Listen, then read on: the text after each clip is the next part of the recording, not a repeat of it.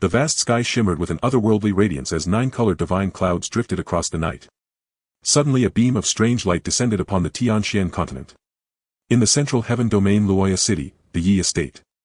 A baby's cry resounded through the entire manor. Ha! I Yi Tianqian finally have a son. Congratulations clan leader on your beloved son.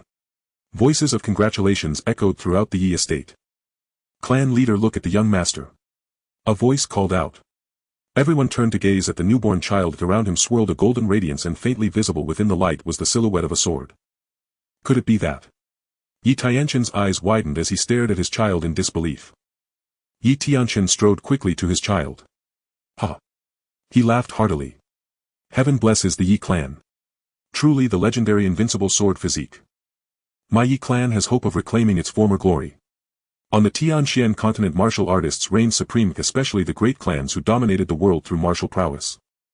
To become a martial artist one must cultivate profound qi. That is the very first step into the path of martial arts. Now back to the Yi estate.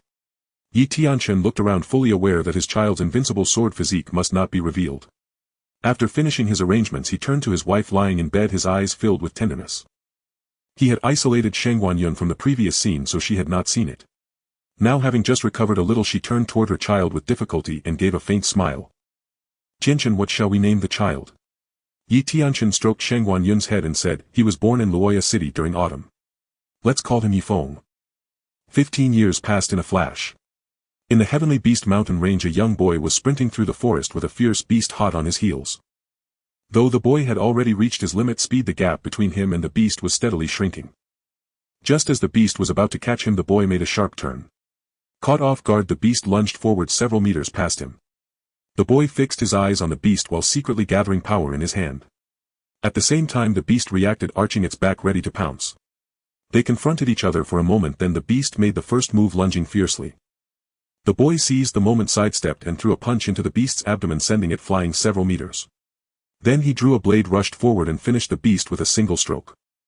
This young boy was none other than Yifeng. Fenger. A voice called from behind. Yifeng turned around. Dad, why are you here? You've been in the heavenly beast mountains for days without sending any word. Of course I had to come find you, said Yi Tianqian. Yifeng gave an awkward smile. I've been busy training.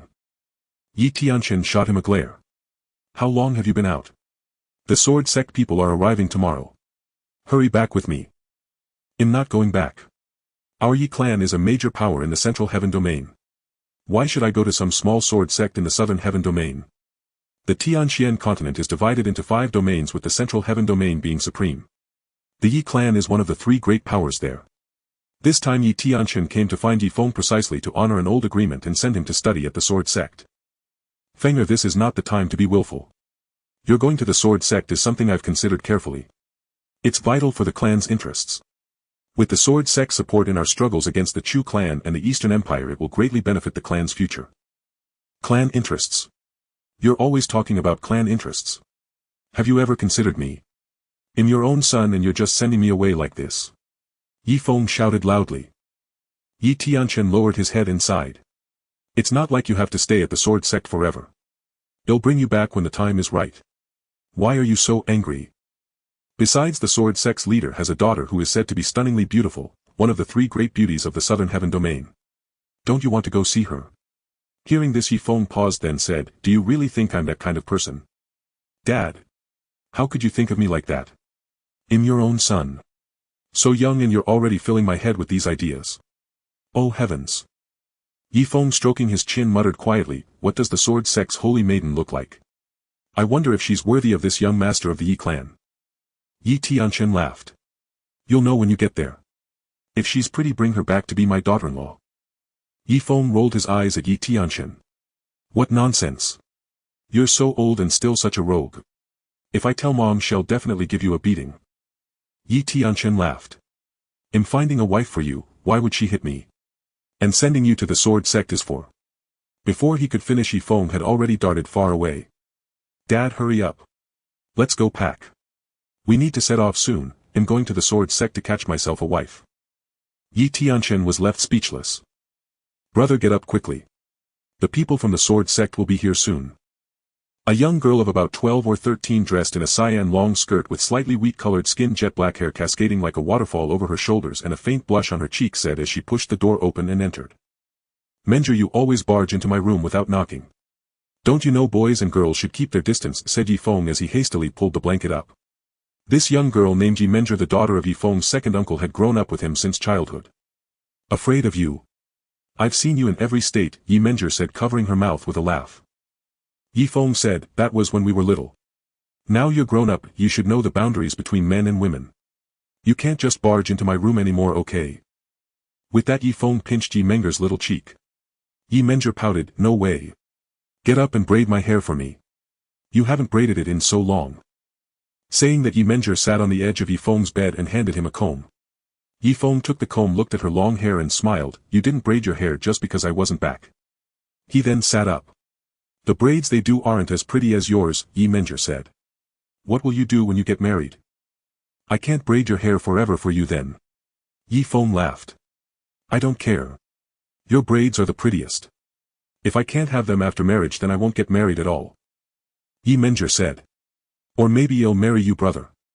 That way you can braid my hair forever." She turned to look at Yi Feng, blinking her big eyes, looking especially adorable. Yi Feng looked at Yi Menger with a dumbfounded expression. Yi Menger said seriously, "I mean it, brother. When we grow up, let's get married." Yi Feng covered his head and said, "If you don't want second uncle to beat me to death, don't say that.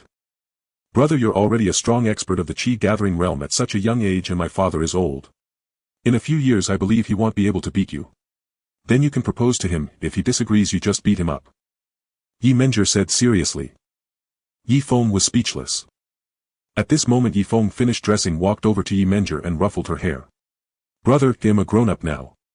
You can't just pat my head whenever you want." Yi Menger looked at him with a wronged expression. Yi Feng laughed heartily. "Can't even pat your head? When you were little I even spanked your bottom." "Ah. I'll ignore you if you say that again," Yi Menger pouted and said. All right. It's getting late. We should go welcome the sword sect people." Yi Feng ruffled Yi Menger's head again. Then he led Yi Menger out the door. In the reception hall, Yi Tianchen was speaking with a middle-aged man who was none other than sword sect master Murong Zhan. As soon as Yi Feng reached the doorway, Yi Tianchen looked at him and said, "Fenger, come over quickly. This is your Uncle Murong." Yi Feng and Yi Menger said in unison, "Hello, Uncle Murong." Murong Zhan stood up with a smile. "So this is Fenger.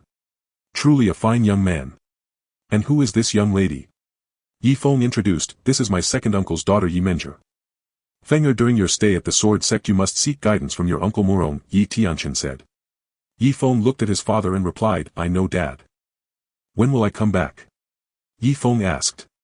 Yi Tianchen smiled, "You can return after you become the strongest expert of the sword sect. By then no one in the Yi clan will be your match and the clan can be entrusted to you."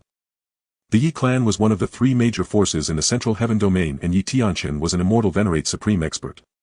In terms of strength the sword sect could not compare to the Yi clan. However, sword cultivators possessed greater individual prowess in this world, and they all carried an innate pride. To be the clan leader of the Yi clan, such a proud aura was essential. "I have one more question," Yi Feng looked at Yi Tianchen and asked. Yi Tianchen smiled, "What is it?" "Go ahead." Yi Feng said, "What benefits are there if I go to the sword sect?" "Haha, Fenger, if you go to the sword sect you can cultivate any of its techniques, including some peerless sword skills. Of course it depends on your own ability," Murong Zhan laughed. "I'll think about it," said Yi Feng, and he walked out of the reception hall with Yi Menger following closely behind. Yi Tianchen smiled and shook his head. On the street Yi Feng and Yi Menger were walking, and before they knew it they had reached the borderlands of the Yi clan. "Brother, the sword sect isn't so bad, is it? Though their strength can't compare to ours, they are still top-notch in the southern sky domain. And with your talent in the sword path it's the perfect fit, their swordsmanship is unmatched across the entire Tianxian continent." Yi Menger looked at Yi Feng and spoke. "Menger, you don't understand. Tell me, why do they want me to go to the sword sect? Is it really to learn their management or sword arts?" "I doubt it's that simple," Yi Feng replied. "Oh, isn't this Yi Feng who's about to head to the sword sect in the southern sky domain?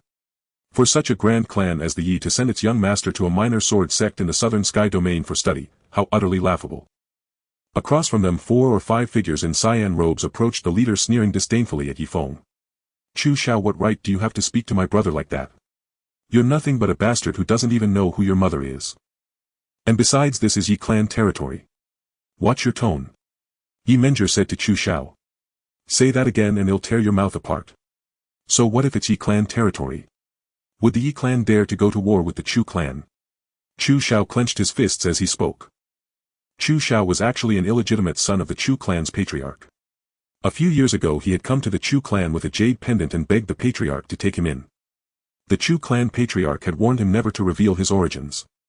This had fostered an inferiority complex within him. In the past he wouldn't have dared to speak to Yi Feng like this. But upon hearing that Yi Feng was to marry into the sword sect, he decided to seek some validation. Chu Shao, if you want to die, say that again. Yi Feng stared at him. What? You want to hit me? I'm a young master of the Chu clan. What are you now? Chu Shao retorted. As he spoke, the others closed in. Yi Feng struck first, knocking Chu Shao down with a single punch. Then he grabbed Yi Menger's hand and ran. By the time the others reacted, Yi Feng was already far away. Since Yi Feng was a child, Yi Tianqian had forbidden him from practicing any martial arts or techniques. Whenever Yi Feng asked why, Yi Tianqian would always say the time was not yet right. This meant that in his confrontation with Chu Shao, Yi Feng had no martial skills to rely on and could only flee. Fortunately, Yi Feng had spent a long time surviving in the Beast Mountain range and his physical condition was at its peak. What are you standing there for? Go after them. Chu Shao shouted angrily. Then the group gave chase in the direction Yi Feng and Yi Menger had fled. Yi Feng led Yi Menger into an alley and said, Menger, you go quickly. I'll hold them off. Yi Menger gripped his arm tightly. We go together or not at all. I can't leave you. Yi Feng hugged her. Silly girl, go back and get help. Find someone to rescue me or neither of us will make it. Hearing this, Yi Menger nodded firmly. Wait for me, brother. I'll find someone to save you right away. With that, she hurried toward the Yi mansion. Not long after Yi Menger left, Chu Shao and his men caught up. Aren't you good at running? Keep running, Chu Shao taunted. Chu Shao, if you've got guts, fight me unknown. What's the point of ganging up on me? Yi Feng said. Unknown. Why would I do that when I have so many people? Are you stupid or do you take me for a fool? Chu Shao sneered. Yi Feng. As he spoke, Chu Shao and his men pressed forward. Among the 5-4 were at the sinew-strengthening stage while Chu Shao was at the chi-gathering stage. Yi Feng fixed his gaze on Chu Shao, planning to find an opening among the other 4. His only real concern was Chu Shao, who was at the same cultivation level as him, making the odds of victory slim. Moreover, Yi Feng had never learned any martial arts or techniques. He knew that although Chu Shao was an illegitimate son, his status in the Chu clan was second only to the young master Chu Tian. Thus dealing with him would be exceedingly difficult. Since there was no escape, he could only fight with all his might until rescue arrived. Yi Feng took a deep breath. Ha! With a loud shout, he charged at Chu Shao with every ounce of strength he possessed. With a resounding crash, Yi Feng slammed into the wall. Not only was the wall shattered, but blood also spilled from his mouth. Turning his gaze to Chu Shao, the 2 men beside him still held their fists extended. Chu Shao looked at Yi Feng lying on the ground, then slowly walked over. Yi Feng, isn't it rumored that you're formidable? Turns out you're just a waste who hasn't even cultivated martial skills. The Yi clan is so vast, yet they don't even allow their young master to practice martial arts. Chu Shao burst into wild laughter. Due to his physique, Yi Feng had never cultivated martial skills. Moreover, Yi Tianqian forbade him from doing so, stopping him every time he wished to train. Get up and hit me. Weren't you so arrogant just now? Why are you lying on the ground now? Get up and fight me. I'm just itching for a beating. Chu Shao stepped on Yi Feng's body, speaking arrogantly. Yi Feng glared at Chu Shao and said, if you've got the guts, kill me. But if you don't, once I get up, I'll make you wish you were dead, you little beast. Say that again and I swear I'll kill you. As he spoke, Chu Shao raised his foot. With a heavy thud, he stomped on Yi Feng's chest. Yi Feng spat out a mouthful of blood, then closed his eyes. One of Chu Shao's lackeys stepped forward. Boss, I think he's about done for. Maybe we should stop here. If the Yi clan investigates, things could get serious. Chu Shao looked at Yi Feng, thought for a moment and said, Yi Feng, you're lucky today. I'll bandage you up for now. Next time I'll just burn incense for your soul. Let's go. With that, Chu Shao turned to leave with his men. Did I say you could leave? Beating my Yi clan's young master like this and thinking you can just walk away? A deep, powerful voice came from in front of Chu Shao. Brother, are you alright? The arrivals were Yi Menger along with members of the Yi clan. I'm sorry brother, I came too late. As she spoke, Yi Menger helped Yi Feng up, then turned to Chu Xiao and the others. Uncle Xiong, they're the ones who bullied us. Upon seeing Yi Feng's condition, Uncle Xiong immediately flew into a rage. Before Yi Menger could finish speaking, he drew his blade and charged at Chu Xiao and his men. In an instant only Chu Xiao remained on the field. Witnessing this, Chu Xiao's face turned pale with terror and he trembled uncontrollably. As he watched Yi Xiong approach with his blade raised, Chu Xiao was so frightened that he collapsed to the ground. Don't come any closer. I am a young master of the Chu clan. If you kill me, the Chu clan will never forgive you. Chu Xiao stammered. Yi Xiong walked up to him. I don't care who you are. Even if you were the Chu clan's heir, I would still kill you because you dared to strike the young master of my Yi clan. As he spoke, Yi Xiong raised his blade ready to bring it down. Uncle Xiong. Yi Feng, supported by Yi Menger, had managed to stand up. He looked at Yi Xiong and forced a painful smile. Leave him to me. Then signaling Yi Menger to let go, he walked forward slowly. Hearing Yi Feng's words, Yi Xiong handed him the blade. Seeing Yi Feng approach, Chu Xiao pleaded, I was wrong, Yi Feng. Spare me. I'll never oppose you again. I can give you all my money. Just let me live. As he spoke, he took out a storage ring. This holds my entire fortune. It's all yours now, just let me go and it's yours. Yi Feng slowly shook his head. I don't like leaving loose ends in this world. If the Chu clan has any grievance, let them come to the Yi clan. We are not afraid of them. With that, Yi Feng ended his life with a single stroke. He stared at Chu Xiao's corpse frozen in place. Though he had seen many corpses before, they had all been beasts. Yi Xiong walked over and patted him on the shoulder. As a veteran of the battlefield, Yi Xiong was accustomed to such things, but this was Yi Feng's first time. And it was his first time killing a person. A certain heaviness weighed on his heart. There's a first time for everything. You did well, Yi Xiong said. Yi Feng looked up at Yi Xiong and managed a smile. Uncle Xiong, I'm fine. Just then Yi Menger ran over to support him. Yi Feng saw that Yi Menger's eyes were red.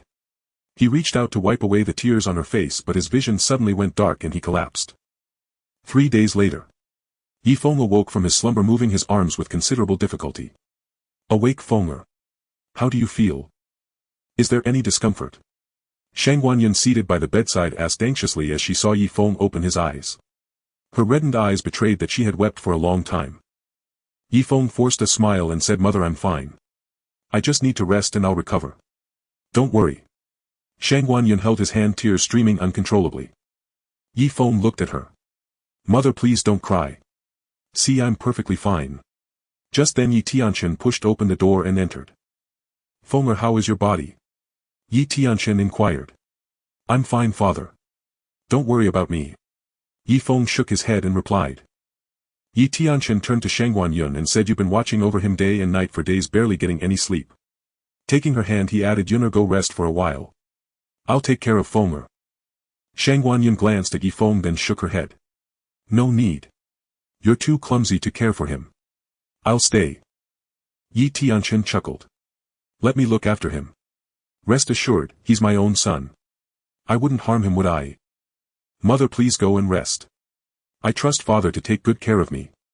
Besides, I'm grown now and can manage on my own. You should rest first. When you're refreshed, you can care for me even better, right? Yi Feng urged. Hearing this, Shang Guanyin looked at Yi Feng and slowly nodded. All right, I'll go rest for a while. Call me if anything happens. With that, Shang Guanyin left the room. Only Yi Feng and his father Yi Tianqian remained. Yi Feng gazed at his father in silence. Noticing his stare, Yi Tianqian smiled. I know you have many questions, why I forbade you from learning martial techniques and why I sent you to the sword sect. Yi Feng nodded. Yi Tianqian continued, Do you know the history of the Yi clan? You're old enough now, it's time I told you. He sat down. The Yi clan has only been in the Middle Heaven domain for less than a century. You must be puzzled, how can a clan that's existed for barely 100 years stand shoulder to shoulder with the Chu clan and the Eastern Empire, which have endured for tens of millennia? Why is that? Yi Feng asked, bewildered. Yi Tianqian replied, We do not belong to this continent. I brought the Yi clan down from the Tianxian star domain after our clan suffered a great catastrophe. Only a handful of us survived, came here and settled. As for why I kept you from learning martial arts, it's tied to your journey to the sword sect. I've known your uncle Morong for a very long time. He saved my life. When I was gravely wounded, he took me to the sword sect and pulled me back from death's door. I lived at the sword sect for a long time. During those days your uncle Murong and I shared everything, becoming the closest of brothers. We vowed then that once you grew up I would send you to the sword sect. Given your unique constitution, only the sword sect is suitable for you. Only by becoming a sword cultivator can you grow stronger, save the Yi clan and restore it to its former glory. I know the path of a sword cultivator is fraught with peril, but I believe in you, Feng'er. I understand this places a heavy burden on you, yet it is your duty. Your father is old with no energy left to strive or contend. So I must entrust this to you. As he spoke, 2 streams of hot tears slid down Yi Tianqian's cheeks. Yi Feng fell silent. Feng'er, I won't force you. The decision is entirely yours, Yi Tianqian said. After a moment's thought, Yi Feng replied, Father, I will go to the sword sect, for the Yi clan and to bring you back. In the early morning, stalls on both sides of the street had already begun their bustling day. Before the Yi mansion's gates a white crane stood proudly with Murong Zhan perched upon its back. At that moment Yi Tianqian, Yi Feng and others emerged from the gates. Feng'er, once you arrive at the sword sect you must be cautious in all matters. It is not like being at the clan. At home there were still people to look after you, but at the sword sect you can only rely on yourself. Murong Zhan descended from the white crane and said with a smile, Rest assured I will take good care of Feng'er. Yi Tianqian turned to Murong Zhan and said, He must learn to grow. You cannot offer him too much assistance. Yi Feng chuckled, Don't worry, Dad. Unless I encounter something I truly cannot handle, I absolutely won't call upon Uncle Murong. Truly I won't. Yi Tianqian scolded with a laugh, You rascal. It's getting late. Go bid your mother farewell quickly, it's time to depart. Yi Feng nodded, then walked over to Shangguan Yun and said, I'm leaving, mother. Take care of yourself at home. Shangguan Yun looked at Yi Feng, her eyes reddening, and said, Rest assured. When you are away be cautious in everything. If things become too difficult to bear out there, just come back. Your mother will be waiting for you at home. As she spoke, Shangguan Yun embraced Yi Feng. Alright, it's time to set off.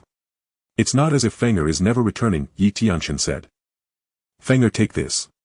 Open it only after you have reached the Sword Saint realm. With that, Yi Tianqian handed a small bottle to Yi Feng. Yi Feng took the small bottle from Yi Tianqian's hand.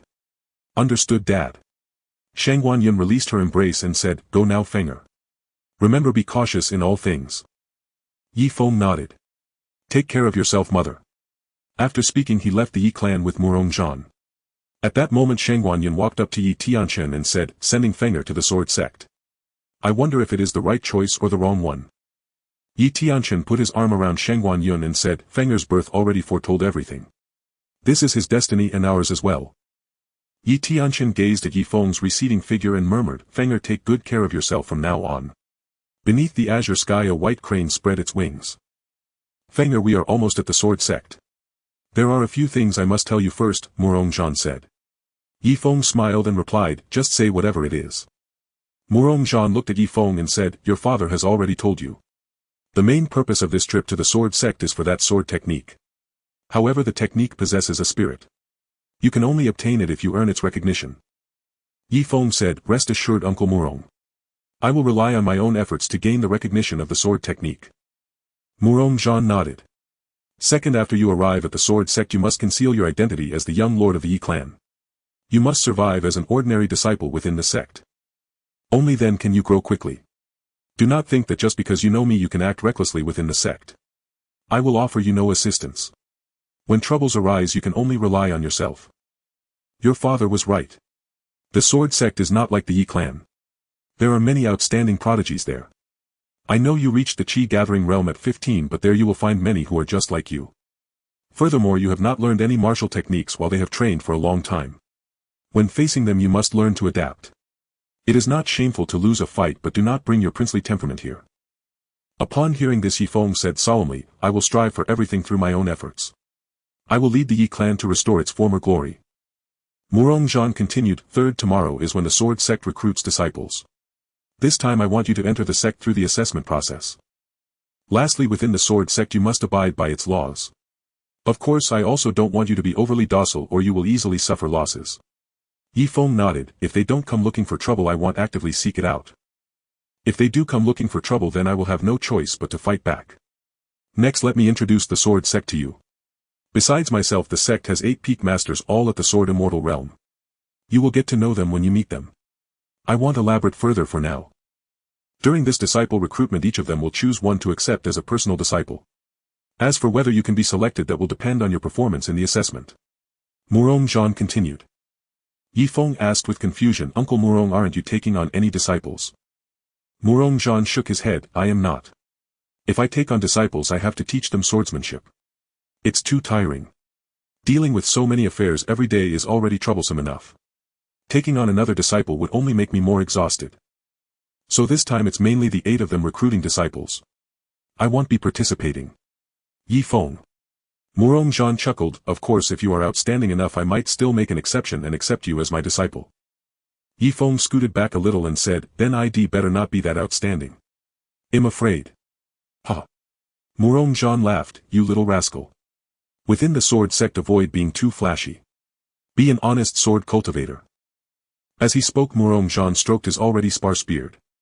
Yifeng thought to himself, if even the sect leader is this unserious, can there really be a single good person in the sword sect?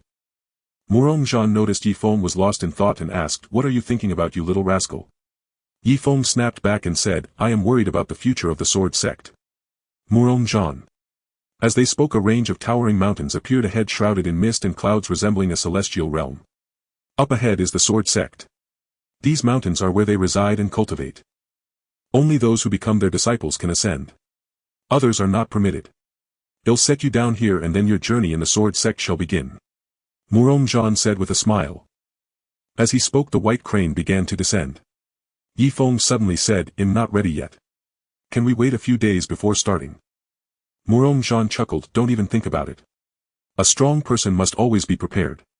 Yifeng pondered and said, then give me some protective gear or something. All my belongings were taken away by Dad. Going to the assessment like this is just asking for death. As he spoke Yifeng stretched out his hand. Murong Zhan said, get lost, get down there. With that he kicked Yifeng off. Good luck you little rascal. After saying this he rode the white crane and flew away majestically. Yifeng watched the distant white crane and shook his head with a smile. This time I truly start alone. He arrived at the sect gate where only an elderly man sat. Here for the assessment. Take this token and wait over there. The old man tossed a wooden token engraved with a number before Yifeng. Yifeng glanced at the number on the token, 1562. That meant there were 1561 people ahead of him. Damn, so many people. Why is entering the sword sect so difficult? A young man in a black robe with his hair casually draped over his back looked at the token in his hand and spoke. Turning to Yifeng he asked, brother, are you also here for the assessment? What's your number? Look at all these people. The difficulty of this assessment is bound to be immense. Yifeng thought to himself, do I even know you? Why are you so familiar? Despite his thoughts he maintained a composed exterior. I'm number 1562. Is the assessment really that hard? Why do you look so troubled? Yifeng said. The young man in black replied, the sword sect only accepts the top 100 disciples each year regardless of the number of participants. If there are too many candidates they don't increase the quota, they only raise the difficulty. I remember last year's assessment had a huge turnout so the difficulty was increased. Only about 80 people passed the sword formation but they still took in 100. The black-robed youth paused briefly then continued, moreover the sword sect only accepts those under 16 years old and they must have reached the tendon-strengthening realm. Despite such strict requirements there are still many who come for the assessment. Yifeng was taken aback. The assessment was so rigorous, the sword sect was vastly different from the Yi clan. Then Yifeng smiled and asked, with such strict criteria were the remaining dozen or so chosen from those who didn't pass? The black-robed youth nodded. Exactly. The sword sect has its rules, they take in exactly as many disciples as they say. That's the frustrating part. Since only the top 100 are accepted it's not just about passing, it's about defeating others to secure a place in the top 100. Yifeng asked in confusion, what do you mean by defeating others? The black-robed youth explained, because those who fail the sword formation will eventually compete in a battle. The remaining slots will be filled based on that. Upon hearing this Yifeng turned to gaze at the sword sect's gate and murmured, I swear I will make it into the top 100 and enter the sword sect. As he spoke he clenched his fist. Just then the black-robed youth suddenly said, oh by the way my name is Lin Tian. What's yours? Yifeng. Yifeng looked at Lin Tian and replied. No sooner had he spoken than an elderly man emerged from within the sword sect. Everyone welcome to the sword sect's assessment. I am Elder Mo from the outer court and I will be presiding over this test. As in previous years we will only accept those ranked in the top 100 as disciples. Elder Mo addressed the crowd. With that Elder Mo approached a stone sword statue and formed hand seals. Sword formation arise. The ground in the arena swelled and a stone gate about 5 zhang high and 3 zhang wide emerged. At the sight of the stone gate the crowd buzzed with whispers. Lin Tian stared at the gate in astonishment. It's this stone gate. Damn, the difficulty is this high. Yifeng also looked at the gate. Brother Lin, is what lies beyond this stone gate really that terrifying? Lin Tian turned to Yifeng and said, this stone gate is said to have been left by the sword sect's first patriarch Jian Wanli, a legendary figure. The sword formation he left behind is considered hellish difficulty within the sect. I recall it has only been activated once and no one passed. Even then the sect master personally controlled the formation. And many died in that formation. 1,000 entered but only about 500 emerged. Yifeng had heard of Jian Wanli, renowned as the continent's foremost sword cultivator. As a sword saint he had single-handedly fought 3 supreme immortal eminences and slain them all. Legends of him abounded across the Tianxian continent. By the way, Brother Yi, it said that the first patriarch's legacy lies within, but no one has ever claimed it. I wonder if I can obtain it. Lin Tian rubbed his hands together as he spoke. At that moment Elder Mo announced, everyone, this time we are activating this sword formation without reducing its difficulty. Whether you pass depends entirely on your strength and luck. Moreover, this formation harbors great danger. A single misstep could cost you your life, so I advise you to think carefully before deciding to enter. For those who wish to take the assessment, the time limit is 5 hours. If you fail to clear the formation within that time, you will be teleported out. Afterward you may still participate in the challenge matches. However, do not think you can skip the formation and go straight to the challenge. The sword sect does not accept cowards. If that's your intention, you'd best leave now. Finally, I wish you all good luck. With that, Elder Mo waved his hand and the stone gate swung open. The crowd split into 2 groups, one headed toward the stone gate to attempt the assessment while the other chose to withdraw. Yifeng looked at Lin Tian and smiled. Brother Lin, shall we take the challenge? Ha! Let's do it. Lin Tian echoed. Together they entered the sword formation. Meanwhile, atop the highest peak, Sect Master Yifeng has entered the sword formation. A man carrying a heavy sword on his back was playing chess with a middle-aged man. The latter was Murong Zhan. If he truly manages to pass the formation, would you be interested in taking him as your disciple? Murong Zhan asked the man. The man was silent for a moment before replying, let's wait until he passes the formation first. As he spoke, his chess piece began its offensive. As Yifeng stepped through the stone gate, a pressure surged toward him, not targeting his physical body but his very soul. Yifeng felt dizzy and disoriented. Struggling to open his eyes, he surveyed his surroundings and found himself in a desolate desert with Lin Tian nowhere in sight. Yifeng tried to walk forward a few steps, but the pressure intensified with each stride. He halted, thinking this won't do. Walking like this is pointless, if there must be a solution. As this thought crossed his mind, Yifeng sat cross-legged on the ground and attempted to absorb the surrounding spiritual energy. It actually works, he marveled, feeling the pressure diminish as he channeled the energy into his meridians. Yifeng rose to his feet and pressed onward. After half an hour of walking, he realized he was still in the same place. How can this be? Yifeng frowned. No, if this sword formation were merely a maze, what kind of trial would that be? Just then a stone stele appeared before him. Inscribed upon it were the words, to cultivate the sword first cultivate the heart, the strong heart makes a strong sword. Yifeng gazed at the inscription. Cultivate the heart first. It seems being a sword cultivator is about more than just practicing the blade. First cultivate the heart, follow one's desires, that's what Murong Zhan does, obeying his true nature. I understand now. Sword cultivation is about the sword alone, the heart alone. Only when the sword fills one's heart can one truly be a sword cultivator. With this realization, a golden sword aura emanated from Yifeng's body, spreading outward. Wherever it passed, dust and sand swirled into the air. The distant stele vanished, replaced by a stone gate. Yifeng retracted the sword aura into his body and examined his palm. I suppose I can call myself a sword cultivator now. With that thought, he used his fingers as a sword and swept them forward. A fierce golden sword aura tore through the air, carrying an imposing surge of energy. It traveled a full 10 zhang before dissipating into the void. So this is the power of a sword cultivator. I'm probably just at the entry level, but I feel I could match someone in the divine punishment realm. Yifeng then turned his gaze to the stone gate before him. This must be the path to the next trial. With that, he stepped inside. In the mountains, Murong Zhan nodded with satisfaction. Yifeng has passed the first trial. Not bad, much faster than I anticipated.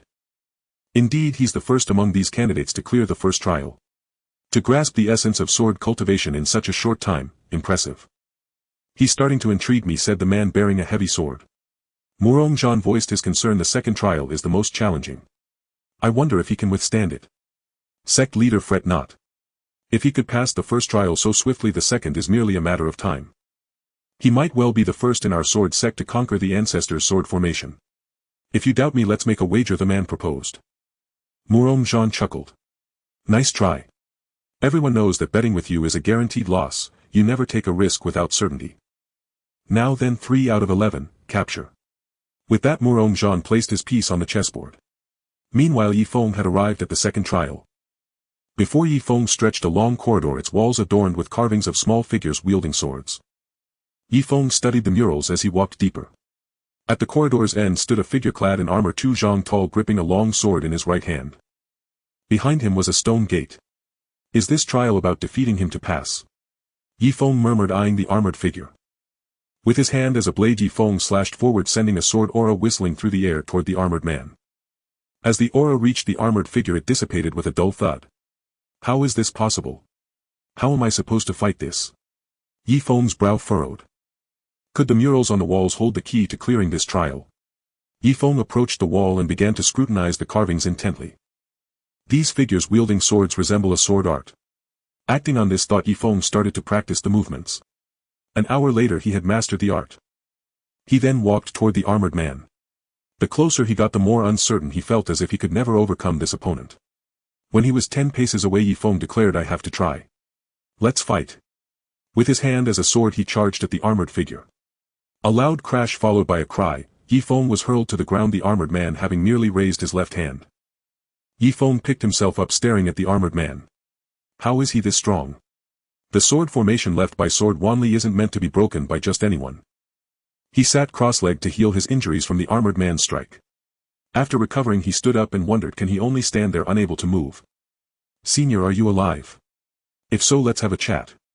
Look at me, I'm talented, just haven't fully mastered sword techniques. Could you teach me to be as powerful as you? If not, just let me pass. The armored man remained motionless. Since you're silent, I'll take that as permission, Yifeng said, inching forward. I'm really going now. As he moved toward the gate behind the armored figure, the man raised his sword and Yifeng froze. Senior, didn't you just agree to let me pass? Why the change of heart? Young man, you're rather sly. Do you truly understand what it means to be a sword cultivator? The armored figure spoke. Yifeng pondered for a moment. A sword cultivator charges forward without hesitation, cutting down any obstacle with a single strike. The armored man nodded. Correct. A sword cultivator possesses pride. The way of the sword is the purest path. A sword cultivator feels invincible with the blade in hand. That's why they surpass others. They don't resort to tricks, for the sword can shatter all things. But you're cunning. That diverges from the true essence of a sword cultivator. Yifeng replied, a sword cultivator may have pride and disdain deceit, but consider this, does sword cultivation not mean following one's true heart? Follow your heart, do what you truly desire. With the sword in your heart you can become a god. That pride you speak of, can it survive before a superior foe? The purpose of sword cultivation is self-empowerment. I don't see this as cunning. When facing a powerful enemy, you must find a way to defeat him. Rushing in when you know you're outmatched, that's idiocy. At that moment a golden-white radiance burst forth from Yifeng, enveloping his entire body. A surge of sword intent erupted from within him. Murong-Jean watched Yifeng in astonishment. He's reached the Sword King realm already. The heavy sword man nodded in agreement. Young man, you have convinced me. A swordsman follows his heart, doing what he believes without heeding the opinions of others. Yet you have not taken this step, you still care about others' views. Your path ahead is long. Very well, you have passed this trial. Pass through. May you remain neither arrogant nor restless in the days to come. Go on. The armored man spoke, gazing at Yifeng. Yifeng was taken aback. Senior, I may proceed now? Yifeng asked. Indeed. Others who come here first lay eyes on the sword technique inscribed on the wall, then cultivate it, believing they must master it, challenge me and defeat me to succeed. Little do they know that this trial tests the heart of a swordsman. Though you began similarly, in our subsequent conversation I discovered that your heart differs from others. You possess a heart that seeks strength and follows only itself. The armored man regarded Yifeng. Yifeng bowed deeply to him, then stepped into the stone door. He has passed the second trial. This lad is quite clever, to find the key to overcoming it. The heavy sword wielder remarked in surprise. Murong Zhan nodded in satisfaction. Do you think you will obtain the legacy left by the ancestor? The heavy sword wielder made a move in the game of chess. That depends on his fortune. Some things cannot be forced. What is meant to be his will be his, and none can take it. What is not he cannot hold on to. Yifeng passed through the stone door and entered a chamber. At its center lay a sword, and behind it a painting. In the painting an elder with a beard cascading like a waterfall rested his hand on the sword while stroking his beard. His gaze was fixed ahead, radiating an aura of invincibility. Yifeng approached the sword and the portrait, bowing deeply before the painting. He knew this was the sword sect's ancestor, a man who had dazzled an era, Jian Wanli. Suddenly a flash of white light emanated from the painting and an elder materialized. I never imagined that a later generation would reach this place. What is your name? Yifeng looked at the elder before him. This junior Yifeng pays respects to senior Jian Wanli. I am here for the sword sect's assessment. Having passed the second trial I arrived here. The elder gazed at Yifeng. You recognize me? Senior's renown is known to all across the continent. In years past Senior single-handedly faced 3 immortal supremes, proving to the world the invincibility of the sword path. This left an indelible impression on this junior. The reason I took up the sword is entirely because I heard of Senior's deeds and aspired to become someone like you. With these words Yifeng bowed deeply. Ha ha. Jian Wanli laughed heartily. Though this smacks of flattery, what you speak is also the truth. I see you have just begun your path in the sword. I shall grant you an opportunity. I possess a sword technique, the 9 Heavens sword art. Once mastered, it can summon the divine thunder of the heavens and shatter all things in the world. Ruling the 9 heavens, unmatched in the world. Yifeng quickly knelt. Senior, look at me, so exceptionally brilliant. Entrust this 9 Heavens sword art to me and I assure you I will not disappoint your expectations. Jian Wanli was momentarily speechless. But upon closer inspection he discerned something unique about Yifeng. After a moment of silence he said, then this 9 Heavens sword art is yours. With that Jian Wanli transmitted the 9 Heavens sword art into Yifeng's divine sense. The 9 Heavens sword art, a divine grade sword technique, could summon the celestial thunder, vanquish evil and annihilate all things. On the Tianxian continent, techniques and weapons are classified as mortal, yellow, profound, earth, heaven and divine grades. The 9 Heavens sword art comprises 3 forms. First form, startling swan strike. Second form, sword pointing to the firmament. Third form, thunderous blow. Yifeng browsed the 9 Heavens sword art in his mind. Senior, why does this art have only 3 techniques? Jian Wanli replied, originally the 9 Heavens sword art had 9 forms. The one I gave you is my simplified version. The 9 Heavens sword art emphasizes but one principle: speed. The essence of swordsmanship lies in the swiftness of the strike. When you reach the pinnacle of speed you can unleash the utmost power. The original art was too cumbersome for cultivation. After my simplification it can be comprehended more readily. Yifeng bowed deeply once more to Jian Wanli. Thank you, Senior. Might I cultivate here for a while? Since Senior is present I can seek your guidance on anything I do not understand. Jian Wanli smiled. Of course. I shall instruct you in your practice. Yifeng immediately knelt. Disciple pays respects to master. Jian Wanli was taken aback. Haha, excellent. Excellent. Rise, my disciple. Now your master will teach you. With a wave of his hand he summoned an armored man. Now you will spar with him. Yifeng glanced at the armored man and nodded. At the outset Yifeng was overwhelmed by the armored man primarily because he was new to the sword path and lacked combat experience. After a few days under Jian Wanli's guidance Yifeng's swordsmanship advanced by leaps and bounds, even mastering the first form of the 9 Heavens sword art to near perfection. His personal sword cultivation soared from a swordsman to a sword immortal. By then Yifeng could trade blows evenly with the armored man, neither gaining the upper hand. Days earlier participants in the assessment had been emerging one after another. Unsurprisingly no one had passed the sword array. Many were stuck at the first trial while some passed it and entered the second. Those who entered the second trial were already considered swordsmen, Lin Tian among them. Within the sword array Yifeng remained seated in meditation. He withdrew his mystic energy into his body and opened his eyes. Jian Wanli nodded in satisfaction. Impressive to have cultivated the 9 Heavens art to this level in such a short time. Yifeng rose smiling sheepishly. All thanks to Master. Disciple has a question. Might Master deign to answer? Jian Wanli said, you wish to ask whether I still exist in this world. Yifeng nodded. I no longer dwell among the living. What remains here is but a wisp of my soul tasked with guarding the sword sect. And this wisp will not endure much longer. Jian Wanli spoke. Yi Feng fell silent, then declared resolutely, "Master, rest assured. As long as I live I shall guard the sword sect." Jian Wanli nodded. "Your master has one more gift for you." He picked up the sword on display and handed it to Yi Feng. "This is a blade I obtained by chance named Xianyu. Its power is not to be underestimated. The sword possesses a spirit, but it has fallen into slumber. When your strength earns its recognition it should awaken on its own." Yi Feng accepted the sword. "Thank you, master." Jian Wanli waved a hand. "Now you must leave. 10 days have passed." "Ah!" Yi Feng exclaimed in shock. "The assessment lasts only 5 hours. I'm finished." He turned to Jian Wanli. "Master, perhaps you could put in a word for me. Otherwise your disciple won't get into the sword sect." "You rascal, this is your affair. Resolve it yourself, don't rely on your master." Jian Wanli scolded with a laugh. With a wave of his hand a gentle breeze swept Yi Feng out of the sword array. Jian Wanli gazed outward, lost in thought. To appear at this juncture, has the great calamity arrived ahead of time?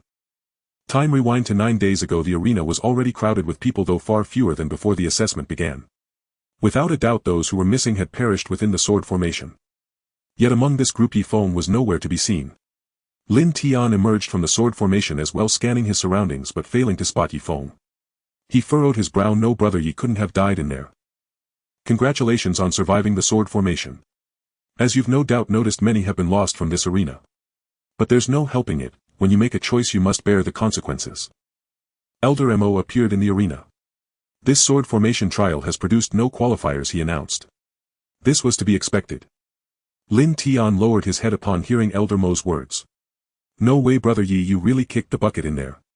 In all my life I've only met one true friend like you, and now we're separated by life and death so soon." Elder Mo continued. "Next comes the competition. There are only 232 people left in the arena, and ultimately only 100 will enter the sword sect. After a day of competition, the 100 disciples destined to enter the sword sect were finally selected, Lin Tian among them. I never thought had earned the ancestor's recognition and that the ancestor would pass the 9 heavens sword art to him. Looks like you lost that bet." The great sword-wielding man chuckled. Murong Zhan rolled his eyes at him. "When did I ever bet with you? But the 9 heavens sword art was only passed to you by the ancestor before, and now he's given it to him too. This just means you're meant to teach him. Taking him as my disciple wouldn't be a loss, haha." The great sword-wielding man laughed. Murong Zhan.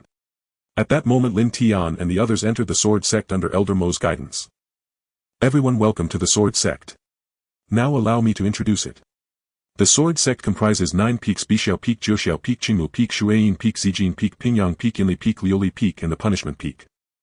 Each peak has a peak master. Bixiao Peak is where the sect leader resides. They are the core of the sword sect. As for where you are now, this is the outer sect, the place for inner and outer disciples alike. After this recruitment, aside from the sect leader, each of the other 8 peak masters will choose one among you as a disciple. As for when that will be, after the inner sect examination 2 months from now. So you have 2 months to prepare." With that, Elder Mo settled them in and departed. Yi Feng emerged from the sword formation and glanced back at it. At this moment the formation looked like an ordinary great array, nothing special about it. Who would know that within it lay a peerless powerhouse? Just as Yi Feng was about to leave, a man carrying a great sword appeared before him. "Would you be willing to become my disciple?" the great sword-wielding man asked. Yi Feng was stunned. "I already have a master. Senior, you should seek another worthy pupil." With that, Yi Feng turned to leave. "Is your master the ancestor?" the man inquired. Yi Feng nodded. Suddenly the man swung his sword and a fierce sword aura pierced the clouds. Yi Feng stood frozen. Wasn't this the 9 heavens sword art that Jian Wanli had taught him? Yet there were differences from his own version. "Are you puzzled why the same 9 heavens sword art appears different?" the man asked. Yi Feng nodded. The man continued. The 9 heavens sword art was not created by the ancestor but by the 9 heavens sword emperor. The sword emperor and the ancestor were contemporaries. They once engaged in a great battle and the ancestor emerged slightly victorious, winning this sword manual. But this manual is incomplete. Though it has 9 forms, much of its content is fragmented. Even after the ancestor simplified it, some parts remain beyond his ability to restore. "Senior, means you want me to learn the 9 heavens sword art from you?" Yi Feng asked. The man nodded. "Correct. I obtained this manual during a journey, inheriting it from the 9 heavens sword emperor himself. Although you've already become the ancestor's disciple who says you can only have one master. Then why does Senior wish to take me as a disciple? This seems to be our first meeting, Yi Feng asked puzzled. The man fell silent, then said, because I damn well like the look of you. Is that reason enough? Yi Feng. Subsequently Yi Feng was taken to Jiuxiao Peak by the great sword-wielding man. From now on you're my disciple. My name is Zhan Tian and this is Jiuxiao Peak, one of the sword sect's 9 peaks. Here you have a senior brother and a senior sister. You'll meet them before long, Zhan Tian said. Yi Feng surveyed everything on Jiuxiao Peak and asked, Master, how many people are on this peak? Zhan Tian replied, counting you 4 people. Yi Feng's eyes widened. Then who does the cooking? Zhan Tian looked at Yi Feng and said, normally you each take a month, but since your senior brother and sister are out training, the cooking falls to you. Hang in there, kid. Oh, and don't forget to make dinner. Zhan Tian patted Yi Feng on the shoulder and hurried away. Yi Feng. Meanwhile Zhan Tian arrived at Bixiao Peak. You snatched Yi Feng under your wing so quickly. Not bad, Murong Zhan laughed. Had to act fast, but since he's already the ancestor's disciple, if I snatch his pupil will he kill me? Zhan Tian said. Murong Zhan frowned in thought for a moment, then said, no, hell, just beat you, cripple. Zhan Tian said, no worries, he'll just say it was the sect leader's idea. Murong Zhan cursed with a laugh, get out of here. Looking for a beating again. Yi Feng entered one of the unoccupied rooms and took out the Xianyu sword given to him by Jian Wanli. The blade was entirely dark and black, appearing unremarkable at first glance. Yi Feng attempted to swing the sword, but there was no particular reaction. Perhaps it requires a blood bond, he wondered. He then pricked his finger and let the blood drip onto the blade. After waiting for a long while, the Xianyu sword showed no response whatsoever. Just then a voice resonated within Yi Feng's body, it's useless. The sword spirit has fallen into a deep slumber, dripping blood won't work. Startled, Yi Feng looked around and demanded, who's speaking? A golden light flashed from within his body, coalescing into the form of a sword that floated before him. Yi Feng studied the sword before him. It measured 3 feet in length and radiated a sharp golden aura. What are you and how did you get inside me? Yi Feng stared at the sword and spoke. I am your companion sword. Where you exist, so do I, the companion sword replied. Yi Feng asked in confusion, companion sword. Have you been inside me ever since I was born? Indeed. Because of your sword physique I have always resided within you. However, until you became a sword cultivator and awakened your physique I remained in slumber, the companion sword explained. My sword physique. I recall my father mentioning that I possess the undefeated sword physique. Is this constitution truly formidable? Yi Feng inquired. The companion sword replied, indeed. The undefeated sword physique ranks first among all physiques across the myriad realms. In the past 100,000 years only 2 have possessed it, both of whom became supreme powerhouses. You are the third. The undefeated sword physique is the optimal constitution for the path of the sword. Have you not realized how swiftly your strength has grown since becoming a sword cultivator? Yi Feng nodded. That's true. Is the companion sword exclusive to this physique? The companion sword said, yes. Only those with the undefeated sword physique are granted a companion sword to aid their growth. The rapid progress of this physique tends to incite jealousy, which can easily lead to mortal peril. Thus the companion sword appears. So from now on you'll be like my mentor. Can I wield you? Yi Feng asked. The companion sword nodded. You may, but it's best to avoid it, as using me could expose your physique and invite unnecessary trouble. Understood. You mentioned earlier that the spirit of this sword is still asleep. What happened? Yi Feng asked in confusion. The companion sword explained, this sword has sustained severe damage, likely from a past battle, which caused its spirit to fall into slumber. Yi Feng quickly asked, is there a way to restore it? The companion sword paused for a moment before saying, let me examine this blade. Yi Feng handed her the Xianyu sword. I see. This sword carries an overwhelming aura of slaughter. To restore it you must nourish it with blood. However, I advise against frequent use, as overuse can corrupt your mind, the companion sword cautioned. Yi Feng nodded. Someone is coming. I'll return now. Feel free to seek my guidance whenever you have questions. With that the companion sword transformed into a beam of light and re-entered Yi Feng's body. No sooner had the companion sword entered Yi Feng than the door was pushed open. How do you find this place, my disciple? The visitor was none other than Zhantian. It's quite good, Yi Feng replied with a nod. Zhantian chuckled. Good, then why aren't you preparing a meal? Do you intend to starve your master? Yi Feng was speechless. Before long 3 dishes were laid out on the table. Though Yi Feng was the young master of the Yi clan, he had often trained in the Tian Beast Mountains and gradually learned to cook. Yi Feng called for Zhantian to begin the meal. "Not bad, they look quite appetizing," Zhantian said with satisfaction, picking up a dish with his chopsticks. "By the way, there will be an inner sect assessment in 2 months. You should participate and secure the first place for me," Zhantian remarked while eating. Yi Feng blinked. "Master, I can take the assessment, but isn't aiming for first place a bit too simple?" Zhantian shot him a glare. "If you fail to claim first, you'll be sweeping the mountain paths." Yi Feng placed a chicken leg in Zhantian's bowl and asked, "Master, if I win first place, is there any reward?" Zhantian took a bite of the chicken leg. "Of course there is. The reward is that you'll keep cooking until your senior brothers and sisters return."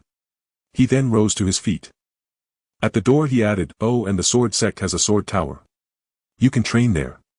With that, Zhantian departed. Yi Feng watched him leave and shook his head with a smile. He then tidied up the bowls and chopsticks. Returning to his room, Yi Feng asked, "Little sword, is my current cultivation path correct?" The companion's sword replied, "You need only follow your heart. However, the 9 heavens sword art he gave you is too cumbersome. A true sword cultivator often decides a battle with a single strike. As your strength grows, that art will become a shackle." Yi Feng frowned. "What should I do then? Little sword, do you have any other sword techniques?" The companion sword said, "I do, but your current swordsmanship is too weak to practice many of them. I'll teach you one sword move for now." A surge of information then flooded into Yi Feng's mind. One sword absolute. A single strike decides life and death. One sword stroke can sever all posterity. Focus on mastering this move from now on, the companion sword instructed. "I need to rest now. Come to me if you have more questions and don't call me Little Sword." "All right, Little Sword," Yi Feng said. Little Sword was left speechless. The next day Yi Feng arrived at the sword tower. This is the sword tower similar to the Tongtian Tower of the Yi clan. Yi Feng remarked as he gazed at the tower. Yi Feng approached the entrance of the sword tower. "The entry fee is 100 Xian crystals," said the elder guarding the tower. Yi Feng was taken aback, so expensive. Nevertheless, he obediently handed over 100 Xian crystals. Subsequently, the guarding elder handed him a booklet introducing the sword tower. The sword tower is divided into 9 levels, also known as the 9-story tower. The first level is the simplest and the difficulty increases with each ascending level. The 9th level is the most challenging, and so far only one person from the sword sect has passed all 9 levels. Currently the highest record in the sword sect is held by Ning Qingwan, who managed to reach the 8th level. Yi Feng looked at the introduction in his hand and smiled slightly, thinking to himself that he would charge towards the 9th level. The guarding elder cast a glance at Yi Feng. Without hesitation, Yi Feng headed straight for the 9th level. Half an hour later, Yi Feng, battered and bruised, descended, saying, "I should start from the first level." The guarding elder. An hour later Yi Feng continued, this time starting from the first level. Upon entering the first level, a wooden figure holding a wooden sword appeared before him. Yi Feng took a glance and charged forward with his sword. He struck directly at the wooden figure's head. Whoosh! The wooden figure's head was instantly sent flying 10 meters away. Yi Feng looked at the fallen wooden figure and exclaimed, "Why is it so weak?" The little sword replied, "Big brother, this is the first level. Its strength is only equivalent to that of the body refinement realm. If you can't defeat it in one strike, I would question your abilities as a sword cultivator." Yi Feng. Then he proceeded to the second level. Without a doubt he dispatched it with another strike. "This won't do, Little Sword. What is the highest level I can challenge with my current strength?" Yi Feng inquired. The little sword replied, "With your current strength you should be able to reach the 5th level. Then I will start from the 5th level and challenge it from there." With that, Yi Feng stood up and made his way to the 5th level. Upon reaching the 5th level, he noticed 2 wooden figures in front of him. Yi Feng drew his Xian Yu sword. At that moment both wooden figures suddenly slashed at him with their swords, catching Yi Feng off guard and sending him flying several meters with the sword energy. "Wow, you can play like this!" Yi Feng exclaimed as he got back up from the ground. The little sword suddenly said, "Talking too much before a fight is a major taboo for sword cultivators. I'm not afraid of you, so why waste words?" Throughout history many strong warriors have fallen, and the vast majority did so because they talked too much. Yi Feng fell silent, then drew his sword and slashed. The wooden figure in front of him blocked the strike with its sword. Another wooden figure appeared behind Yi Feng like a ghost, swinging its sword and leaving a cut on Yi Feng's back. Yi Feng quickly leaped out of their encirclement. "Your speed and perception are still lacking. This will leave you at a disadvantage in battles," the little sword advised. "How can I improve my speed and perception?" Yi Feng asked. The little sword did not respond but looked towards the location of the wooden figures, and Yi Feng understood immediately. In the following time Yi Feng practiced against the wooden figures. He progressed from being at a disadvantage to being able to exchange blows with them, eventually gaining the upper hand. Yi Feng seized upon a flaw in the wooden figure and then swung his sword. One sword strike. He slashed at one of the wooden figures and its head fell off. The last remaining wooden figure charged at Yi Feng, swinging its sword.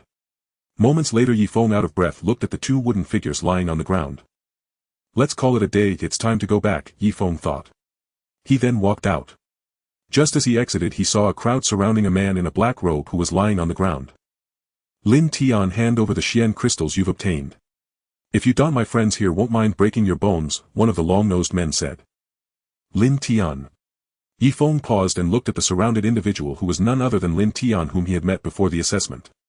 If you don't hand it over, why don't you go and take a task to earn it yourself? Lin Tian said to them. Less nonsense, you just entered the sword sect and you need to pay a protection fee, understand, the long-nosed man said. Oh, since when did the sword sect start collecting protection fees? At this moment an unpleasant voice came from the direction of the sword tower.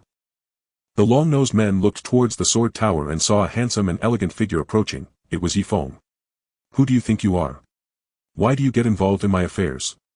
Get lost, the long-nosed man said impatiently. At this moment Lin Tian also recognized Yi Feng, his face breaking into a joyful smile which then turned to panic as he exclaimed loudly, Yi Feng, run. You're no match for them. Yi Feng smiled at Lin Tian, then suddenly appeared in front of the long-nosed man. Slap. He delivered a resounding slap to the long-nosed man's face. The long-nosed man was stunned and after a moment he roared, You dare hit me? Do you know who I am? Yi Feng replied calmly, I just want to hit you, what are you going to do about it? With that Yi Feng switched hands and delivered a flurry of slaps, more than 10 in total. After finishing, the long-nosed man's underlings finally reacted. They all charged at Yi Feng at once. Yi Feng however knocked them down one by one with punches and kicks. Then he helped Lin Tian up and quickly fled. Yi Feng, how did you come out of the sword array? After the assessment I went to find you but couldn't find you anywhere, I thought you had perished in the sword array, Lin Tian said excitedly. Yi Feng smiled saying, At that time I was trapped inside, but later I was rescued by the sect master and became a disciple of the Nine Heavens Peak master, and now I reside on Nine Heavens Peak. Lin Tian widened his eyes and asked, You are already a disciple and it's of the Nine Heavens Peak master?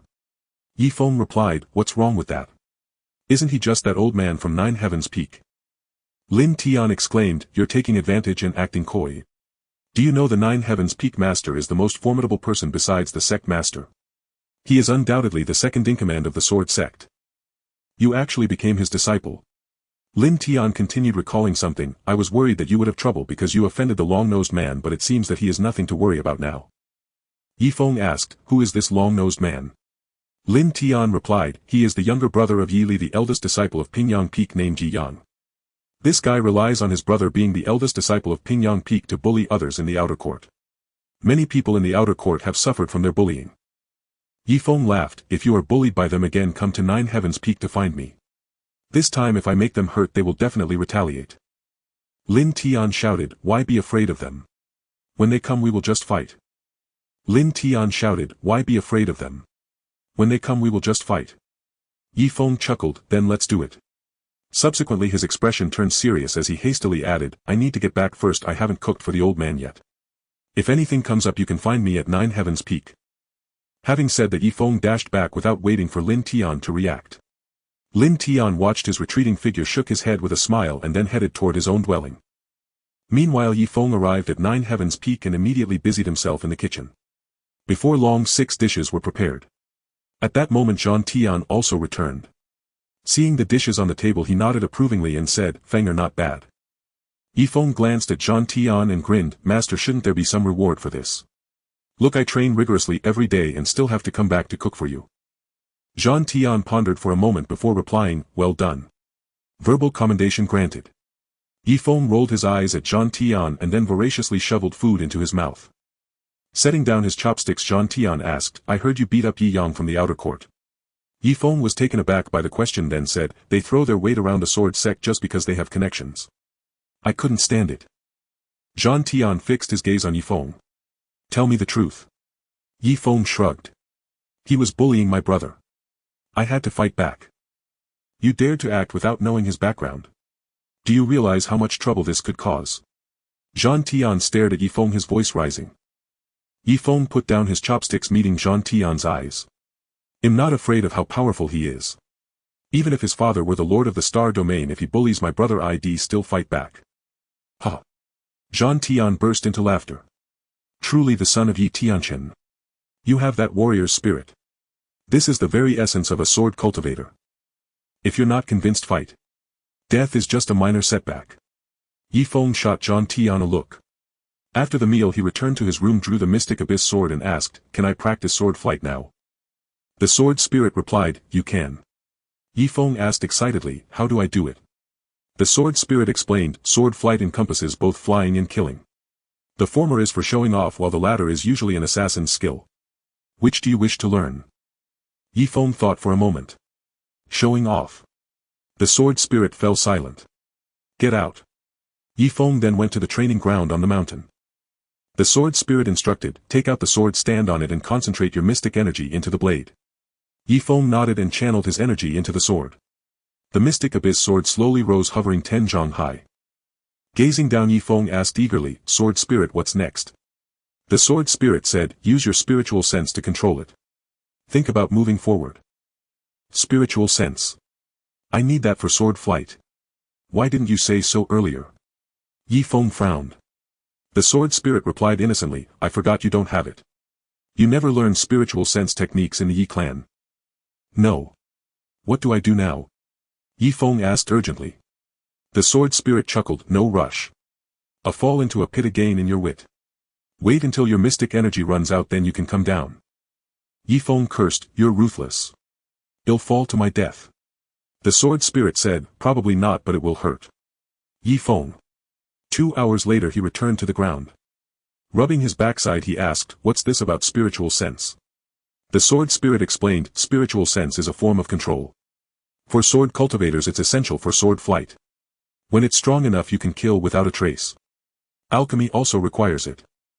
Yi Feng nodded. Is the spiritual sense needed by sword cultivators the same as that of alchemists? The sword spirit confirmed, yes. It's all about control, one controls the sword, the other controls the flame. There were alchemists in the Yi clan, but Yi Feng had never been interested in alchemy. So how do I train my spiritual sense, he asked. A surge of information flooded into Yi Feng's mind. The sword spirit said, "This is a spiritual secret art. Cultivate according to its instructions." Yi Feng nodded and began to practice. As he trained he discovered the art allowed him to control his spiritual sense with precision and explore all things. With sufficient spiritual sense he could easily see through someone's cultivation level even if they concealed their aura. If used skillfully he could even perceive the inner beauty beneath their clothes. Ahem. Yi Feng exclaimed in delight, "Sword spirit, this spiritual secret art is incredible. No wonder sword cultivators are so powerful." Following its methods he immersed himself in the world of the spirit every day. Unbeknownst to him a month passed. During this time Yi Yang brought Yi Li to 9 Heavens Peak to hurl insults several times, but Yi Feng never emerged.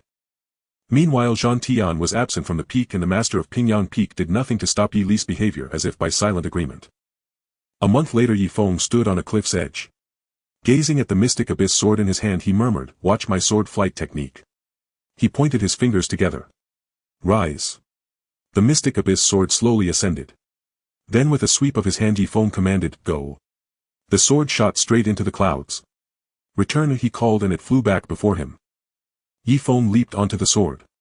With another gesture he ordered, "Move." The mystic abyss sword carried him aloft. Yi Feng shouted joyfully, "Sword spirit, I did it." Ha! The sword spirit warned, "Don't celebrate too soon. You're in trouble." Frowning Yi Feng asked, "What trouble?" The sword spirit replied, "You'll find out when you get back." Yi Feng immediately flew back on his sword. Frowning Yi Feng asked, "What trouble?" The sword spirit replied, "You'll find out when you get back." Yi Feng immediately flew back on his sword. Yi Feng arrived at his dwelling only to find Yi Li and Yi Yang standing at the entrance. Upon seeing Yi Feng, Yi Yang pointed at him and roared, "Brother, it was him who beat me, and he said he would go to Pingyang Peak to teach you a lesson." At that moment Yi Li looked at Yi Feng and asked, "So you're the one who said he'd teach me a lesson?" Yi Feng glanced at Yi Li then walked towards the house. Seeing that Yi Feng showed him no respect Yi Li flew into a rage. "Yi Feng, you're asking for death." With a sharp whistle Yi Li thrust his sword at Yi Feng. Yi Feng sidestepped to evade the strike while the Xian Yu sword seemingly appearing from nowhere flew straight at Yi Li. The sword carried a piercing hum, its immense power nearly shattering Yi Li's physical form. Yi Li looked at the incoming sword, hastily retreating before swinging his own blade to parry the Xian Yu sword. As he blocked the Xian Yu sword, a blade formed of mystic qi pierced through from behind him. At the same time, Yi Feng turned around and the sword behind Yi Li severed his right arm. Yi Feng looked at Yi Li and said calmly, "Is that all you've got?" Yi Li stared at him, his eyes burning with murderous intent. "Impossible. You're merely a sword king, but I am a sword emperor. How could you possibly harm me?" Yi Feng noticed the look in Yi Li's eyes. "I'm just that powerful. If you're not convinced, come again. Oh, by the way, you're already crippled. My apologies." As he spoke, Yi Feng scratched the back of his head. "Also, realms don't mean everything. They're just a set of rules that confine people. There are countless examples in the world of those who have defeated stronger opponents. Today you were beaten by me and lost an arm, so you are a failure." Yi Feng shook his head and extended his middle finger towards Yi Li. Yi Li's eyes bulged. "Yi Feng, if you have the guts, kill me. Don't insult me. A sword cultivator can be killed but not humiliated." Yi Feng looked at the man before him, a smile playing on his lips. "Killed but not humiliated. You came looking for trouble with me. You didn't even bother to find out what happened before coming straight at me. And I sensed murderous intent in your sword aura just now. So farewell." Yi Feng swung his sword and Yi Li's head flew several yards away. Then Yi Feng turned the Xian Yu sword towards Yi Yang. Yi Yang's legs trembled as he stammered, "Yi Feng, you dare to kill a fellow disciple. The sword sect will not forgive you. Just wait to be punished." Yi Feng smiled faintly. "I'll wait, but you won't live to see that day." With a wave of his hand, a sword flew towards Yi Yang, severing his head and sending it to land beside Yi Li's. Yi Feng looked at the Xian Yu sword in his hand. A faint red glow surged within the blade as if trying to break free. He whispered, "How much blood must you drink before you awaken?" Meanwhile, on an island thousands of miles away, a middle-aged man sat cross-legged on a seaside rock. His eyes were closed and on his lap rested a sword 3 feet long, 2 fingers wide and dark red in color. He opened his eyes and murmured, "Liar." On the back mountain of the sword sect, Yi Feng dug a 2-meter deep pit and buried the bodies of Yi Li and Yi Yang. Just as he finished, 5 sword cultivators in blue-white robes wearing enforcement badges flew over on their swords and landed before Yi Feng. Yi Feng knew that the sword sect could not be kept in the dark about his killing of Yi Li. This was the enforcement team coming to arrest him. He looked at them in silence. Using his divine sense, he communicated with Xiao Jian. "Xiao Jian, if I leave them here, will the sword sect still accept me?"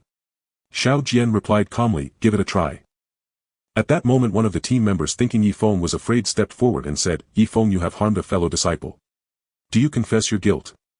Had he known what Yi Feng was thinking, he would not have been so bold. Yi Feng looked up and said, "So this is how the enforcement team upholds the order of the sword sect. You come to arrest people without even asking what happened." A team member retorted, "We only believe what we see. We saw you kill, so we must arrest you." Yi Feng burst into laughter. "Ha ha. So this is the enforcement team. That means many wrongful convictions have been made by you." Yi Feng had promised Jian Wanli to protect the sword sect, but the sect he was meant to protect was not one like this. Xiao Jian said, "If you truly wish to guard the sword sect, you must reform it. What Murong Zhan could not do, you can do for him." Yi Feng fell into deep thought. Meanwhile, the enforcement team disciples drew their swords and advanced on him. Yi Feng looked at them and took a step forward. In that single step, a flying sword shot towards the disciples. Caught off guard, the sword destroyed their physical bodies, leaving only their souls. Seeing this, the remaining disciples knew they were no match for Yi Feng and froze in place. Yi Feng looked at them and said calmly, "I don't want to kill you. Go back and investigate thoroughly. If the enforcement team is all like this, I won't hesitate to destroy it. If the punishment peak is the same, I'll storm it as well." With that, the enforcement team members fled immediately. Yi Feng watched them disappear, then collapsed to the ground, gasping for breath. "Xiao Jian, why does flying a sword consume so much mystic qi? And my mental energy can't keep up." Xiao Jian explained, "Because your realm is too low. You're only a sword king now, and through these days of arduous cultivation your personal realm has only reached the divine punishment stage. Your current mystic qi reserves are insufficient for prolonged sword flight." Yi Feng asked, "Is there any way to change that?" Xiao Jian was silent for a moment before replying, "There is." Yi Feng urged, "What is it?" Xiao Jian said, "The Undefeated Heart Sutra. It is the cultivation method for the undefeated sword body. Practicing it allows one to remain invincible. Only those with the undefeated constitution can cultivate it." Yi Feng exclaimed excitedly, "Then I can cultivate it." Xiao Jian nodded. Yes you can. As he spoke a surge of information entered Yifeng's mind. Undefeated Heart Sutra requires an undefeated heart. Step over mountains and rivers, level heaven and earth. Above all I am supreme. Among all beings with me there is no equal. Yifeng read the sutra, his heart shaken, and began to cultivate. Over the next 2 months Yifeng focused solely on cultivating the Heart Sutra. Under its influence his sword path advanced from Sword King to Sword Emperor, and his realm ascended to the Divine Punishment stage. On this day Yifeng completed the final stage of the Heart Sutra. He looked at a tree before him, pressed 2 fingers together and pointed forward. A flying sword shot out, piercing straight through the tree. As the sword vanished, with a thunderous boom the tree shattered into pieces. Yifeng turned his gaze to the outer sect training grounds where the inner sect examination had just begun. The trial grounds. The sword sect's trial ground stretched for hundreds of li, so even with over 10,000 outer disciples gathered there it did not feel congested. Yifeng arrived gazing at the crowd on the trial grounds with a calm expression. After all, having come from the Yi clan, he possessed this much discernment. Yifeng, over here. A voice reached Yifeng's ears. He followed the sound and saw Lin Tian not far away waving at him. Yifeng walked up to Lin Tian and said with a smile, confident you can become a peak master's disciple. Lin Tian smiled slightly and replied, with my strength I'd be content just becoming an inner disciple. Yifeng looked at Lin Tian and noticed he was already at the Sword King peak. He asked in surprise, Lin Tian, you're at the Sword King peak? That's at least mid-upper level even among inner disciples. Lin Tian chuckled, just lucky. This time over 1,000 outer disciples are taking the inner sect exam, but only 100 will be accepted. Few of us new sword sect members will make it in, maybe none at all. Yifeng looked at the crowd in the field. Most were at the Sword King level, with 2 or 3 exuding the aura of Sword Emperors. He asked, so many strong contenders in this inner sect exam? Lin Tian nodded.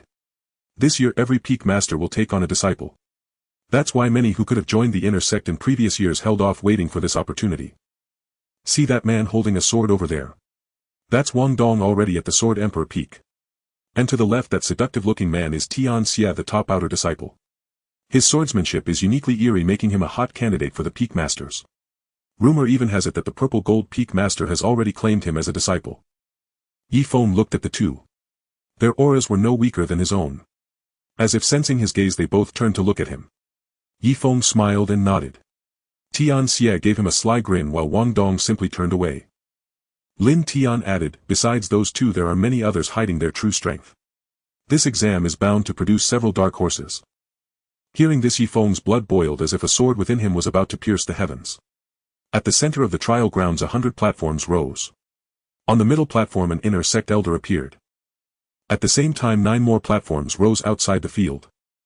The Azure Cloud Peak Master, also the Sword Sect's leader Murong Zhan, the 9 Firmaments Peak Master Zhan Tian, the Greenwood Peak Master Du Qingmu, the Water Sound Peak Master Mu Shuayin, the Purple Gold Peak Master Zi Qianyang, the Cloudly Peak Master Yunli, the Glazed Glass Peak Master Ning Liuli, and the Punishment Peak Master Mo Shofa. All Peak Masters except Zhao Pingyang of the Pingyang Peak were present. The crowd bowed in unison. Greetings Sect Leader and all Peak Masters. Murong Zhan smiled. No need for formalities. This is the annual inner sect exam. As you've likely heard, several peak masters will each take on a disciple this time. So give it your all. After he spoke, the inner sect elder in the field announced, the inner sect exam begins now. First draw lots to determine the order of combat. With a wave of his hand over 1,000 sword chi streaks flew toward the disciples. Yifeng looked at the sword chi before him. He reached out and touched it and the chi entered his consciousness, number 124. Lin Tian asked, Yifeng, what's your number? Yifeng smiled. 124. Yours. Lin Tian replied, I'm 150. The inner sect elder then said, remember your numbers. The exam will use an elimination format. The first 100 will face the last 100 and so on. The final 100 remaining will become inner disciples. After that you may continue to compete for the top spot or withdraw. The top 10 will receive generous rewards. The exam begins now. The elder looked at the crowd. First numbers 1 to 200 step forward. Yifeng smiled at Lin Tian. Good luck, brother Lin. Lin Tian returned the smile and they headed to their respective platforms. Yifeng stood on his platform facing the man before him. The man cupped his fists. Wang Xian, please enlighten me. The moment he spoke a sword was already at his brow. Wang Xian froze, then cupped his fists again. I concede. Yifeng returned the gesture. You're too kind. He then stepped down from the platform. Walking to the sidelines, he looked toward Lin Tian's platform. Lin Tian was locked in battle with his opponent, the two evenly matched for the moment. Little Sword said, his opponent is a sword emperor but his chi is erratic, likely forcibly elevated. Lin Tian's chi is steady, winning shouldn't be difficult. Yi Feng nodded. Soon enough, as Little Sword predicted, Lin Tian won. The first round of platform battles concluded. The inner sect elder reappeared in the field. Next, the second group. Yi Feng looked at the platforms. Wang Dong had already stepped up, still holding his sword. An aura radiated from him, and before anyone could react he had already defeated his opponent. Yi Feng hadn't even seen him draw his blade. As Yi Feng marveled, Little Sword said, he's already cultivated sword intent. Yi Feng asked, what is sword intent? Little Sword explained, it's a kind of imposing aura. For instance, those in power often exude a domineering kingly presence. With such intent you can intimidate the entire arena. Sword cultivators also develop this aura, but usually only at the Sword Saint realm. It's astonishing he has it at the Sword Emperor level. He's truly a prodigy with the blade. Yi Feng asked, then why don't I have sword intent? Didn't you say I possess the undefeated sword physique? How am I inferior to him? Little Sword was silent for a moment. Perhaps you're special. A bit. Lacking in swordsmanship. Not that your physique is flawed, of course. Yi Feng. Little Sword was about to continue when Yi Feng said, say another word and they'll bite you. Little Sword quickly shut up. By then the match on the field had ended. On the high platform, Greenwood Peak Master Duguqimu looked at Wang Dong and praised, he's a fine talent for the sword. I only developed sword intent at the Sword Saint realm, yet he already has it at the Sword Emperor level. Yunli smiled. Indeed, very impressive. He then looked at Zhang Tian. Second senior brother, how does your disciple compare to him? Zhang Tian was silent for a moment. Feng'er wouldn't care about such things. Yunli was taken aback. Zhang Tian was right. Yi Feng had already been accepted as his disciple, so he no longer needed to prove himself in this exam. The others, including Wang Dong, still had to showcase their strength to win the Peak Master's recognition and thus be taken under their wings. The punishment Peak Master snorted. He disregards the sect's rules and harms fellow disciples. What use is his strength? Zhang Tian's expression darkened. They were the ones who provoked Feng'er, he only retaliated. I believe it was a case of accidental manslaughter. My disciple doesn't know his own strength. I'll discipline him properly in the future. Mo Shofa was speechless. He didn't insist on punishing Yi Feng, he merely hoped the latter would prioritize the sect. Greenwood Peak Master Duguqimu looked at Wang Dong. I've set my sights on that talent. Purple Gold Peak Master Zi Qianyang laughed. I have my eye on him too. Duguqimu said, well, see who he ultimately chooses. With that he turned his gaze back to the arena. Duguqimu said, well, see who he ultimately chooses. With that he turned his gaze back to the arena. Duguqimu said, well, see who he ultimately chooses. With that he turned his gaze back to the arena. Duguqimu said, well, see who he ultimately chooses. With that he turned his gaze back to the arena. Next Yi Feng faced each opponent with a single sword strike. After defeating the adversary before him, he glanced toward Wang Dong and saw that he too had dispatched his foe with one blow. At that moment Wang Dong vanquished his own opponent and turned his gaze toward Yi Feng. Yi Feng offered Wang Dong a smile, then shifted his attention to Tian Xie. Tian Xie's swordsmanship was eerie and unpredictable. Unlike Wang Dong's one-strike resolution, Tian Xie danced around his opponents, coiling and twisting like a serpent, leaving those who faced him either wounded or crippled. Tian Xie defeated his adversary and looked toward Yi Feng and Wang Dong, a sinister smirk curling on his lips. In the blink of an eye the battle for the top 10 commenced. Now only Yi Feng, Wang Dong and Tian Xie remained on the field. It was worth noting that Lin Tian had managed to secure 15th place, but when he faced Wang Dong he was defeated in 2 strikes. An inner sect elder announced, next comes the climax of this assessment, the top 10 competition. Everyone will draw lots anew to determine their opponents. As he spoke, a wooden token appeared before them. Yi Feng reached out and took one, it bore the number 5. The elder continued, the number you draw corresponds to your arena. Yi Feng surveyed the scene, then leaped onto the 5th arena. To his surprise, Wang Dong flew up on his sword and landed there as well. Yi Feng paused, then chuckled, I didn't expect to meet you in the first round. Wang Dong clasped his fists and declared, let's fight. In an instant he unleashed a formidable sword aura that rippled outward like waves. Yi Feng laughed heartily, let's fight. The ultimate duel between sword cultivators had begun. On the high platform Murong Zhan and the others watched intently. Duguqimu clenched his fists. Wang Dong was the disciple he had his eye on and he did not wish to see him lose. Yet Yifeng had trained under Zhang Tian for months and though he had not displayed overwhelming strength in previous matches who knew what hidden cards he held.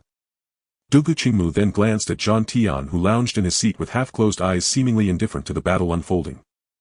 On the stage Yifeng struck first thrusting his sword at Wang Dong like a bolt of lightning, a thunderous decisive blow. One sword absolute. Yifeng knew the gap between them so he had to unleash his ultimate technique from the start to stand a chance. Wang Dong drew his sword to block and despite his preparedness he was sent flying dozens of meters away.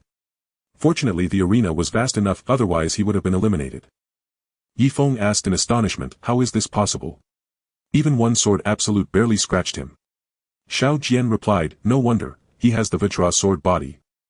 Like your indomitable sword body it is one of the 10 great sword physiques. This physique boasts formidable defensive power. Although your sword body ranks first breaking through his defense is no easy task. Yifeng frowned, the 10 great sword physiques. Xiao Jian urged, forget that for now, he'll explain later. He's charging at you. Yifeng looked at Wang Dong who had drawn his sword and was thrusting it toward him. At the peak of the sword sovereign realm this strike carried an aura unlike anything Yifeng had felt, a mountain of pressure bearing down on him. Yifeng felt an immense weight, the sword's momentum arrived before the blade itself. On the high platform Dugu Qingmu watched Wang Dong suppress Yifeng and breathed a sigh of relief. His own disciple had always been overshadowed by Zhang Tian's students and though Wang Dong was not yet his the assessment was not over. Yifeng quickly asked Xiao Jian what should I do? Xiao Jian advised, avoid close-quarters combat and use the flying sword art to attack him from a distance. Yifeng nodded then flashed to the edge of the arena. In the next moment a flying sword shot toward Wang Dong appearing before him like a phantom. Wang Dong failed to dodge and was struck. However the flying sword only left a shallow scratch on his body inflicting no real damage. Yifeng looked at Xiao Jian. Xiao Jian said, I forgot to mention, the Vajra sword body is akin to a body cultivator's, its physical strength is immense. But his speed is slow. Yifeng replied helplessly, are you joking buddy? Xiao Jian gave an awkward laugh. Yifeng turned to Wang Dong, if one sword can't hurt you what about 10 or 100? Wang Dong touched the scratch on his body and said, you're the first to leave a mark on me. Now it'll get serious. With that Wang Dong drew his sword and slashed. Yifeng's expression shifted abruptly and he sidestepped to the right evading the strike. He looked back at where he had stood, now reduced to rubble. Yifeng took a deep breath. If that blow had landed on him he likely couldn't have withstood it. Fortunately Wang Dong's speed was lacking or he would have been done for today. Seeing that his strike had missed Wang Dong unleashed another aim directly at Yifeng. Yifeng drew his Xianyu sword and charged at Wang Dong. Their blades clashed sending shockwaves of sword energy in all directions. Many outer sect disciples watching from outside the arena were knocked to the ground by the blast. Even inner sect disciples had to brace themselves to avoid being swept off their feet. In the instant of their clash both retreated swiftly. Then Wang Dong raised his sword and a colossal blade dozens of meters tall materialized behind him.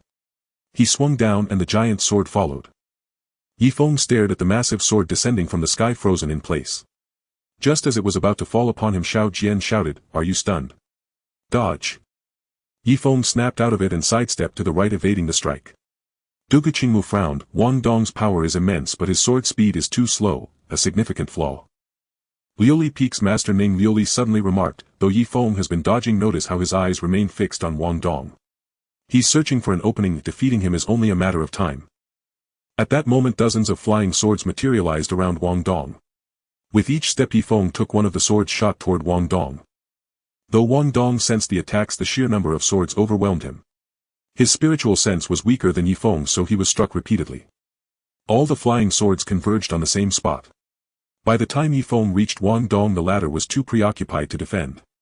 It was only because Yifeng had cultivated the indomitable heart technique that he could control so many flying swords. Yifeng pressed his sword against Wang Dong's brow and said, you lose. Wang Dong stood frozen, had he really lost just like that? After a moment Wang Dong smiled, I lost. Brother Yi your skill is impressive, I admire it. Yifeng sheathed his sword and replied, I relied on a trick otherwise I couldn't have defeated you brother Wang. Wang Dong chuckled, let's duel again another day. Yifeng answered, certainly. By then the other matches had concluded. Murong Zhan and the others watched the arena. Dugu Qingmu remarked approvingly, Wang Dong accepted defeat without discouragement, a rare and commendable mindset. Everyone nodded in agreement. The inner sect elder appeared on the stage, the first round is over. Next comes the top 5 competition. Of course those who lost may challenge if they are dissatisfied. Yifeng faced little pressure in the subsequent matches, advancing steadily to the top 3. Wang Dong defeated a top 5 contender and also secured his place among the final 3. Now only Yifeng, Tian Xie and Wang Dong remained. Since Wang Dong had lost to Yifeng, the next matches would be between Yifeng and Tian Xie or Tian Xie and Wang Dong. The preliminary competition was also conducted through a random draw, and Wang Dong drew Tian Xie, which meant that Yifeng had a bye. Soon Wang Dong and Tian Xie stood on the arena. Wang Dong stared at Tian Xie and said, "Tian Xie, this time I will not lose to you again." Tian Xie smiled enchantingly. "Oh, who was it last time that lay on the ground unable to get up?" Wang Dong's face was filled with anger as he replied, "This time you'll see." With that, Wang Dong drew his sword and slashed at Tian Xie. Tian Xie stood still, smiling at Wang Dong, and a soft sword struck Wang Dong's face with incredible speed. It directly interrupted Wang Dong's attack. The crowd was astonished, and aside from the master of the high platform, no one could clearly see Tian Xie's sword speed. Wang Dong staggered back several steps before steadying himself, feeling a fiery pain on his right cheek. He then said to Tian Xie, "I lost." He then turned and stepped down from the stage. Wang Dong understood that the gap between him and Tian Xie was growing larger. He used to be able to fight Tian Xie for a long time, but this time he couldn't even withstand a single move. An inner sect elder appeared in the arena and said, "Next up is Yifeng versus Tian Xie. Since both sides have undergone a lengthy match, there will be a 2-hour break." Yifeng looked at Tian Xie, who was still in the arena, and saw Tian Xie smiling at him. That smile was particularly ghostly, just like his sword, leaving one perplexed. Back in the training room, Yifeng asked, "He defeated Wang Dong with just one move. Tian Xie's strength cannot be underestimated." Little Sword replied, "Are you afraid?" Yifeng remained silent. Little Sword said, "What does it mean to be a sword cultivator? Is it just about wielding a sword and swinging it around a few times to call oneself a sword cultivator? Even if you fight him and lose, is it embarrassing? Failure is not terrifying. What is terrifying is when your heart fails." Yifeng lowered his head and then raised it, speaking with determination, "I am not afraid, and I will definitely win." 2 hours later. Tian Xie looked at Yifeng and smiled, "You are not my opponent, you should just step down." Yifeng glanced at the Xian Yu sword in his hand and said, "How do you know I am not your opponent when we haven't fought yet?" Yifeng leaped and charged with his sword, but by the time he got close to Tian Xie had vanished from the arena. Yifeng reacted too slowly and thrust his sword into empty air. By the time he regained his composure, Tian Xie had already appeared behind him, and Tian Xie pierced down with his sword. Instantly Yifeng felt a sharp pain in his back and blood flowed down his back. Tian Xie looked at Yifeng, who lay on the ground, and laughed, "Your speed is too slow. As a sword cultivator, you, like Wang Dong, have also been defeated by speed." At this moment Yifeng stood up and raised his sword. Thunder strike. A series of lightning bolts fell, aimed directly at Tian Xie, but unfortunately Tian Xie's speed was too fast and dozens of lightning strikes missed him. As Tian Xie charged towards Yifeng, Yifeng smiled and then swung his sword down. At the same time Tian Xie sidestepped and evaded the strike. Then Tian Xie appeared around Yifeng like a ghost. In no time Yifeng bore dozens of sword wounds. On the high platform, Morong Zhan observed the changes in the arena. Zhan Tian beside him smiled wryly, "Fenger is really stubborn, he knows he is no match yet still persists." Beside him many peak masters nodded, all impressed by Yifeng's indomitable spirit. "A sword cultivator should be like this." Little Sword in Yifeng's body said, "This won't work, you need to come up with a solution." Yifeng gritted his teeth and said, "I know."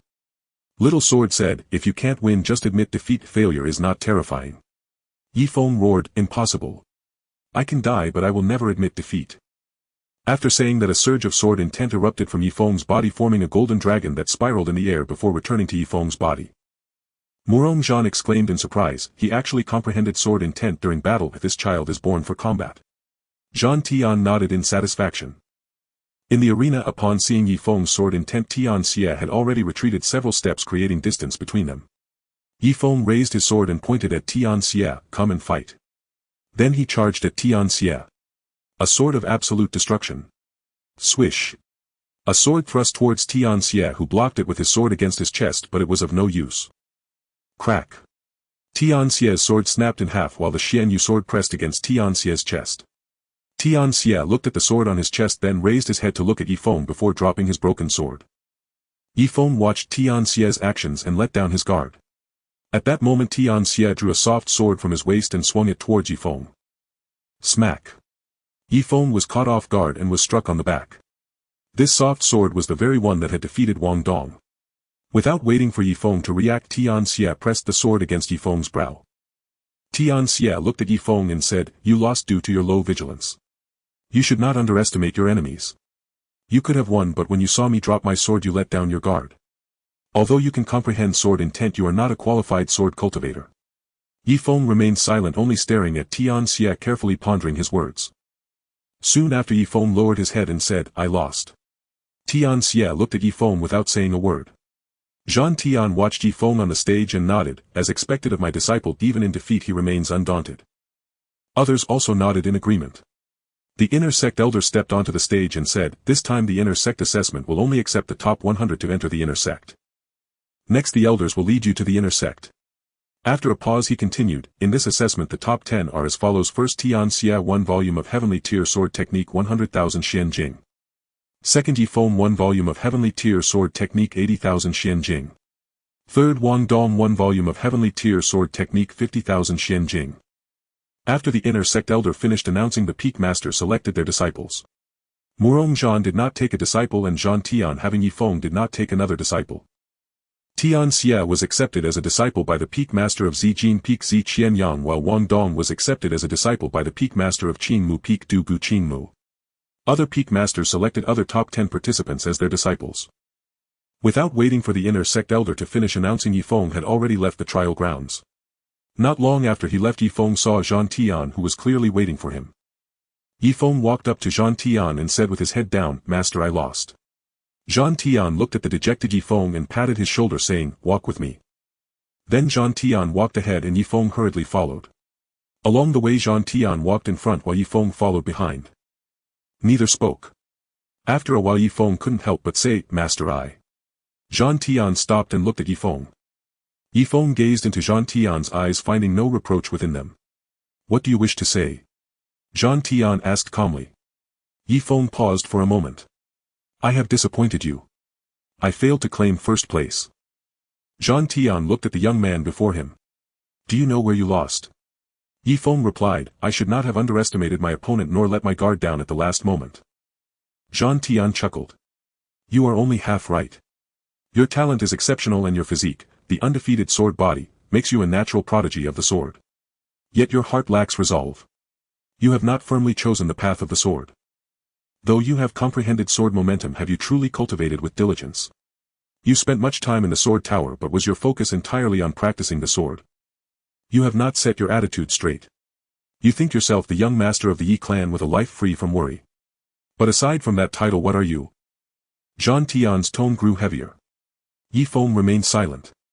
Zhan Tian shook his head and walked toward the 9th heaven peak.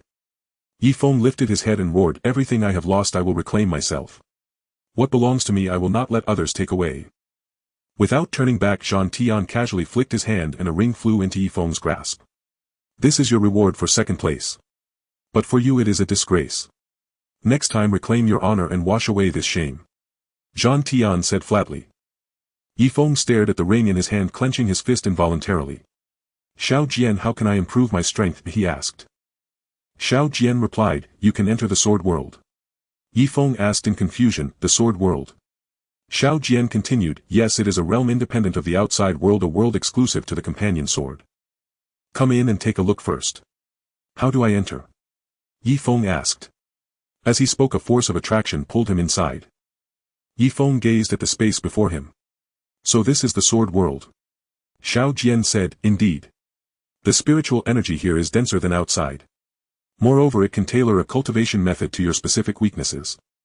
However, you must replenish the spiritual energy. Although it is richer here, this is achieved by purifying the external qi. If there is no qi, this place becomes useless." Yi Feng exclaimed excitedly, "Damn, that's incredible." Xiao Jian said calmly, "Of course.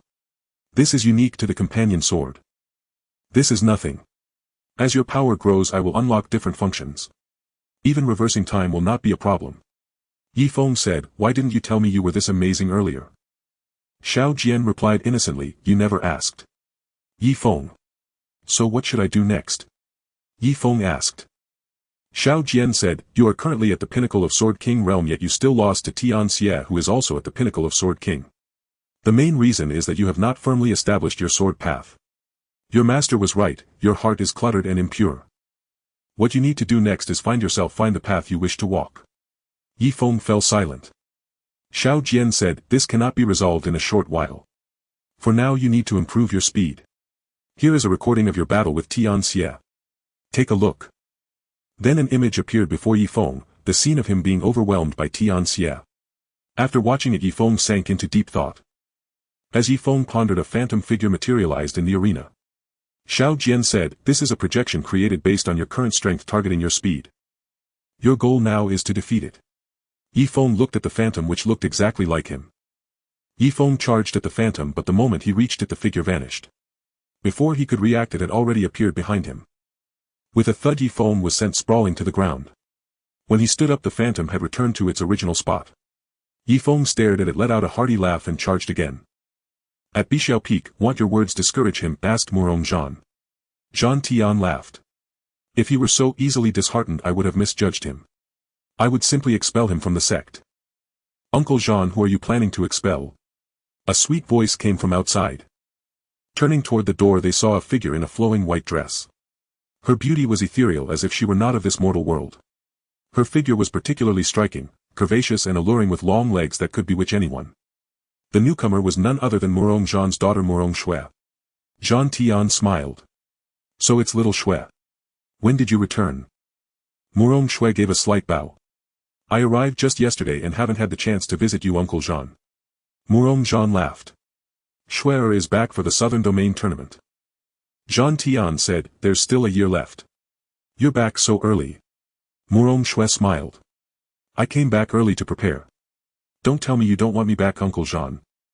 Murong Shui blinked her large eyes at Zhan Tian. Zhan Tian smiled awkwardly.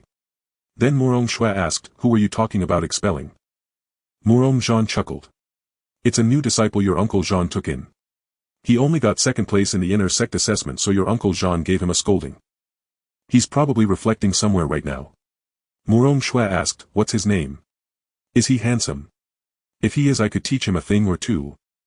The two men were speechless. Then Zhan Tian smiled. All right.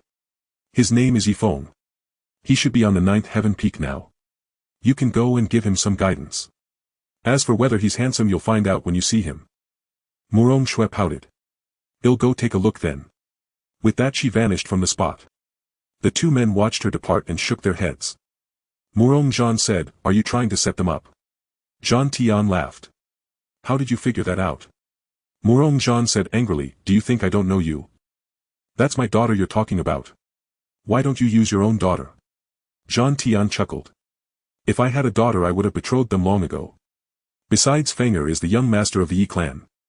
If they marry, it will only benefit the sword sect. Murong Zhan was silent for a moment. I still don't want to sacrifice my daughter's future. If they both have feelings for each other, that's fine. But if they don't, we cannot force it. Zhan Tian rolled his eyes. Your daughter is as cunning as a fox. Who can control her? Even if you arranged this marriage, if she disagreed, there would be nothing anyone could do. Murong Zhan kicked at Zhan Tian. Get lost. Haha. Zhan Tian laughed and ran out. Inside the sword world, Yi Feng's speed had already matched the phantom's, and he even showed signs of surpassing it. With a flash of his sword, the phantom vanished from the arena. Yi Feng panted heavily. Xiao Jian said, not bad. Your speed has improved significantly. It should now exceed Tian Xie's. If you fight him again, you could easily suppress him. Yi Feng nodded. Still not enough. I want to reach the point where with my 3-foot green blade in hand there is no one under heaven I dare not kill. Continue. But before he could finish the word, his stomach let out an untimely growl. Well, let's go eat first. You can't practice swordsmanship on an empty stomach. Yi Feng scratched his head with a smile. Leaving the world within the sword, Yi Feng reappeared in his room. I don't feel like cooking. Let's see what the inner disciples' meals are like. With that, Yi Feng headed towards the inner sect. Along the way, everyone who saw Yi Feng let out exclamations of surprise. After all, he was the second-place finisher in the inner sect assessment, second only to Tian Xie. Look, that's Yi Feng. He's so handsome. Look at you, you love-struck fool, your eyes are practically glued to him. Yi Feng couldn't help but curl his lips into a smile as he heard these remarks. Though he might not be exceptionally outstanding in every way, when it came to appearance, few could rival him. Just then Xiao Jian suddenly spoke, "What are you so smug about? What good is appearance? Can it help you in a fight or boost your strength? If looks were useful you wouldn't have lost to Tian Xie." Yifeng was silent for a moment then said, "Looks can help you charm women. They can let me be a playboy." Xiao Jian. As he spoke Yifeng arrived at the inner sect. The meals here were far superior to those in the outer sect but they also cost far more spirit crystals. Yifeng looked at the menu before him. Golden-winged Pendragon meat trio braised phoenix. Yifeng was rendered speechless. If he hadn't come from the Yi clan he might have believed it. "I've never even had these in the Yi clan. How could they possibly have them here?" "Bring me a jug of wine and 1 serving of the dragon meat trio," Yifeng ordered. Afterwards Yifeng found a seat by the window. Moments later the dragon meat trio was served. As expected it was merely a dish made from serpentine snake meat. Yifeng ate and drank leisurely. Just then a young woman around 20 years old appeared. She walked straight over to Yifeng and sat down opposite him. Yifeng looked at the woman before him, shapely figure, an angelic face and a devilish physique. However at that moment his eyes were only for the wine and meat. Frowning he said, "Miss, have you mistaken your seat?" The woman was taken aback. Her beauty was renowned throughout the southern sky domain yet this man before her showed not a flicker of interest. The woman gazed at Yifeng then picked up the wine jug and poured herself a cup. Yifeng frowned and said, "Miss, that's my wine. Since you've drunk it shouldn't you?" The woman smiled slightly and replied, "I know. I've heard this one before. You're going to say I have to become your woman, right?" Yifeng looked at her as if she were an idiot. "What? I was going to say shouldn't you go pay for it?" The woman. This woman was none other than Murong Shui. She had recognized Yifeng and thought to tease him. But she never expected Yifeng to be so dull and impervious to her charms. Yifeng looking at the woman recognized her as Murong Shui, the daughter of the sword sect's leader Murong Zhan. When she sat down Xiao Jian had already told him that this person was exceptionally powerful. Though she concealed her aura she couldn't fool Xiao Jian. In the sword sect there was only one woman so elegant, so young and so strong, Murong Shui. Yifeng figured she must have heard about him from Murong Zhan and came to see for herself. That was why he acted this way. Unaware of Yifeng's thoughts Murong Shui looked at him with a slight smile. "You scoundrel, I've told you there's no chance for us. Did you call me out just to take advantage of me?" As she spoke she began to cry. Yifeng stared at the weeping Murong Shui stunned. When had he ever taken advantage of her? But she quickly regained her composure. Yifeng wiped his mouth and said, "Miss, I simply didn't want to do business with you. Why are you acting like this? If word gets out it won't look good for either of us. Please have some dignity." At that moment everyone around turned to look. Murong Shui, feeling the weight of their stares, blushed with embarrassment. Murong Shui glared at Yifeng. "Scoundrel, I'll kill you." She drew her sword and swung it at him. Yifeng reacted swiftly, dodging to the side, but the table wasn't so lucky, it was cleaved in two. Yifeng's eyes widened in shock. "You're serious?" Murong Shui looked at the shattered table, momentarily embarrassed before regaining her composure. "So what? You ruined my reputation and I can't even touch you." Yifeng. The elder in charge of the dining hall emerged. "Who dares to cause trouble here? Do you have a death wish? Off to the punishment peak with you both." As he spoke he saw Yifeng and Murong Shui locked in a standoff. The elder recognized Yifeng, who had been in the spotlight recently. Though he had lost to Tian Xie it didn't diminish the other's admiration for him. Then he looked at the woman and gasped in surprise. He quickly bowed. This subordinate greets the young sect leader. Everyone else in the dining hall hastily followed suit. Murong Shui turned around smiling. "I heard you wanted to send me to the punishment peak." The elder wiped the sweat from his brow and said with an awkward smile, "Who said that? How could this subordinate ever utter such words? My loyalty to the young sect leader is absolute." Yifeng looked at the trembling elder and thought to himself, this Murong Shui must be a real tyrant. So many people in the sword sect are terrified of her. As if reading his mind Murong Shui turned to him and grinned. "Come on, scoundrel. Let's fight." Yifeng retorted, "You're the scoundrel. Your whole family are scoundrels." The moment he finished speaking a powerful sword aura descended from the heavens, slamming Yifeng to the ground. Pinned to the ground Yifeng struggled to speak. "I was wrong, sect leader. I am the scoundrel." The sword aura dissipated. Yifeng stood up with a smile. "All right, let's fight." The two arrived at the training ground. Murong Shui unleashed her aura and Yifeng's head throbbed. Holy crap, a sword venerable. And she's only 20. How am I supposed to fight this?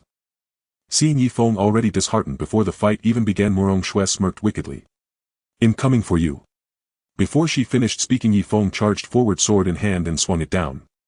The strike aimed straight for Murong Shui's face. She reacted swiftly, blocking the blow from a distance. Then with a single thrust of her sword she sent Yi Feng flying back dozens of zhang. Yi Feng looked at the marks he had left on the ground, his brow furrowed. He couldn't win. But he had to keep fighting. One sword strike. Bang! Yi Feng was sent flying once more. Yi Feng picked himself up off the ground. He had trained so hard for so long only to be beaten like a grandson right after coming out of seclusion. It was infuriating. Murong Shui laughed. "Scoundrel, is this all the strength you have? And you dared to harass me?" Yi Feng looked at her, sheathed his sword, and then charged forward. This time Yi Feng didn't use any sword techniques. He simply rushed straight at her. Murong Shui watched puzzled, and in that moment of hesitation Yi Feng wrapped his arms around her. "Since you say I harassed you, let me make it real." With that Yi Feng lowered his head and kissed Murong Shui. The onlookers' eyes went wide. Holy crap! He's molesting my goddess. Let's go kill him together. No, my goddess. By the time Murong Shui snapped back to her senses, Yi Feng had already retreated several zhang. Yi Feng grinned. Now that's something real. See ya. He immediately took off on his flying sword. Furious and humiliated, Murong Shui sent a flying sword after him. Yi Feng blocked the strike. Haha, Shui, you still need to improve your strength. He then vanished into the horizon, leaving Murong Shui stomping her feet in fury on the training ground. Upon returning to Zhou Peak, Yi Feng directly spat out a mouthful of blood. Xiao Jian remarked, "Showing off comes at a price." Yi Feng chuckled, "But I still got the better of her. Once I train more and can defeat her, I'll take her into my harem." Xiao Jian was speechless. Subsequently Yi Feng began to heal his injuries. After a while he continued his sparring practice within the sword's inner world. 10 days later Yi Feng emerged from the sword's inner world. Gazing at the splendid scenery atop Zhou Peak, he closed his eyes, spread his arms, and took a deep breath. Ah! The scent of nostalgia. Whoosh! A flying sword shot toward him from behind. Yi Feng's eyes widened as he sidestepped to evade it. "Oh, not bad. I haven't seen you in 10 days yet, your skills have grown so swiftly." Murong Shui approached from a distance. Yi Feng turned without a word and a sword flew straight at Murong Shui. Caught off guard, she could only watch as the blade stopped inches from her brow. Murong Shui's brow furrowed. "How did your strength improve so much in just 10 days?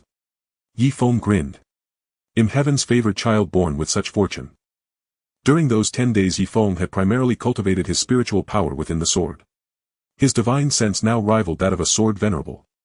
However, he could only intimidate her with the flying sword, as his true strength was still at the sword emperor level, far from a sword venerable. Murong Shui rolled her eyes. At that moment Yi Feng sheathed his sword and began descending the mountain. "Hey, you scoundrel, where are you going?" Murong Shui's voice came from behind. Startled, Yi Feng nearly stumbled. Regaining his balance, he said, "To eat. Want to join?" Murong Shui stepped before him, blinking her big eyes. "Sure." They arrived at the same restaurant as before, where the tables and chairs they had destroyed were now replaced. "2 bowls of noodles," Yi Feng called out. "Coming right up." Soon 2 bowls were placed before him. He slid one to Murong Shui and began devouring his own ravenously. Across the table Murong Shui smiled at his eating manner before starting her own meal. She had only finished half her noodles when Yi Feng had already polished off his. Murong Shui set down her bowl amused. "Full." Yi Feng shook his head and called out, "Another bowl of noodles." A fresh bowl arrived shortly. As he ate, Yi Feng asked, "Miss Murong, why have you been following me?" Murong Shui paused. "Because you're handsome." Yi Feng was speechless. Just then 2 men entered. Their skin was gray, unlike the typical yellowish-brown of the people Yi Feng had seen. Yi Feng glanced at them and returned to his noodles. The gray-skinned men noticed Murong Shui, their eyes lighting up at her beauty. Smiling lecherously they approached. "Pretty lady, how about a drink with us?" One reached out to touch her cheek. Before his hand could make contact, a flying sword pierced through his brow. The other man, enraged, threw a punch at Yi Feng's face. Yi Feng caught his fist and with a single stroke of his sword severed the man's arm. The gray man collapsed to the ground. "Ah! You won't get away with this. This is a declaration of war against the Grey Nether Empire. Prepare to be punished." Before he could finish, Murong Shui ended him with her sword. Yi Feng asked, "Grey Nether Empire? What's that?" Murong Shui explained, the Grey Nether Empire as its name suggests consists of grey-skinned people. We often call them the Grey Folk. They're quite distinct from humans yet different from demon beasts, like beasts that have cultivated human form without any bestial traits. Where they came from I'm not sure. But they're favored by many women. Though not good-looking they enjoy great protection on the continent with better treatment than us locals. Yi Feng was astonished. Isn't that more powerful than the sword sect? Can't the sword sect do anything about them? Murong Shui shook her head. Nothing at all. They're protected by the laws of the southern continent excessively so. In certain factions they can join directly without any selection process while ordinary commoners can't get in even if they break their heads. Which faction gives such preferential treatment to another race? Yi Feng clenched his fist in anger then slammed it onto the table shattering it into pieces. Murong Shui was speechless. Brother, if you're angry take it out on something else not the table. She seemed to forget that 10 days ago they had nearly torn the restaurant apart. Murong Shui continued, the Immortal Pavilion. They provide convenience to the Grey Folk without any restrictions leading to many intermarriages within the pavilion. Due to their strong genes the offspring have grey skin. Now grey-skinned people make up over half of the Immortal Pavilion's population. Yi Feng rose and walked to the window gazing at the bustling street outside. He couldn't imagine what it was like for a faction to be infiltrated by another race, not through war but through cultural and bloodline invasion. Murong Shui stood and approached him. I have a mission tomorrow that passes through Grey Folk territory. Want to come with me? Yi Feng nodded. Yes, let me see what the Grey Folk are like. Good, he'll find you tomorrow, said Murong Shui. The next day Murong Shui arrived at Jiuxiao Peak. As she was about to knock on Yi Feng's door he stepped out. She smiled. Let's go. She started to leave but noticed Yi Feng wasn't following. Turning she asked, what's wrong? Yi Feng said, that man yesterday said the Grey Folk would come for us. Wouldn't we be walking into a trap? Murong Shui laughed. No, those two were just low-level thugs not highly ranked among the Grey Folk. Besides we're just going to observe their strength. If we don't cause trouble they can't touch us. Yi Feng nodded and together they set off for Grey Folk territory. The Grey Folk resided on an isolated island at the southern tip of the southern heaven domain separated from the mainland by a deep ocean trench. Our journey to the Grey Folk will pass through the Immortal Pavilion's domain. Though we have no major conflicts there are constant minor skirmishes. Just the two of us so let's keep a low profile, Murong Shui advised. Yi Feng was silent for a moment. It depends on their behavior.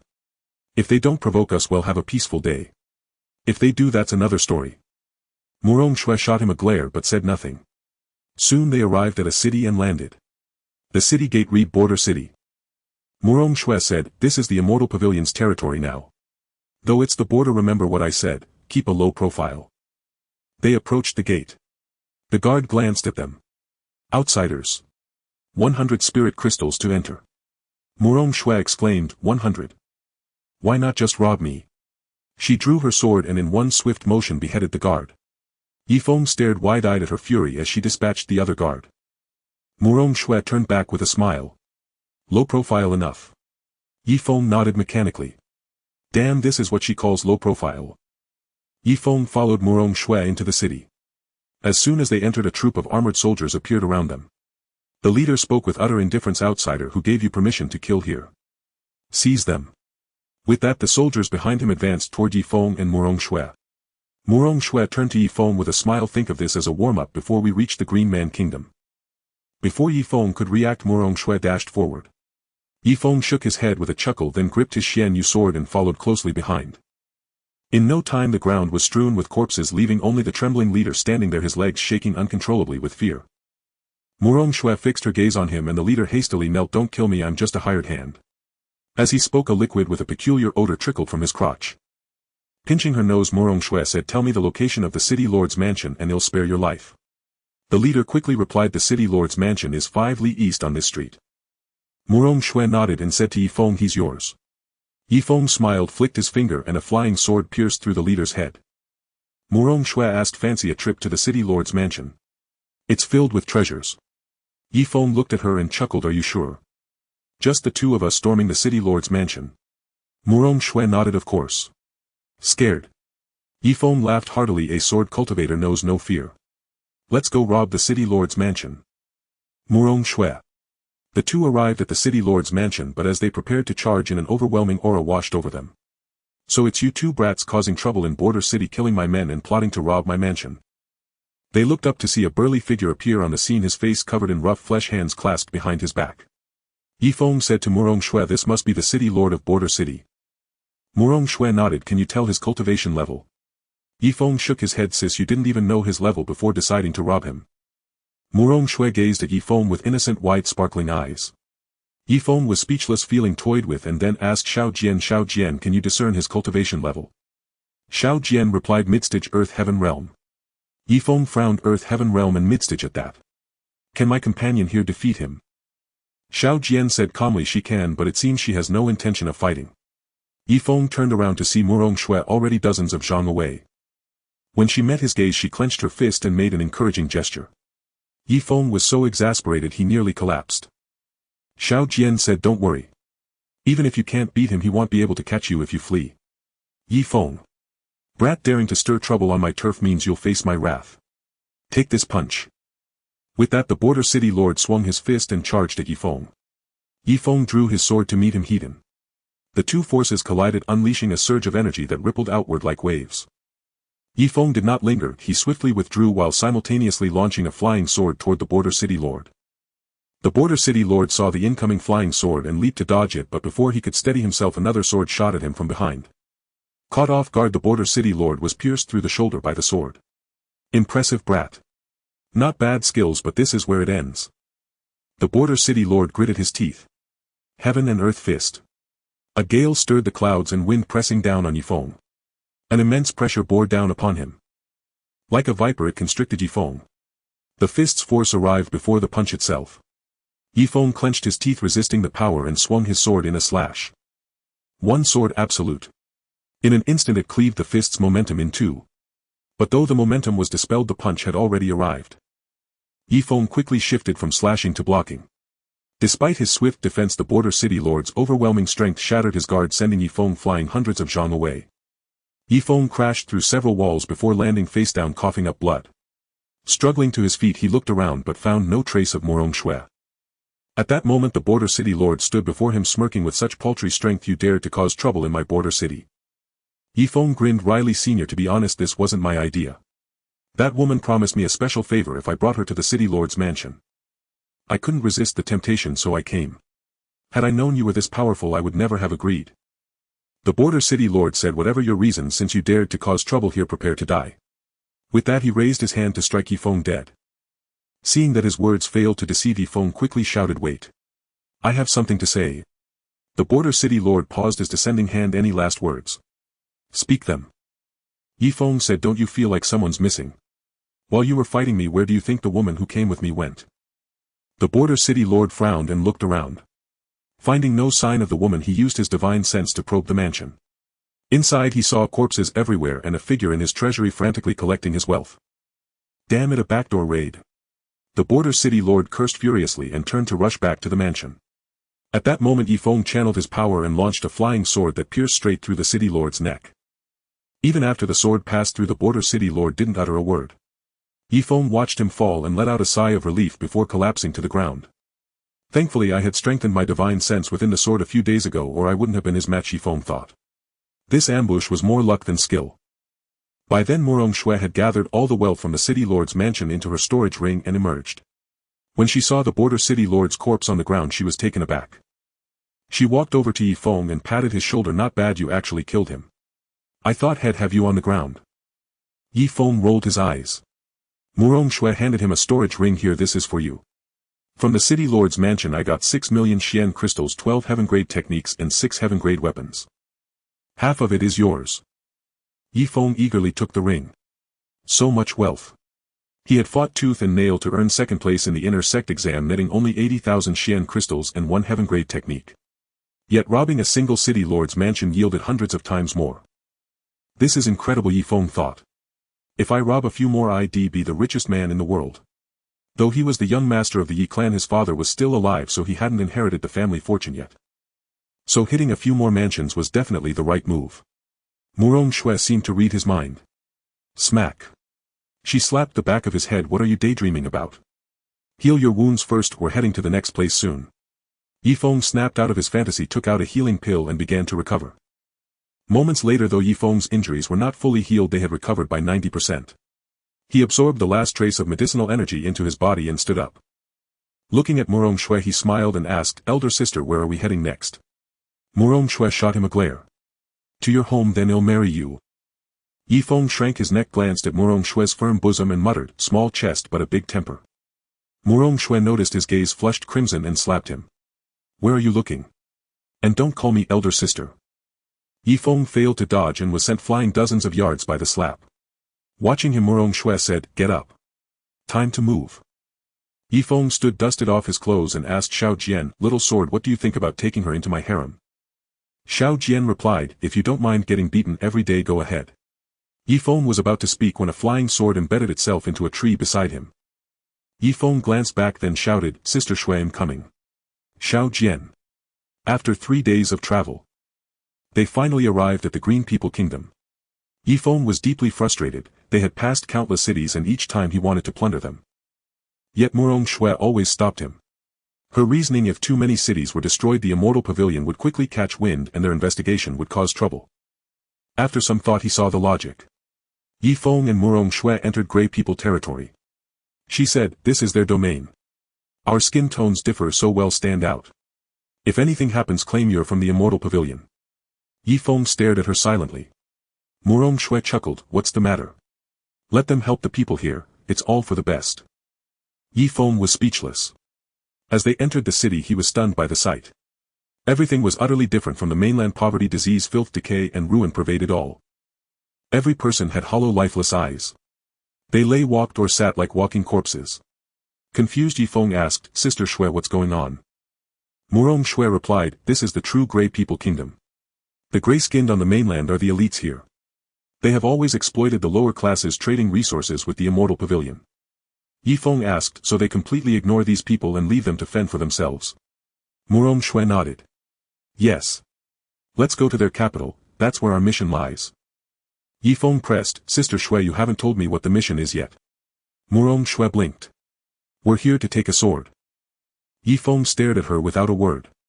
Unfazed, she continued, 5 years ago the Sword Guardian Elder was sent out and assassinated on the Immortal Pavilion Master's orders. He stole our sect's sacred sword, the Lingxiao sword." Yifeng said, "Then why are we here? If it's the sect's treasure, the Immortal Pavilion should guard it heavily. Shouldn't it be in their hands?" Murong Shui explained, "It has always been with them. They brought it here because the Grey People Kingdom is hosting a weapons convention and requested the sword from the Immortal Pavilion. This is our only chance to reclaim it." Yifeng frowned. "But many experts will be there. How can just the two of us fight them?" Murong Shui laughed. "What, underestimating your sister? I'm quite capable in a fight." Hearing this, Yifeng recalled the scene at the border city. He had battled the Heaven and Earth Realm City Lord while she infiltrated the treasury. As if reading his thoughts, Murong Shui said seriously, "This time he'll charge ahead. After all, your sister title isn't for nothing." Yifeng said, "Sister Shui, don't abandon your teammate." She smiled. "Don't worry, little Feng. I never abandon my comrades." With that, she patted his shoulder. They crossed more forests and finally reached the Grey People capital, Grey Capital. Upon arrival, Yifeng was awestruck. A towering wall dozens of yards high stretched endlessly to left and right. Once inside, he was even more stunned. Luxurious buildings lined the streets paved with mystic crystals. Its opulence surpassed even the Yi Manor. Murong Shui said, "Now you see the gap between rich and poor.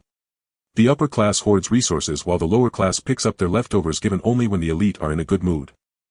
Yifeng asked, "Why don't the lower class rebel?" Murong Shui looked at him. "Rebel? How? The elite monopolize resources, leaving the lower class without means to cultivate. Most are ordinary people. Even if a lucky few gain some fortune, the elite strike immediately. Submit and live, resist and die." Yifeng lowered his head, silent. Murong Shui smiled. "Do you want to stand up for them?" Yifeng shook his head with a wry smile. "No. I'm no saint. My power is limited, I can only do what I can. If I tried to right every wrong in the world, I'd be exhausted." As he spoke, a sword aura burst from within him. In an instant, Yifeng ascended from Sword Emperor to Sword Saint. Murong Shui stared wide-eyed. "Unbelievable. You broke through just like that." After a moment, Yifeng reined in his sword aura and noticed Murong Shui's astonished expression. "What's wrong, Sister Shui? Why are your eyes so wide?" Murong Shui roared, "Don't talk to me, you freak." Yi Feng. Just then a gray-skinned man in a brocade robe approached Murong Shui and smiled, "Miss, where's the freak? In my territory there's a freak. Tell me and I'll teach him a lesson." Yi Feng grinned at Murong Shui. With a single swing of her sword the gray man's body shattered and his soul dissipated. Murong Shui frowned. What a nuisance. Then she turned and stared at Yi Feng. He wiped his face. "Sister Shui, is there something on my face?" She shook her head. "I'm trying to figure out how you're such a freak breaking through at will. Do you know how long it took me to go from Sword Emperor to Sword Saint?" Yi Feng guessed, half a year. Or a year. Murong Shui said, "My talent is above average in the sword sect, yet it took me 2 years. And you, are you even 20 yet? Already a Sword Saint? You're a freak." Yi Feng chuckled. "I'm here to overturn the common understanding of realms." Murong Shui rolled her eyes. "Let's go find a place to stay. We have a tough battle ahead." Yi Feng nodded. He understood that the coming fight would be the most arduous, so conserving energy was paramount. Yi Feng nodded. He understood that the coming fight would be the most arduous, so conserving energy was paramount. Yi Feng and Murong Shui arrived at the largest inn in Grey Capital. Situated near the Imperial Palace, it offered an ideal vantage point for observation and a covert strike. However, the military presence here was formidable given its proximity to the royal city. Yi Feng stood by the window watching a troop of soldiers march past. The Grey people here are so powerful. Our chances seem incredibly slim. Murong Shui sat at the table lifting a teacup to take a sip. She smiled and said, "That's what makes it challenging. If it were too easy my father would have just sent anyone. Why would I bother coming?" Yi Feng walked over and sat across from Murong Shui. "Are we truly without any backup this time?" Murong Shui gazed at him, offering only a knowing smile in response. Yi Feng pressed on, "Don't tell me we really have no reinforcements." Murong Shui chuckled, "Are you scared without backup? The eldest young master of the Yi clan so timid." Yi Feng, stung by her mockery, retorted, "It's not fear. It's about avoiding senseless sacrifice. What is the strength of the Grey King? What are our actual chances of success?" Murong Shui replied, "He's not exceptionally powerful, only at the midstage of the heaven and earth realm. However, according to intelligence, the one sent from the Immortal Pavilion is Zhang Meng, an inner elder of the pavilion with a strength at the human grade of the Three Harmony realm." Yi Feng was astonished. "Human grade? Given our strength, how many hours before he kills us?"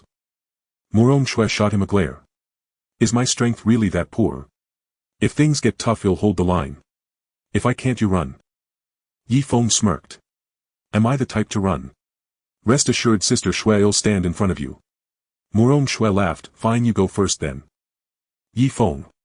In the Grey Capital's royal palace, a burly figure stood in the Great Hall. Clad in a yellow robe and a golden crown, he was the king of the Grey People's Kingdom, Grey Feng Hao. At that moment, aside from Grey Feng Hao, dozens of figures, each exuding strength no less than his, stood within the hall, all dressed in black robes.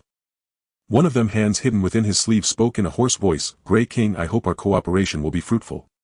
Capturing Murong Zhan's daughter alive will be a great merit for you." Grey Feng Hao bowed. "Thank you, Elder Zhang. I assure you I will not fail this mission. I will complete it flawlessly. However, after the mission succeeds." This man was Zhang Meng. He nodded, "Rest assured, capture Murong Shui alive and you shall enter the inner cabinet, truly becoming a core member of the Immortal Pavilion." With that, Zhang Meng led the black-robed men towards the door. Grey Feng Hao bent his body even lower, his face full of flattery. "Thank you, Elder Zhang. Please take care, Elder Zhang." As Zhang Meng exited the palace, one of his men asked, "Elder, will you really let him into the inner cabinet?" Zhang Meng turned his head. "What do you think?" The man lowered his head. "I dare not presume to guess." Zhang Meng looked at the road ahead. "This path is too rugged. It is destined that many will be needed to fill its potholes." Having said this, Zhang Meng walked on, his men hurrying to follow. In the palace, Grey Feng Hao watched Zhang Meng leave, believing his own rise to power was imminent. He went to the ancestral hall. "Ancestors, the Grey Underworld Empire will stride towards glory under my leadership. For generations we have strived for this goal. In my generation we will finally succeed. You may rest in peace." The Grey People's Kingdom was founded only a few hundred years ago. Previously it was a collection of small tribes. Then the tribal chief Grey Renjia inexplicably surged in power, built an army and expanded aggressively, establishing the Grey Underworld Empire. However, due to scarce resources, its strength still lagged behind the mainland. As the Grey Kingdom's resources dwindled to the point of near extinction and national collapse, the immortal pavilion approached Grey Renjia, promising aid for the kingdom's reconstruction. Thus the Grey Kingdom survived. Back at the inn, Yifeng returned to his room and immediately entered the sword to cultivate.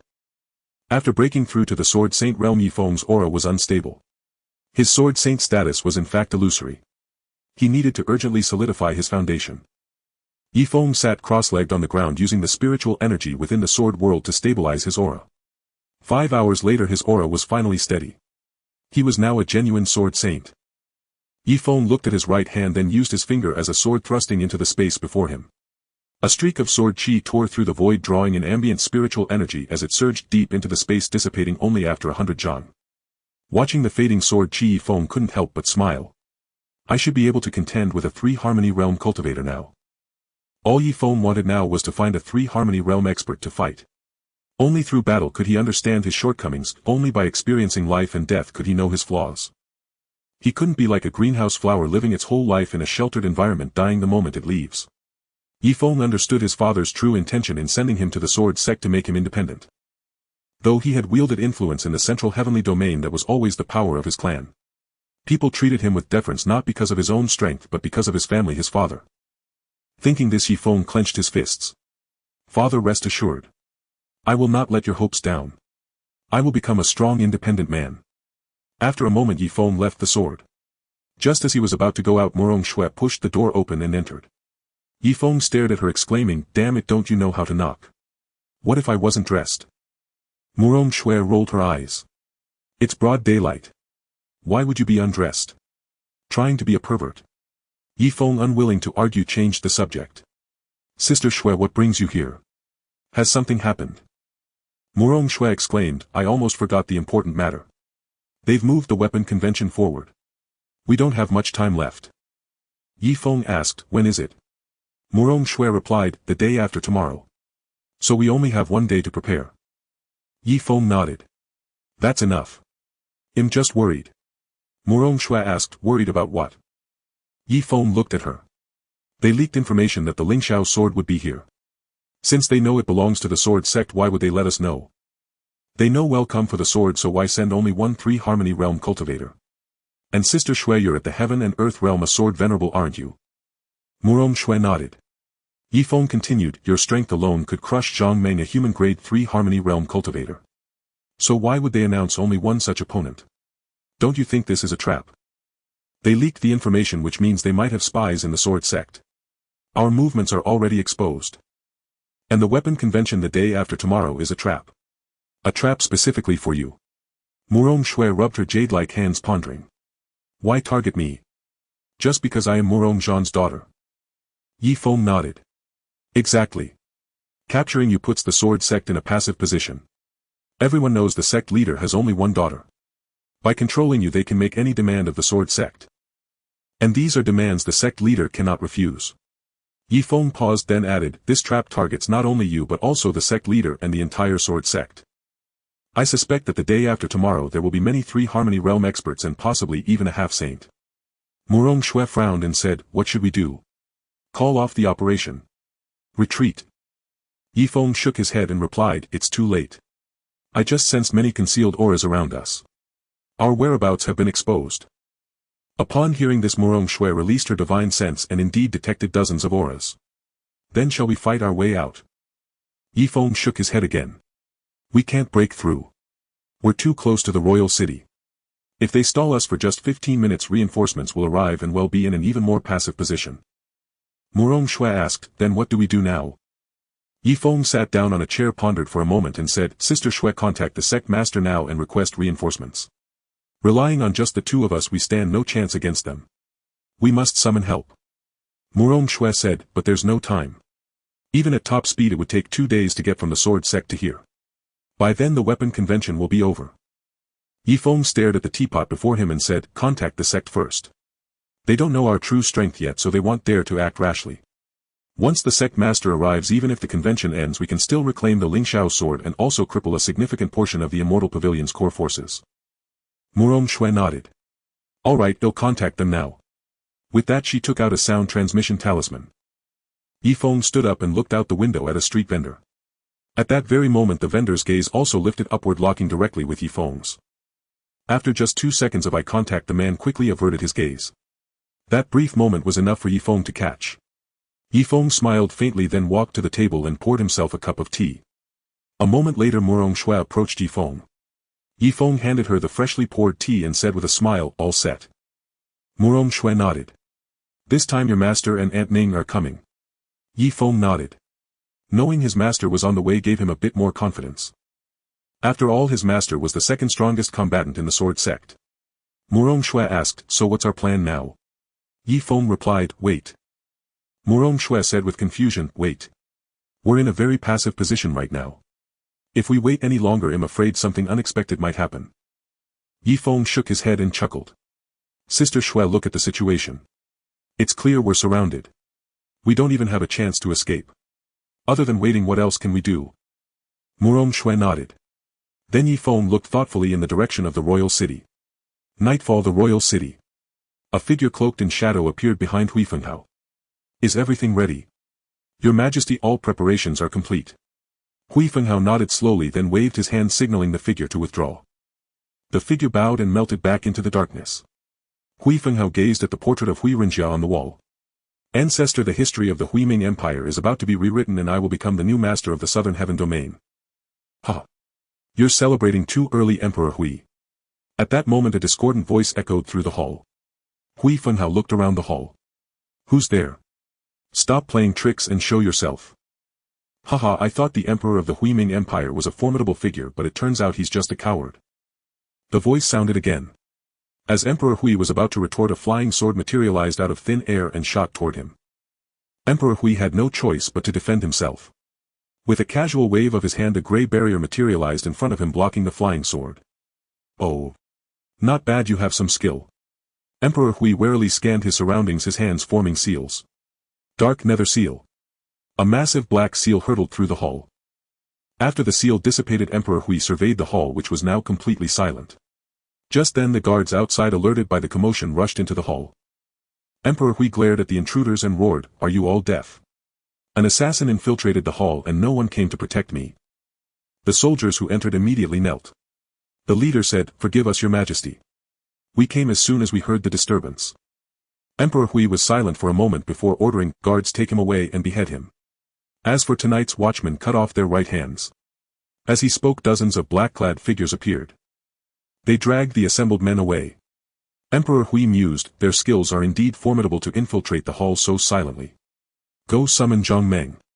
Tell him it's urgent." With that a shadow vanished from the hall. Back at the inn, Yifeng returned to his room. Emperor Hu's strength is indeed not to be underestimated.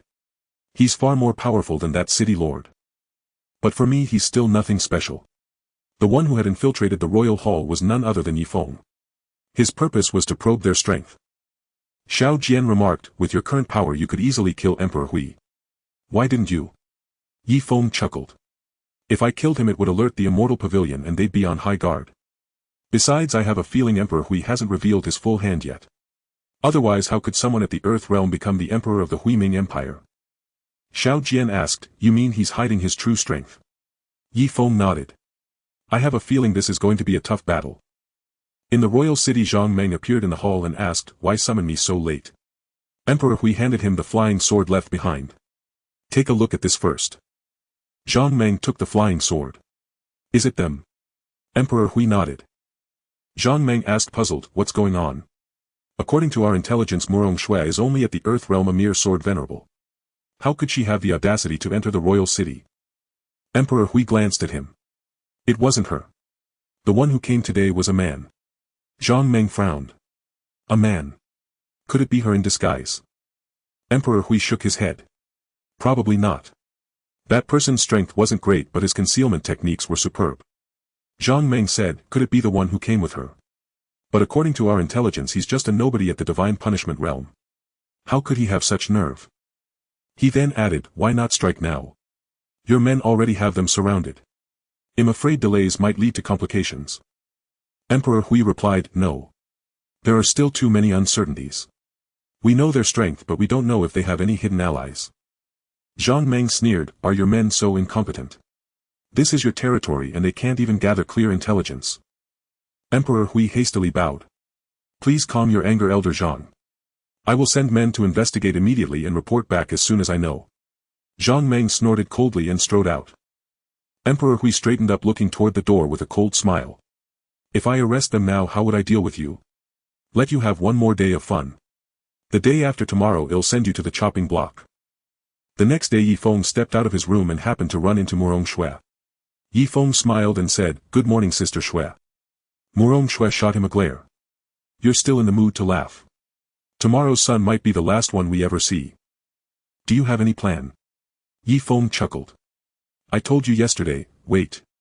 Come on, Sister Shui, let's grab a meal outside and explore this grey capital, see how it differs from our place. With that Yi Feng pulled Murong Shui out of the inn. Meanwhile someone lurking in the shadows trailed them. Yi Feng led her to a tavern. Waiter, 2 bowls of noodles. Soon 2 bowls of plain noodles were served. Yi Feng picked up his chopsticks and dug in while Murong Shui scanned their surroundings. Murong Shui asked, Are you sure nothing will happen now? Yi Feng set down his bowl and smiled. Relax. They won't strike now. If they were going to, they'd have done it last night. They're waiting too, for tomorrow's weapon assembly. By the way, are you eating? If not, I'll finish yours.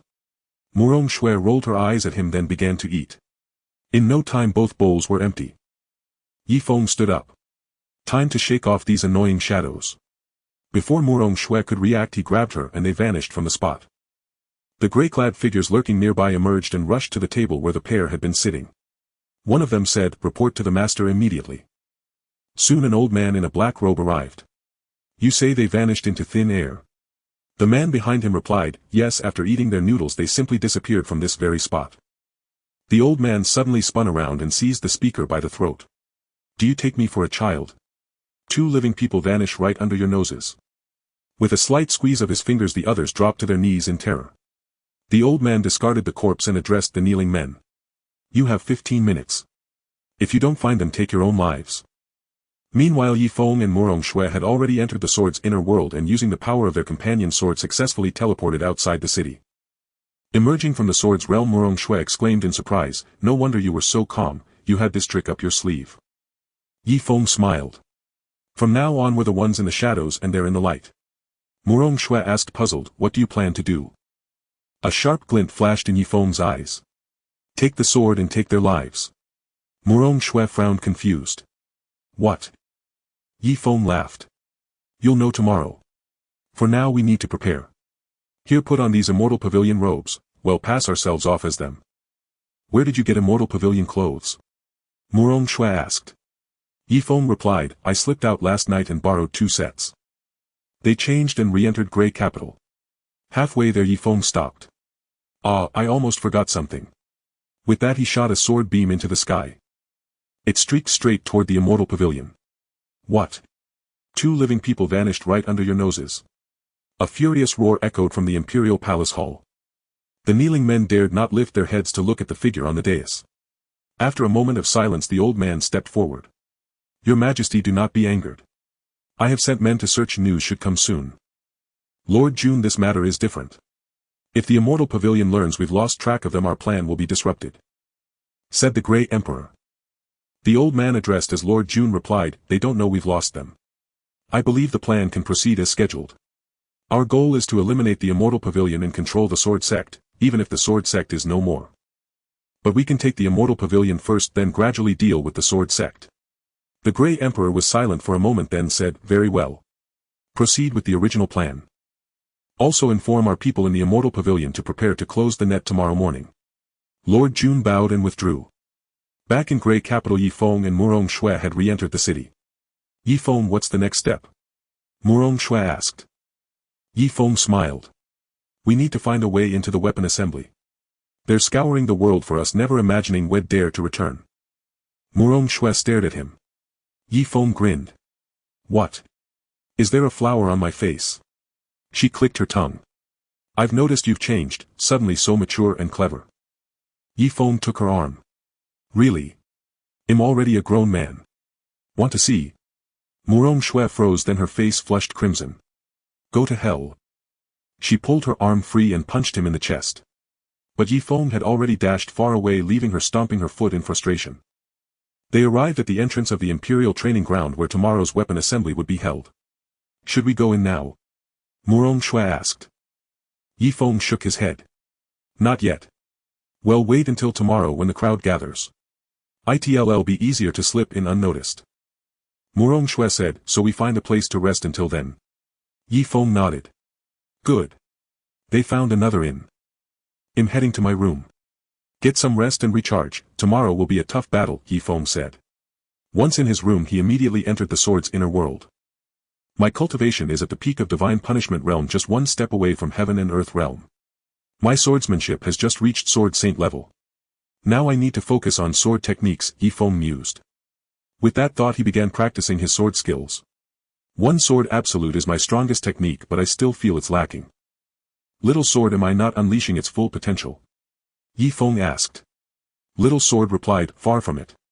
You haven't even tapped a tenth of its power. Yi Feng was speechless. So he was still a nobody.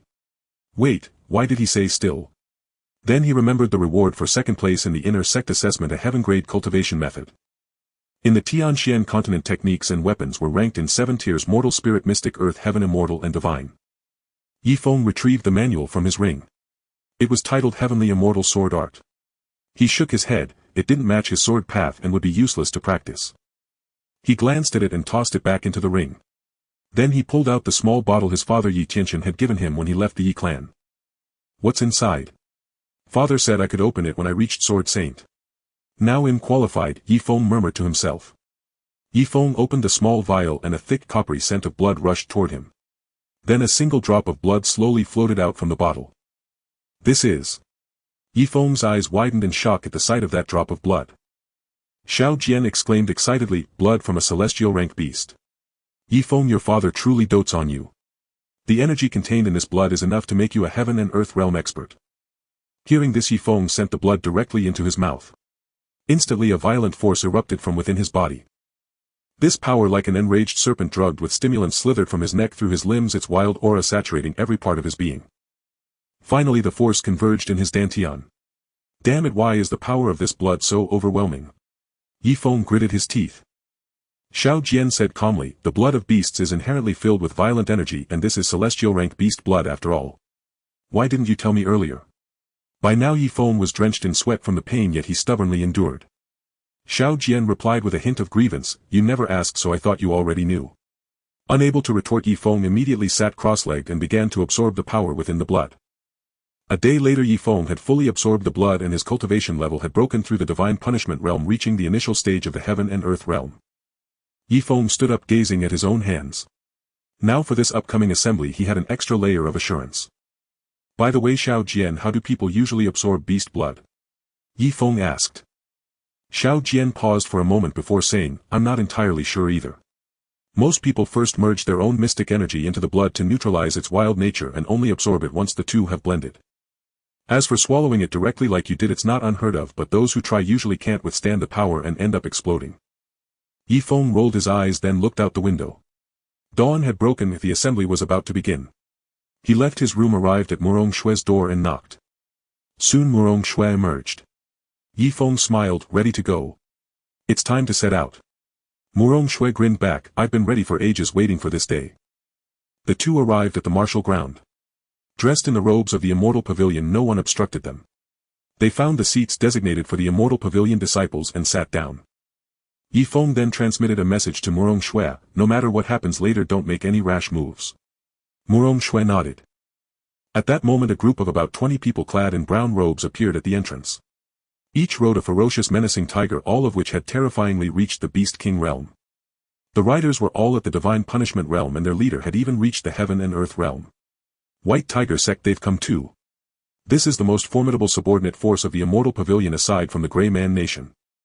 Look over there, the Spirit sect has also arrived. On the other side a group of similar size to the White Tiger sect entered the grounds, the third subordinate force of the Immortal Pavilion, the Spirit sect. A quarter of an hour later every seat in the venue was filled. All the major powers had come to attend this weapons assembly. The Emperor of the Grey Nether Empire, Grey Feng Hao, appeared in the arena. Welcome everyone to this weapons assembly.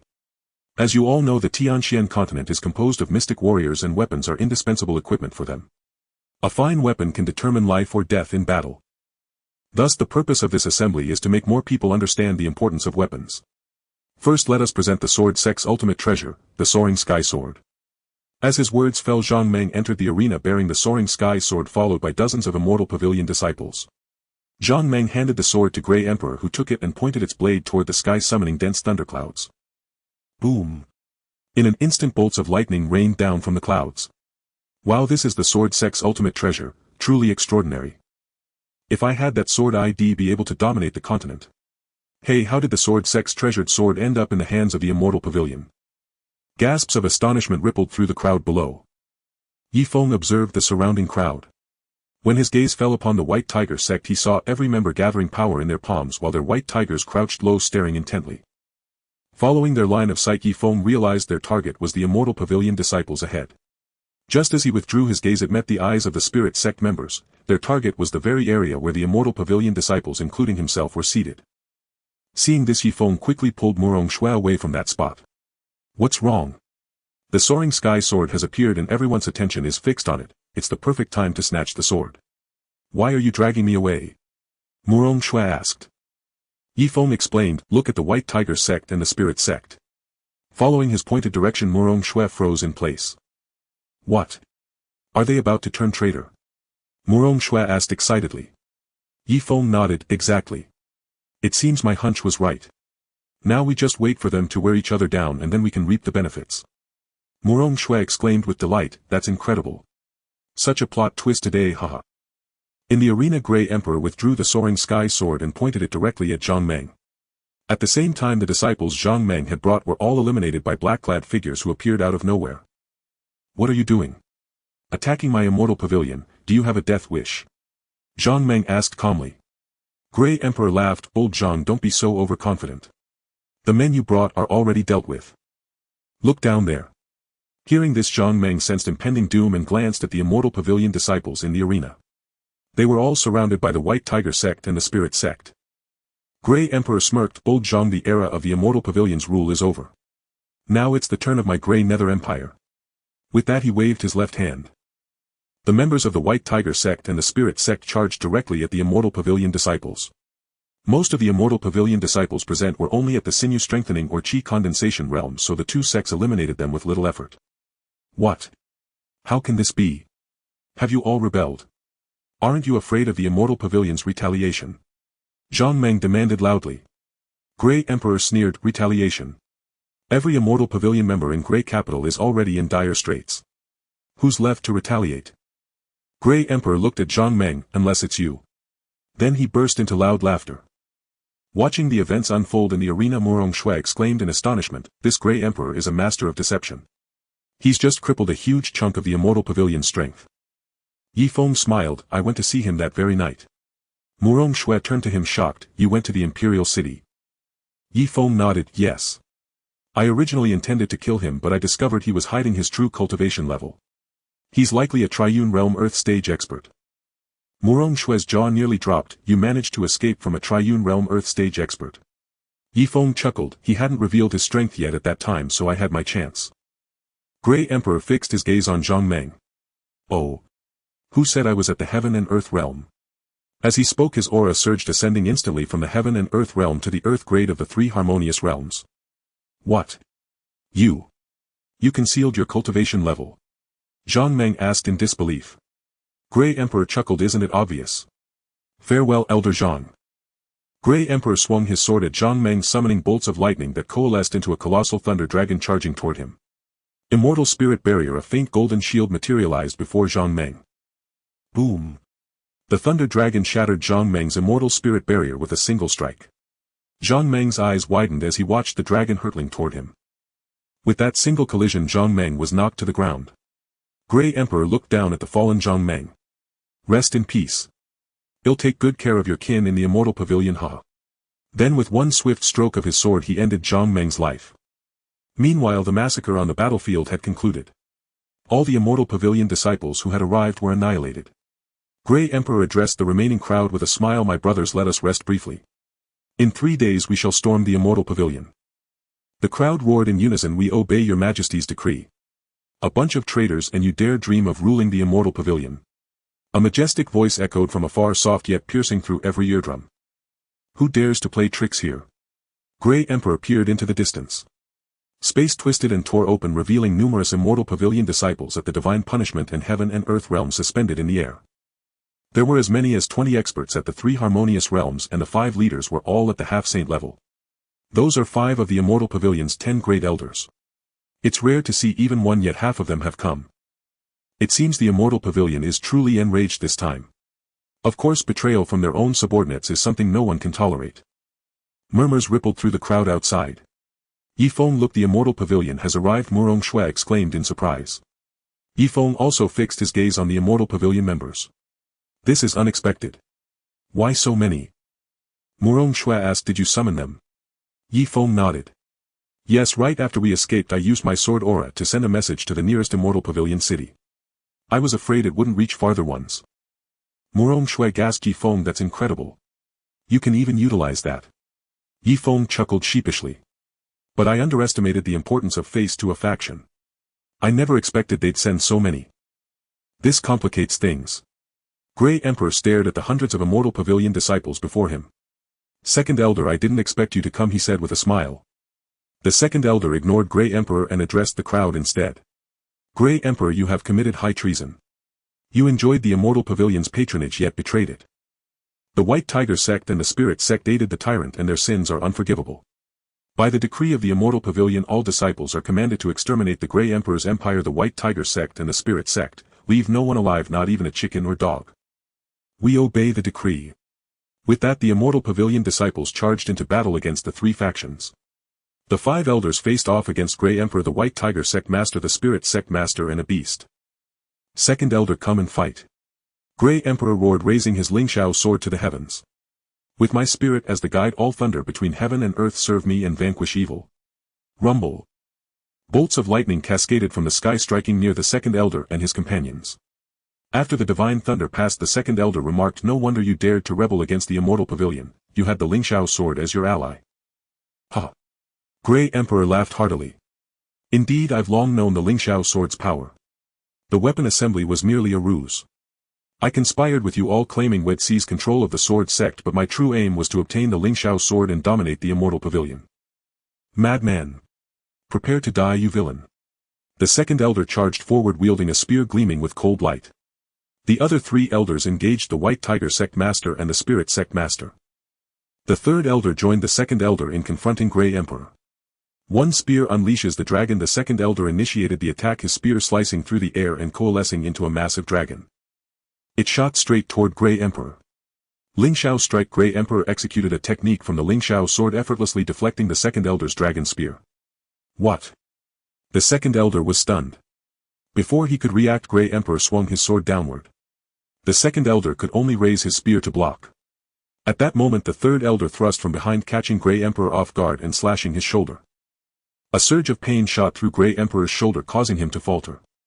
Seizing the opportunity, the Second Elder turned his block into a sweep, sending Grey Emperor flying hundreds of feet with a whip-like spear strike. Grey Emperor steadied himself and coughed up a mouthful of blood. I didn't expect you two to be so formidable. Truly worthy of half-saints. But this is where it ends. Grey Emperor produced a pill, its surface swirling with black energy. That's a forbidden pill. The Second Elder exclaimed.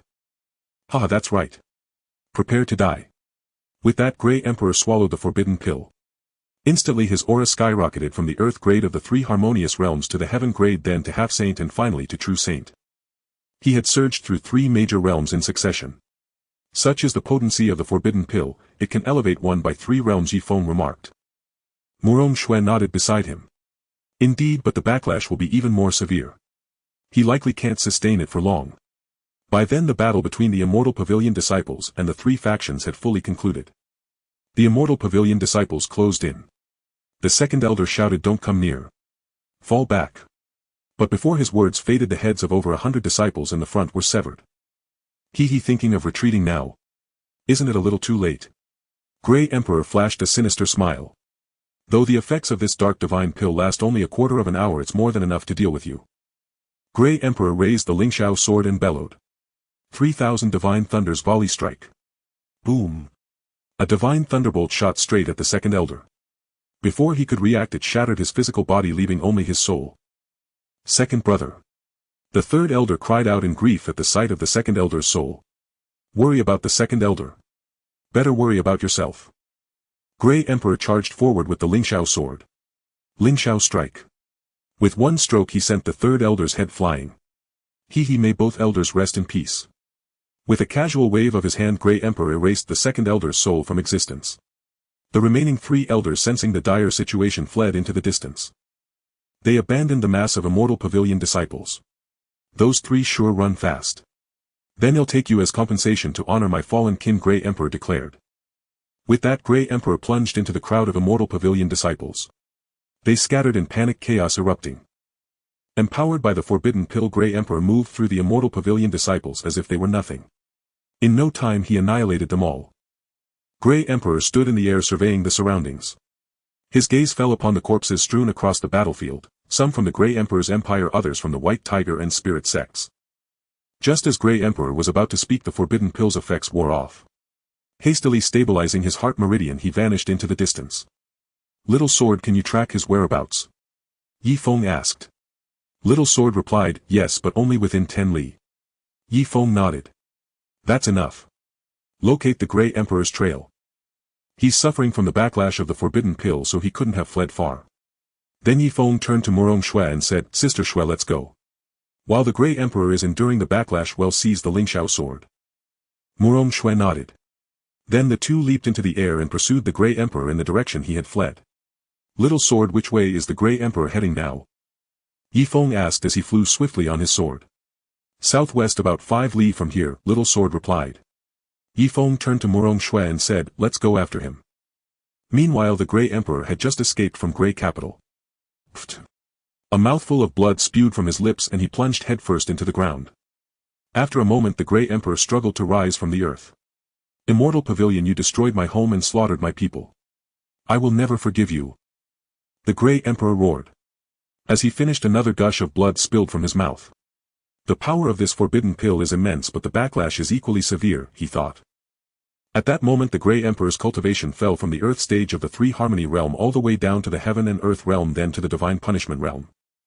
His aura became so faint that he could not muster even a shred of power. At this point, even an ordinary mortal could kill him.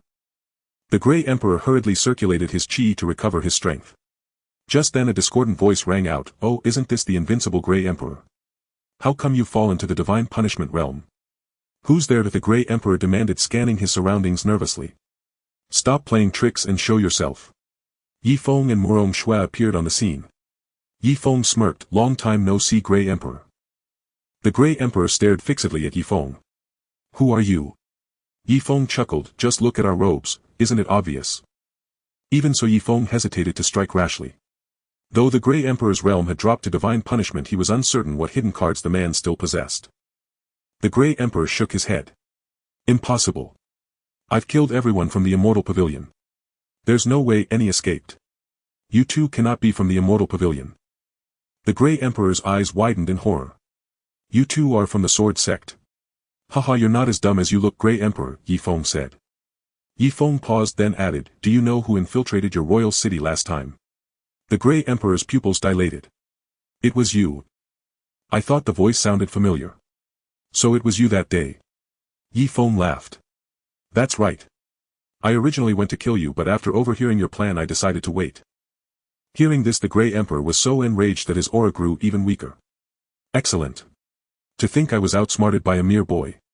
I won't accept this. As he spoke, another mouthful of blood gushed out and he collapsed to the ground. Yi Feng and Murong Shui stood frozen. Was he dead just like that? They hadn't done anything, just stated a fact.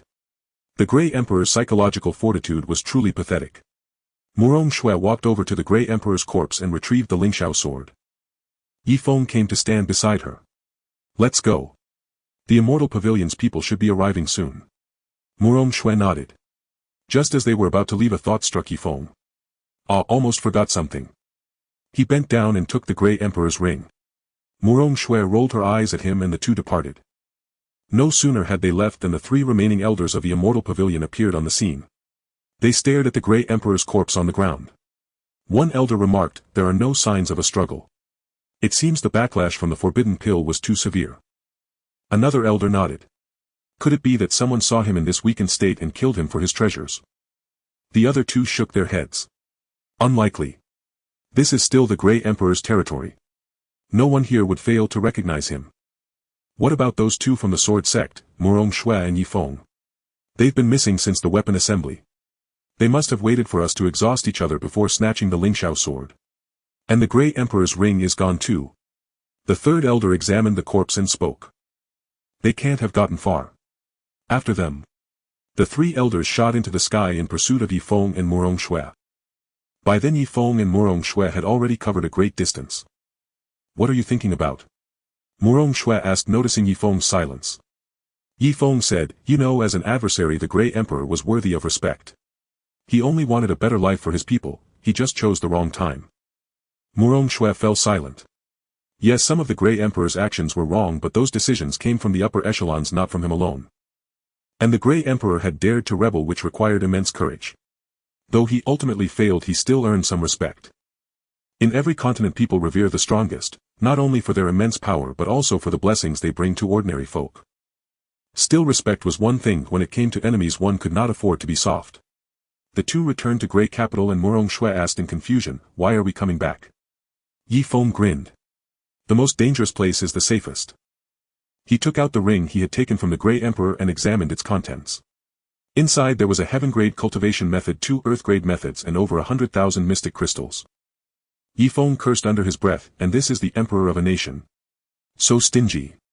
The three elders of the Immortal Pavilion were scouring the area for them, so returning to Grey Capital was the wisest move. Moreover, they could also plunder the Grey Emperor's treasures while they were here. They'll never expect us to come back, Yi Feng said. Let's go. Grey Capital is deserted now. We're heading to the royal city. That old bastard must have hoarded plenty of treasures after ruling here for so many years. Murong Shui. The two arrived at the royal city, where the ground outside was piled with bones and rivers of blood. Not a single soul alive, they said after a thorough search. The Immortal Pavilion is truly ruthless. They didn't even spare the chickens or dogs, Murong Shui remarked with a wry smile. Yi Feng said, no living people, so what now? How about we each take one side and conduct a thorough search? Murong Shui nodded. All right. She went off in one direction while Yi Feng headed the other way. Murong Shui leaped onto a rooftop and quietly watched as Yi Feng searched house after house. A smile crept across her face. Yi Feng searched all night until he collapsed from exhaustion.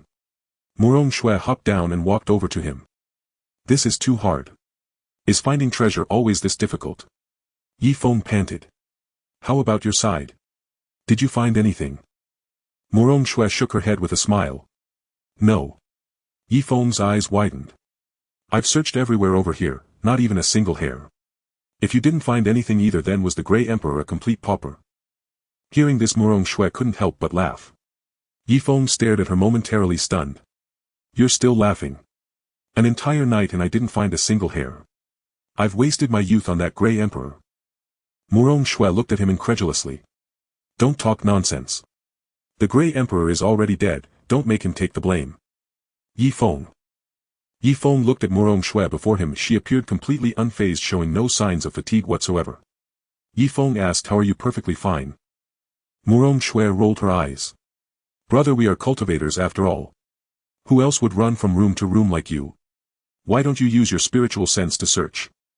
Yi Feng abruptly sat up. Damn, I forgot, hee. With that he released his spiritual sense. Murong Shui suddenly said, don't bother trying. I already have. The Imperial City is shielded by a barrier that blocks spiritual sense. You can't find anything with it. Yi Feng retracted his spiritual sense and said, then what do we do? Just give up. At that moment Murong Shui took 2 small bees out of her storage ring and handed them to Yi Feng. Yi Feng looked at the small bees in her hand and asked in confusion, what are these? Murong Shui explained, these are treasure-seeking bees. They have only one function, to find treasures. Last time at the border city's Lord Manor I used them to find the city lord's treasury. Yi Feng pressed his forehead and said, Sister Shui, why didn't you bring these out earlier? You made me search all night for nothing.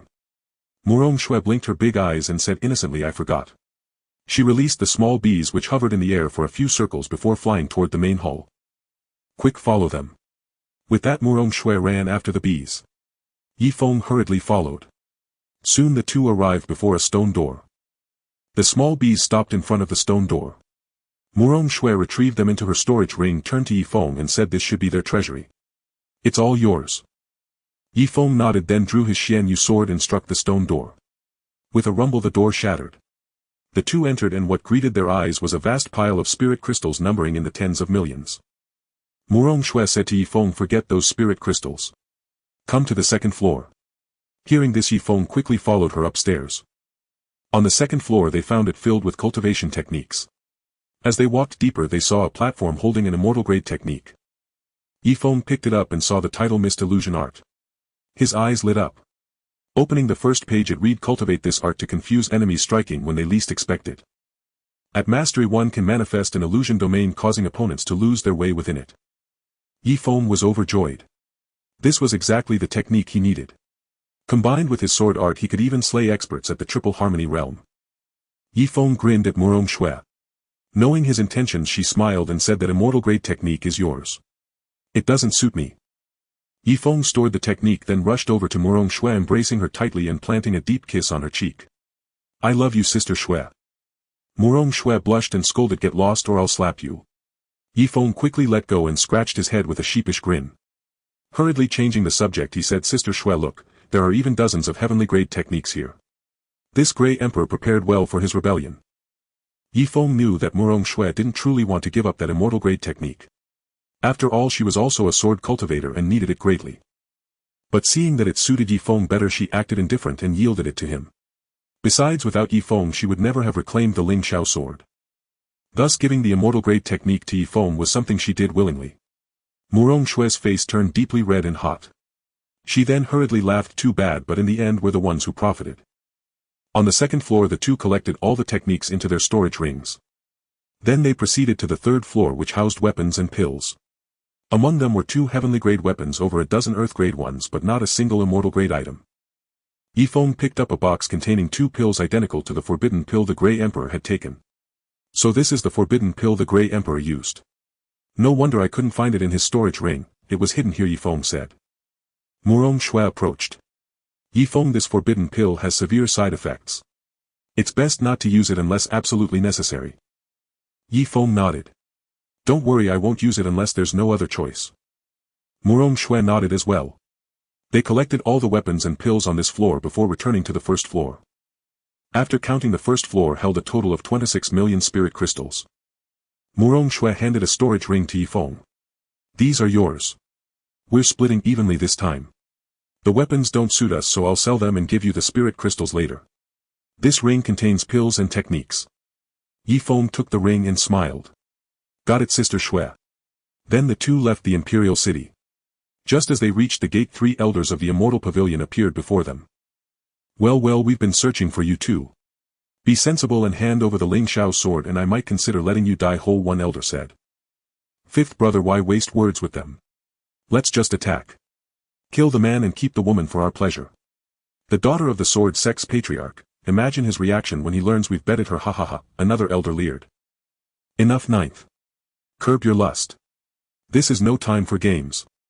If you sleep with her the sword sect will be at war with us to the death, the 5th elder said. Yes, 9th, know your timing, the 8th elder added. The one called 9th elder shrank his neck and said sheepishly, understood 5th brother, 8th brother. Let me handle this first. With that the 9th elder stepped forward pointing at Yifeng. Come here, boy, and let me kill you. Yifeng was speechless. Old man, have you lost your mind or is your head broken? How can you utter such nonsense? Did the immortal pavilion's fine meals rot your brain?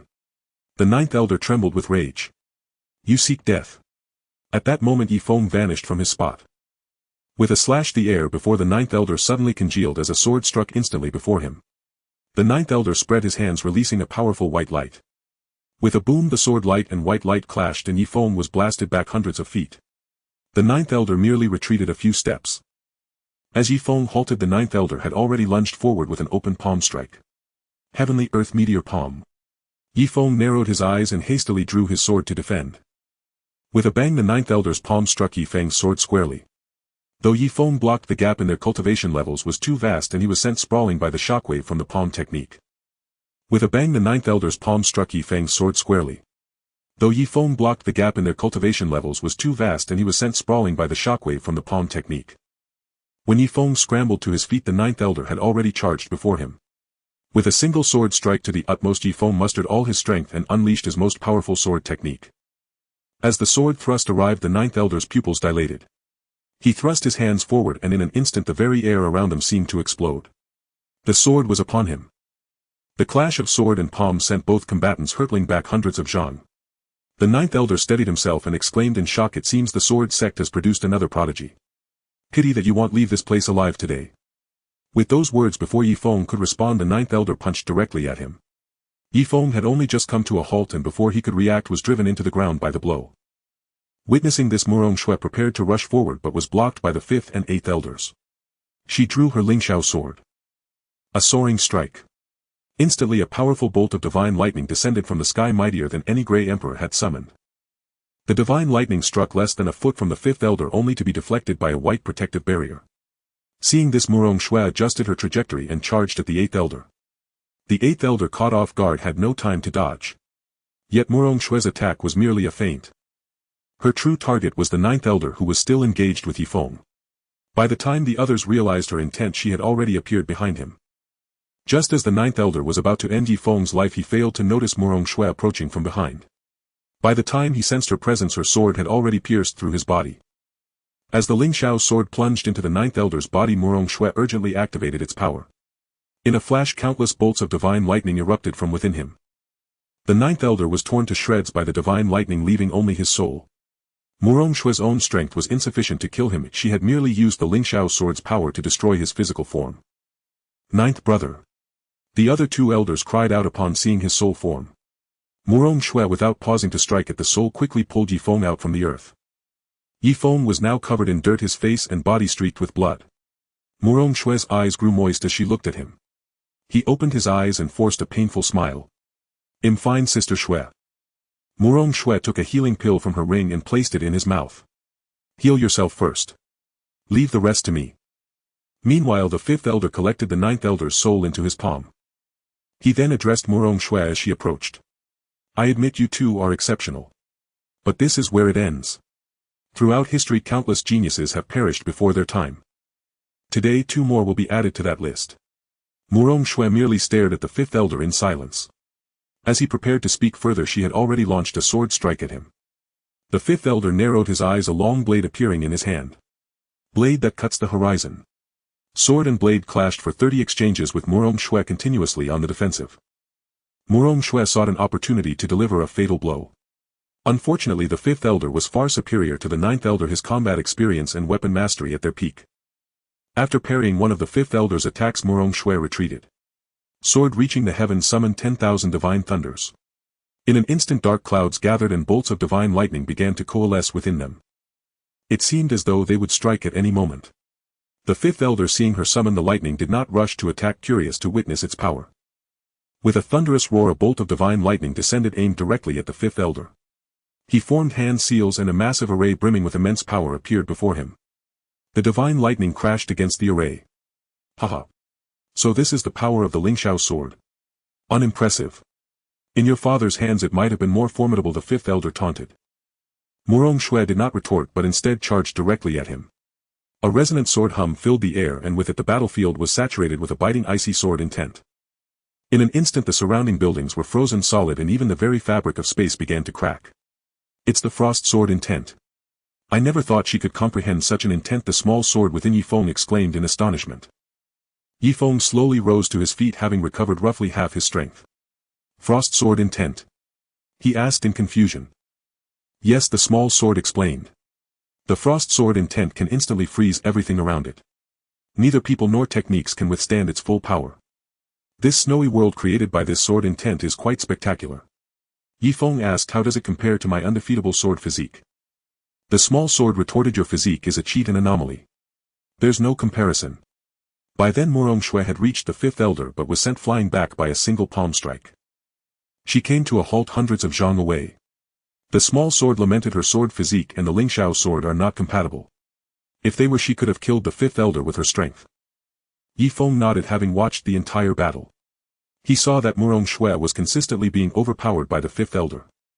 Can I use the Lingxiao sword? Yi Feng asked. The small sword replied yes. Your sword physique can accommodate any sword in the world. Yi Feng flew forward and stopped Murong Shui, who was about to charge again. Sister Shui, give me the sword. I'll take it from here. Murong Shui did not hesitate and handed the Lingxiao sword to him. Yi Feng took it and pointed it directly at the fifth elder. The fifth elder laughed at Yi Feng. You're just a sword saint and heavily wounded at that. What gives you the courage to fight me? Do you believe I can? Before he could finish, a flying sword shot towards the fifth elder. Startled by the sudden attack, the fifth elder swallowed his words. The fifth elder's body trembled and the flying sword that reached him shattered instantly. Seeing this, Yi Feng immediately launched 3 more flying swords. The 3 swords flew at the fifth elder from different directions. Taking no chances, he pressed his palms together and a colossal Dharma body thousands of zhang tall materialized behind him. The Dharma body pulverized the 3 flying swords. Simultaneously it transformed into a beam of divine light that shot towards Yi Feng. Yi Feng frowned as the divine light approached. He realized that the power of a half-saint realm expert was unprecedented. Although his father was an immortal sovereign, Yi Feng had never seen him fight. He activated the Lingxiao sword's ultimate technique, Soaring Strike, to meet the divine light heat. Heaven and earth shook. Yi Feng was blasted back hundreds of zhang. After stopping, he spat out a mouthful of blood, his spiritual energy nearly depleted. The energy from the healing pill had only been enough for a single use of the Soaring Strike. Yi Feng turned to Murong Shui. Sister Shui, it looks like we're done for today. Dying with you isn't so bad. Before she could reply, a blaze of flame erupted from Yi Feng's body. He was about to burn his physical form. However, a sword descended from the heavens, suppressing the violent energy within him. A voice brimming with authority echoed from afar, who dares to harm my disciple? In the distance, Zhang Tian and Ning Liuli arrived at the scene. Yi Feng, having just burned his flesh to unleash power, was too weak to withstand the suppression and collapsed unconscious. Mu Rongxue quickly caught Yi Feng as he was about to fall. Zhang Tian paused for a moment at the sight of Yi Feng lying in Mu Rongxue's arms, then quickly regained his composure. He gazed at the elder of the immortal pavilion before him, reaching out his right hand. The sword beside Yi Feng flew back into his grasp. A venerable elder of the immortal pavilion stooping to bully the weak. At that moment the fifth elder stepped forward. Peak Master Zhan, I have long heard that your 9 heavens sword art is the mightiest in the world. Let me test its mettle. Before he could finish his words, Zhang Tian had already closed in, sword in hand. With a single stroke he slew the fifth elder. What a worthless thing, daring to challenge me, Zhang Tian muttered, wiping his blade. The once arrogant fifth elder now lay as a corpse on the scorched earth. Then the soul that the fifth elder had just absorbed into his palm emerged. The 9th elder, now a mere soul, trembled violently at the sight of Zhang Tian. As the weakest among them, the image of the fifth elder being cut down in a single stroke was still fresh in his mind. With a casual wave of his hand, Zhang Tian made the soul of the fifth elder vanish. Meanwhile, Ning Liuli had already slain the 8th elder. Though not as swift as Zhang Tian's single blow, she had dispatched him with little effort. After dealing with the 2, Zhang Tian and Ning Liuli approached Yi Feng. Looking at Yi Feng lying in Mu Rongxue's arms, Zhang Tian knelt down and felt his pulse. His furrowed brow instantly relaxed. Unaware of the truth, Mu Rongxue anxiously asked, Uncle Zhan, how is Yi Feng? Zhang Tian looked at Yi Feng with a playful smirk. Ning Liuli, seeing his expression, couldn't help but shake her head. Only the worried Mu Rongxue remained frantic. Zhang Tian asked with a smile, Shui, what stage are you 2 at in your relationship? Mu Rongxue was taken aback by the sudden question. What relationship? A moment later she blushed deeply. Uncle Zhan, we're purely innocent. There's nothing between us. But her voice grew softer as she recalled the kiss Yi Feng had stolen a few days ago. Oh, Uncle Zhan, how is Yi Feng really? Mu Rongxue pressed again. Haha, Fenger, if you don't get up soon I'll have to take action. Zhang Tian laughed. Yi Feng opened his eyes, a look of confusion on his face. Master, what happened? Where are the immortal pavilion people? In truth, Yi Feng had been awake for a while, lingering in the warmth of Mu Rongxue's embrace, pretending to be unconscious. Seeing him feign innocence, Mu Rongxue's face flushed even deeper. She shoved him hard, sending him tumbling to the ground, and stood up. You pervert, taking advantage of me again. Zhang Tian's smile vanished at her words. Shui, what do you mean by again?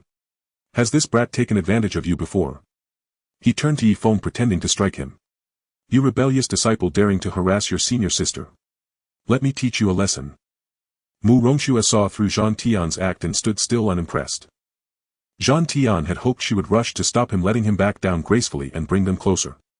But she saw right through his scheme. Turning to find Mu Rongxue smiling knowingly at him, Jean Tian let out an awkward chuckle. Mu Rongxue grinned. Uncle Jean, why aren't you hitting him? I was looking forward to seeing you discipline him. Jean Tian was left in an awkward silence. Yifeng then added, Master, if you wanted to play matchmaker you could have just said so. No need for such a roundabout way. Hearing Yifeng's remark, Jean Tian was utterly mortified. Even his seasoned face couldn't withstand the verbal assault from the two. Get lost. Jean Tian bellowed. Yifeng slunk away to Ning Liuli, who was covering her mouth to stifle a laugh. She was taken aback when he approached. Yifeng walked up to Ning Liuli with a serious expression and bowed.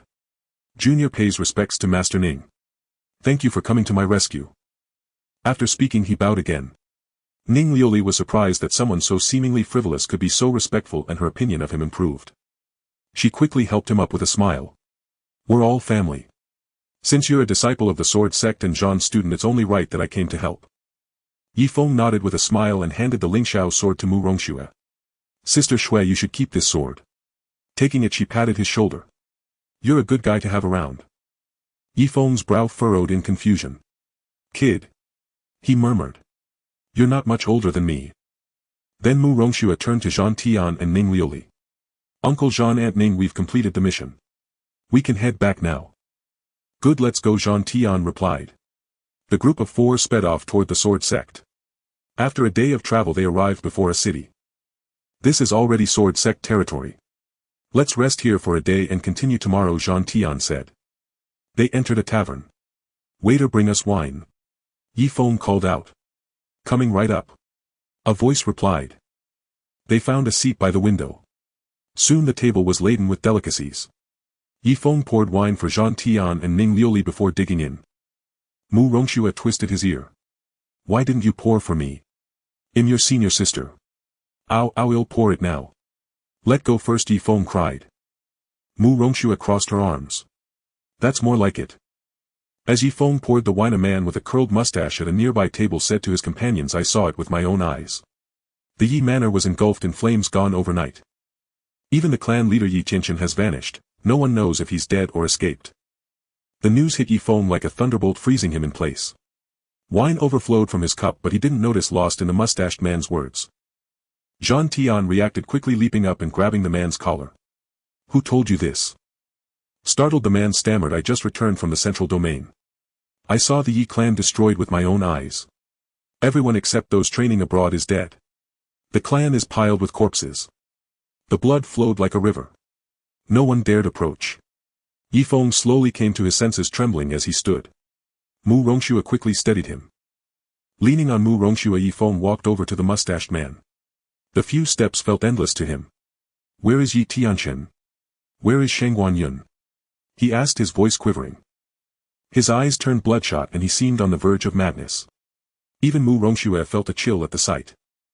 I've never been through such a terrifying ordeal, the mustachioed man stammered, trembling. I don't know. By the time I got there the entire Yi residence had been burned to ashes. He paused, then continued, I heard no one escaped the Yi residence. Perhaps they all. Upon hearing this, Yifeng erupted with an overwhelming aura, shattering the tables and chairs of the entire establishment. The surrounding diners rose to their feet, glaring at him indignantly. At that moment Ning Liuli stepped forward, brandishing the sword sect token, and managed to dismiss the onlookers. Fenger, that's just his side of the story. Perhaps it's a rumor. Don't worry for now. The most important thing is to return to the sword sect first, then investigate the truth. Jean Tian said. Mu Rongxue echoed, Uncle Jean is right. There's no use panicking now. Patriarchy is blessed by fortune. The priority now is to go back to the sword sect. Yifeng's eyes were vacant. He nodded numbly, then, as if struck by a thought, shook his head. No, I'm not returning to the sword sect. I'm going back to the Middle Heaven domain to find my parents. As he spoke, tears streamed down Yifeng's face. He rose and began to walk out, but after only 2 steps he collapsed to the ground. Mu Rongxue quickly moved to support him, but Yifeng shook off her hand and continued walking. At that moment Jean Tian released the mustachioed man and strode swiftly to Yifeng, delivering a slap across his face.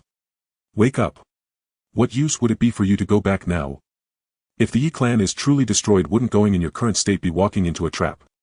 The urgent matter now is to return to the sword sect. Schwer, help me support him. Let's go. The four of them vanished from the spot, leaving only the mustachioed man still trembling with shock.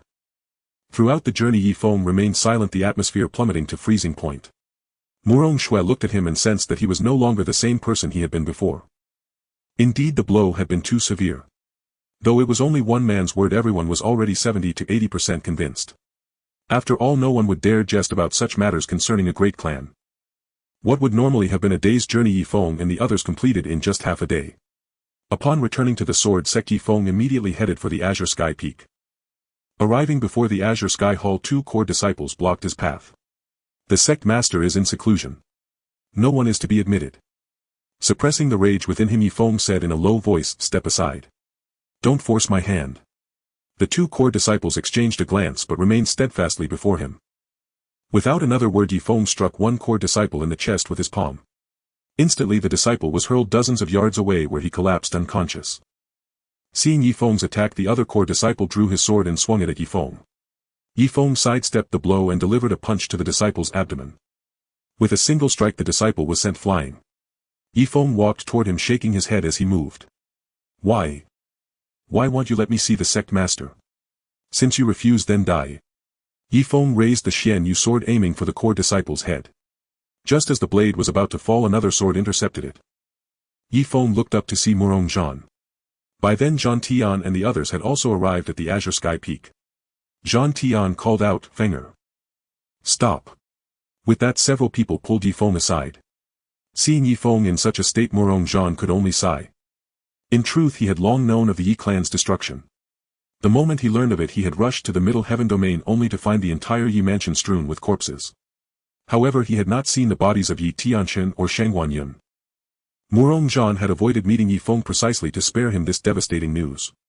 But despite all his preparations, Yi Feng had still found out. Yi Feng broke free from Zhan Tian's grasp, dropped the Xian Yu sword and ran to kneel before Murong Zhan. "Sect master, please tell me, what has become of the Yi clan?" Murong Zhan looked at the kneeling Yi Feng and said, "The Yi clan is no more." Taking a deep breath, he continued, "I questioned those who were present. They said they saw a group of people in cyan robes appear above the Yi residence with the character Yi tattooed on their backs. In a single night the Yi clan was destroyed." Upon hearing these words, Yi Feng felt as if struck by a thunderbolt. Gone. Everything was gone. Those four words echoed in his mind hundreds of times. Yi Feng looked up and asked, "And my father? My mother? And Menger? What happened to them all?" Murong Zhan replied, "I went to the Yi residence as soon as I heard the news. By the time I arrived, everything had been burned to ashes. I searched for a long time but found no trace of your parents' bodies." In truth, Murong Zhan had one more thing he didn't say. Yi Tianchen had appeared the moment the cyan-robed figures arrived. He knew Yi Tianchen's character well. He would never abandon his clan to flee alone. Though he hadn't seen the bodies of Yi Tianchen and Shang Guanyun, he knew there was a high probability they were dead. He spoke this way only to spare Yi Feng further pain. After all, those who could kill Yi Tianchen and immortal venerate must possess even more terrifying power. At that moment Murong Shui approached Yi Feng and helped him to his feet. "Yi Feng, rest assured your father and mother must have escaped. Your father is an immortal venerate, the most formidable expert on the entire continent. If he wished to escape, no one could stop him. They will surely be fine." Yi Feng said, "I want to go back." Murong Zhan shook his head. "No. What could you do if you went back now? What if they haven't left? Wouldn't that be walking into a trap?"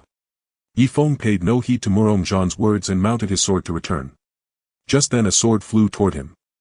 The sword's pommel struck the back of Yi Feng's neck. He immediately lost consciousness and fell from his sword. Zhan Tian quickly caught him. It was he who had struck the blow. Holding Yi Feng, Zhan Tian said, "I'll take him back first."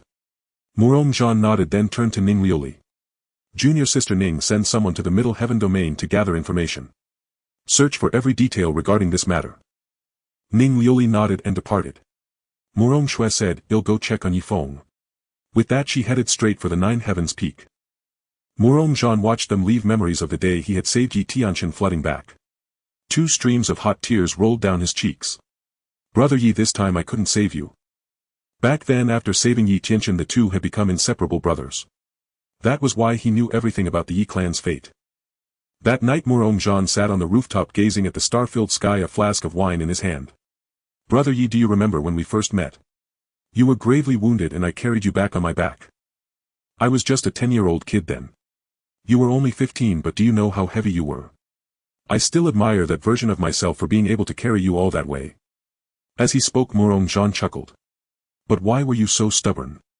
If you just apologized and admitted fault, that incident would have blown over. But I know your nature. If it wasn't your fault, forcing you to apologize would be worse than death. Morong-jean poured a cup of wine and spilled it on the ground. Forgive me, brother Yi. Your younger brother is useless. Rest assured, I will take good care of Fenger. With that he poured another cup and let it fall. At that moment Gentian appeared behind Morong-jean. How is Fenger? Morong-jean asked directly without turning around.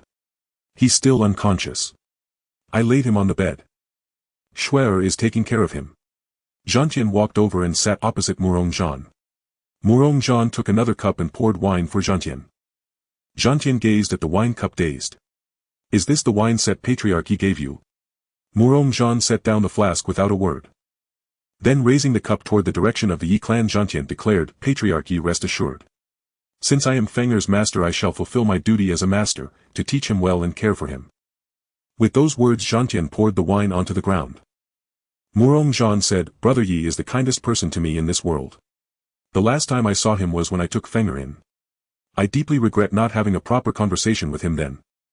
Gentian lowered his head with a sigh. As the patriarch of the Yi clan in the central heaven domain, Yi Tianqian bore not a trace of arrogance. He was a qualified patriarch and as a martial artist an exceptional one. Though Gentian had little contact with Yi Tianqian, those few encounters revealed Yi Tianqian's extraordinary nature. Morong-jean continued, I should have known what the Yi clan would suffer. When he asked me to bring Yi Feng to the sword sect, I should have realized. How could I be so stupid? Morong-jean downed his wine in one gulp, then stared at the flask lost in thought. After a long while, as the eastern sky blushed with the first light of dawn, the sun slowly rose. Its rays bathed the earth, dispelling the darkness. Yi Feng opened his eyes and saw Morong-shue asleep by the bedside. He quietly got up, lifted her gently, placed her on the bed and covered her with the blanket. Yi Feng gazed at the sleeping Morong-shue for a moment, then turned and walked out. Yi clan, father, mother, I am coming. On Bixiao Peak, when Morong-jean opened his eyes, the first thing he saw was Zanshan's back. Morong-jean stood up, stretching his back. He's gone. Gentian gazed into the distance and nodded. Morong-jean sighed. He was bound to return, sooner or later. Follow him. None of us can rest easy with him alone. Gentian nodded. Agreed. With that he transformed into a streak of sword light and soared into the sky. Morong-jean then commanded, spread my order. The entire sect is to prepare for full-scale battle, ready to march to the central heaven domain at any moment. Behind him a core disciple clasped his fists and withdrew. Morong-jean murmured into the distance, Fenger, how could I bear to let you endure all this alone? On Jiuxiao Peak, Morong-shue woke to find herself in bed, and Yi Feng, who had been there, was gone. Realizing what had happened, she rushed to Bixiao Peak. Morong-jean sensed her presence. He has already left. Morong-shue asked anxiously, Father, how could you let him go? You know he can do nothing there, it will only deepen his pain. No, I must find him. With that she prepared to depart. Morong-jean stopped her. Schwer, even if I forbade him and held him back, what good would it do? It would only breed his resentment toward me. Go find him. Take good care of him. Hearing this, Morong-shue transformed into a sword light and sped off toward the Yi clan. Unbeknownst to them, half a month had passed. Yi Feng had now arrived in the central heaven domain. Since the Yi clan lay to the east and he had come from the southern heaven domain, he found himself in the southern part of the central heaven domain, the territory of the Chu clan. Yi Feng walked through a city of the Chu clan located at the border between the Yi and Chu clans. He stopped before a tavern and entered. He ordered only a flask of wine and poured 2 cups. Raising one, he said, Father, I know you wouldn't run. We've been father and son for over 10 years, I know you well. Uncle Morong said he couldn't find you, but I already knew the outcome. This cup is for you. With that, Yi Feng poured the wine onto the ground, then raised the other cup and drained it. Yi Feng refilled both cups. Mother, your son is unfilial. I never had the chance to fulfill my filial duty before you left. I will avenge you. Before long the flask was empty and Yi Feng was drenched in tears. Yi Feng lingered here because he dared not return, he feared the scenes he might learn from passers-by. Along the way he had heard many rumors of the Yi clan's downfall. He was afraid to see his parents' bodies, afraid to see Menger's cold face, that little girl who once smiled so brightly. Just then a troop of soldiers hurried past the door. Their leader shouted, Brothers, speed up. We must seize as much of the Yi clan's territory as possible before the Eastern Empire arrives. The city lord said whoever takes the most land earns the greatest merit and the richest rewards. Hearing this, Yifeng leaped out of the tavern in one bound, blocking the army's path. The general glared at Yifeng. Who are you to block my way? Do you have a death wish? Get lost while you still can. Yifeng ignored the threat. Where did you say you were going? The general, though trembling under Yifeng's murderous gaze, blustered, none of your business. Get out of here or I'll kill you. With that, the entire squad encircled Yifeng. Without another word, Yifeng drew his Xianyu sword and charged at the general. With a single stroke, the general's head flew from his shoulders. The remaining soldiers, seeing their leader slain, fell into chaos. The lieutenant shouted, "Hold formation. Fight. Kill." The soldiers quickly regrouped and charged at Yifeng. Yifeng vanished from his spot, reappearing amidst the soldiers with bloodshot eyes. In mere moments, the entire squad lay dead in the street. Yifeng transformed into a sword light and sped toward the city lord's mansion. The city lord, alerted to the massacre, hurried out just as Yifeng arrived. The city lord demanded, "Who are you to cause trouble on my turf? Do you have a death wish?" Yifeng raised his sword. "Who gave you permission to occupy the Yi clan's territory? Even if the Yi clan has fallen, that land is still theirs. Invaders die." In a flash, Yifeng appeared before the city lord. Swish. With one strike he took the city lord's life, then stormed into the mansion, unleashing a slaughter. Perhaps only bloodshed could quell the fear gnawing at Yifeng's heart. Soon every martial artist in the mansion was dead. Yifeng spared the commoners. He walked out of the mansion. Gazing eastward, he murmured, "Father, I'm coming home." With that, he transformed into a sword light and soared into the sky. In the city of Luoya, at the Yi residence. The entire Luoya city had now become a living hell, with no one daring to approach. Yifeng stood at the city gates, gazing upon the once prosperous Luoya city. His mind replayed scenes from his childhood. Unknowingly, Yifeng arrived at the Yi residence, where the once bustling estate now lay in ruins. Walking through the grounds of the Yi residence, Yifeng took in his surroundings as tears streaked down his cheeks. He could not bring himself to accept this reality. He entered the main hall, found a corner and sat down. At that moment, Zhang Tian and Murong Shui appeared not far away, gazing at Yifeng's back. Just as Murong Shui was about to step forward, Zhang Tian grabbed her arm and said, "Let him be alone for a while." Murong Shui paused for a moment, then nodded. And so Yifeng remained in the Yi residence for 2 days. For 2 days he neither ate nor drank, nor did he make any move. He simply sat there. Murong Shui could no longer bear to watch and said, "We can't let him go on like this. Even if he's at the earthly realm, his body won't be able to withstand it." Murong Shui walked over, but when she saw Yifeng's appearance, she froze in place. His unsaged black hair had now turned into silver strands. Murong Shui looked at Yifeng, her eyes filled with deep concern. She took a jug of wine from her spatial ring and handed it to him. Yifeng accepted the wine and took a large gulp. Murong Shui said, "Yifeng, stop this now. Your father and mother wouldn't want to see you like this." Yifeng remained silent, simply drinking the wine without pause. In the distance, a troop of over 1,000 people appeared. They were all clad in silver-white armor with the character Chu emblazoned on their chests. They were the army of the Chu clan. Leading them was Chu Yu, the young master of the Chu clan. Upon arriving in Luoya city, Chu Yu declared, "Though the Yi clan has been annihilated, they still left behind many valuables. Charge. Take everything of value back." As his words fell, a solitary figure stood before the Chu clan army. "Who do you think you are, daring to covet the Yi clan's possessions?" The newcomer was none other than Zhang Tian. Chu Yu glared at the man and cursed, "The Yi clan is finished. Now the spoils go to the capable. Who the hell are you? Get lost." Zhang Tian replied, "Young lad, don't be so arrogant. Even if your father were here, he'd have to show me some respect. Talk like that again and he'll teach you a lesson on his behalf." Chu Yu laughed at Zhang Tian's words. Everyone knew he was a tyrant in the Chu clan. "You. My father doesn't even control me. Attack. Kill him." As he spoke, a soldier charged forward. Just as he was about to reach Zhang Tian, the latter's body trembled with a surge of power, causing the soldier to explode into a mess of flesh and blood. Hearing the sounds of battle from outside, Yifeng quickly rose to his feet. When he saw that it was the Chu clan, rage surged uncontrollably within him. Without a word, Yifeng transformed into a streak of sword light and plunged directly into the midst of the Chu clan army. In an instant the army was filled with screams of agony. Zhang Tian watched Yifeng, who had gone berserk, and chose not to intervene further. Murong Shui also arrived and said, "Let him vent. It's for the best." Chu Yu, seeing Yifeng's bloodshot eyes, shouted, "Who are you?" "We are the Chu clan. They'll have your entire family wiped out." Yifeng halted his sword and slowly walked toward Chu Yu. Chu Yu stumbled backward, intimidated by Yifeng's aura. Yifeng said in a low voice, "You want to plunder my home, yet you don't know who I am." Chu Yu's eyes widened as he stammered, "Yi Feng. You're Yifeng. When did you become so powerful?" In truth, it was normal for him not to recognize Yifeng. After all, throughout the entire Middle Heaven domain, Yifeng was renowned as a useless waste. The news that his clan forbade him from practicing martial arts had spread across the entire region. Yifeng said, "Chu, you don't think I dare not kill you? Your Chu clan has repeatedly pushed my limits. I'll slay you first, then pay a visit to your clan." Hearing that Yifeng intended to go to the Chu clan, Chu Yu was overjoyed. "Do you dare to come to the Chu clan with me now? The Yi clan is gone. Who's left to back you up?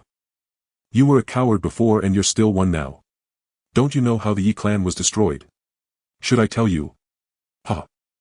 The truth is the Yi clan offended the Chu clan, and so not a single soul was left alive. Too bad you slipped away, or would have killed you too. Ha!" Murong Shui couldn't stand it any longer and cursed, "Who do you think you are? Do you really believe the Chu clan alone could wipe out the Yi clan? You arrogant utter fool." Though Yifeng was furious, Murong Shui's outburst caught him off guard, leaving him momentarily stunned. Yifeng raised his sword and advanced toward Chu Yu. The remaining Chu clan members rushed to shield their young master. With a single sweeping strike, Yifeng decapitated them all. Only Chu Yu remained. Trembling with fear, he forced himself to say, "Yifeng, I know you've had some fortune, but the Yi clan is no more. Behind me stands the Chu clan. Think carefully." Yifeng said nothing. At this moment words were useless. Only one thought consumed his mind: slaughter. Now only carnage could dull his grief. Xiao Jian sensed trouble. Yifeng had been corrupted by the Xianyu sword. In the past, Yifeng could suppress the Xianyu sword, but the fall of the Yi clan had altered his heart, allowing the sword to seize its opportunity. Seeing that persuasion was futile, Chu Yu gritted his teeth and charged at Yifeng. Bang! Yifeng blocked with his sword, sending Chu Yu flying backward. Though both Chu Yu and Yifeng were prodigies at the earthly realm, Yifeng possessed the undefeatable sword physique and the powerful Xianyu sword. Thus Chu Yu was no match for him. He was blasted several zhang away, blood trickling from the corner of his mouth. Yifeng gave him no respite and ended his life with a single strike. In Chu City, at the Chu clan's Hall of Soul Tablets, before the eyes of all present, Chu Ye's soul tablet shattered directly. Everyone's face was etched with shock. An elder quickly reacted and said urgently, "Go and inform the clan leader at once." Meanwhile, after killing Chu Yu, Yifeng stood still. Murong Shui, seeing that Yifeng had not moved for a long time, walked directly up to him. When she saw his face, blood was streaming down his once handsome features, tears of blood. "Ah!" Yifeng let out a roar, then transformed into a sword light and shot toward the direction of the Chu clan. Zhang Tian watched him from a far side and said, "Shuer, send a message to the sect leader. Prepare for war." Murong Shui nodded. "My father just informed me that the sword sex experts are already on their way."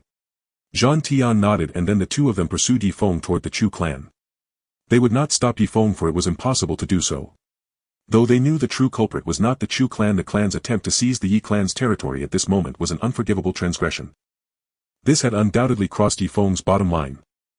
Yifeng arrived at Chu City. The guarding soldiers immediately blocked his path, demanding, "Halt.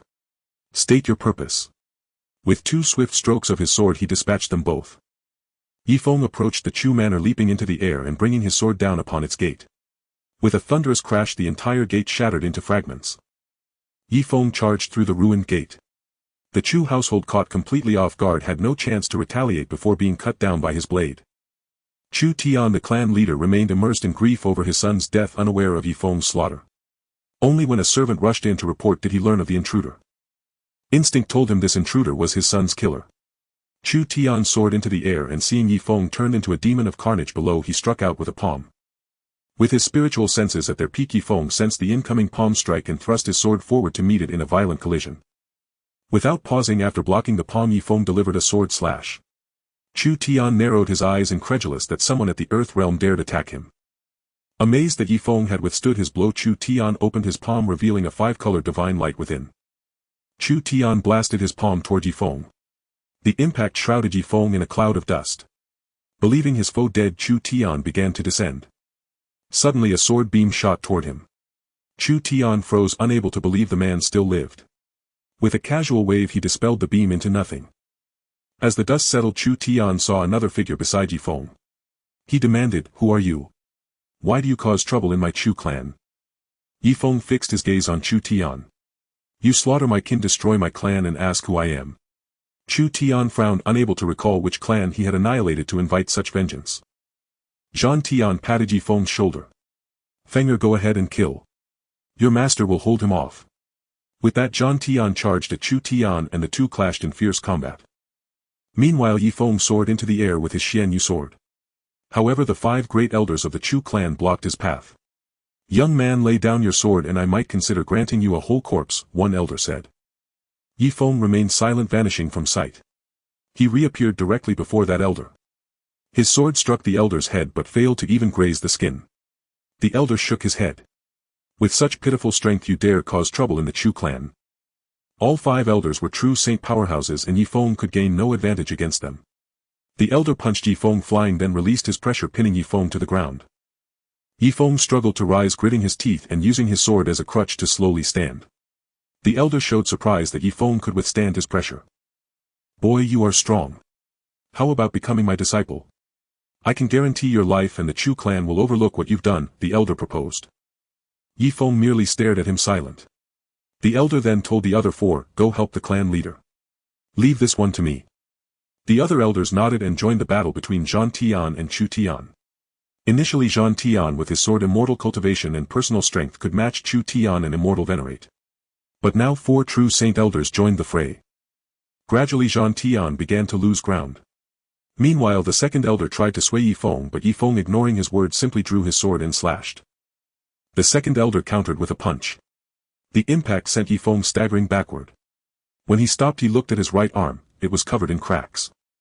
Too strong. That was Yi Feng's first impression. But would he retreat? The answer was no. At that moment Morong Shui could no longer bear to watch. She stood beside Yi Feng, gripping his hand. Don't be afraid. In with you. Morong Shui drew her ice sword and unleashed its ice sword intent. Instantly the surroundings froze over. Seeing Morong Shui's ice sword intent, the second elder's eyes flickered with shock. Ice sword intent, and at the sword venerate level.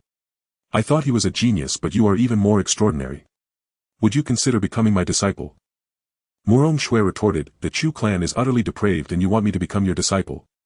Dream on. Morong Shui raised her ice sword. Blizzard. Countless snowflakes surged toward the second elder, transforming into needles of ice as they neared him. The second elder narrowed his eyes, inwardly shocked by the formidable sword momentum. Though such momentum posed no real threat to him, it was exceedingly rare across the continent for someone under 20 to possess such powerful sword intent. The second elder suddenly dashed forward, his fist smashing into the ice needles. His overwhelming fist force shattered them all. After obliterating the needles, the elder continued his charge, appearing directly before Morong Shui. With a single punch he sent her flying hundreds of feet. Seeing Morong Shui hurtling through the air, Yi Feng rushed after her. Shui Jia, are you alright? How do you feel? He asked, cradling her, panic written all over his face. Morong Shui lay weakly in his arms, forcing a faint smile. Yi Feng, go. The 3 of us are no match for them. If you don't leave now, we'll all die here. With those words she fell unconscious. Yi Feng stared at her limp form on the verge of collapse. He looked toward Zhan Tian, who was now besieged by 5 opponents. Over a dozen wounds covered his body and his left arm was severed. Yi Feng clenched his fists, powerless. Then a voice echoed in his mind, do you want to save her? Do you want to gain immense power? Do you want revenge? Surrender your soul and I can grant your wishes. Yi Feng whispered, I am willing. If you can save them, I will do anything. Very well, the voice replied. The Xian Yu sword appeared before Yi Feng and then plunged into his body. The little sword within did not intervene, knowing it was merely a blade and powerless to stop it. All it could do was preserve a sliver of Yi Feng's consciousness. Nearby, the second elder was startled by the scene. What was happening? Had the sword turned on its master? Yi Feng had now merged with the Xian Yu sword. His body emanated a black aura, his entire figure tinged with blood red, and his hair turned pure white. He resembled a demon risen from the depths of hell. Yi Feng raised his hand and the Xian Yu sword instantly appeared in his grasp. At that moment his aura began to surge relentlessly. From the human stage, earth stage and heaven stage of the triple harmony realm to the early, middle and advanced stages of the half-saint, then to the true saint, and finally to the consummation of the immortal sovereign, his power did not cease until it reached its peak. Zhan Tian and the others, witnessing Yi Feng radiating demonic energy, were utterly astounded.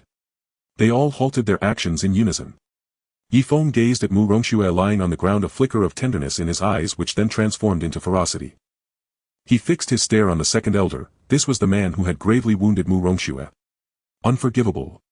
Yifeng vanished from his spot. Swish. When he reappeared, Yifeng was already behind the second elder.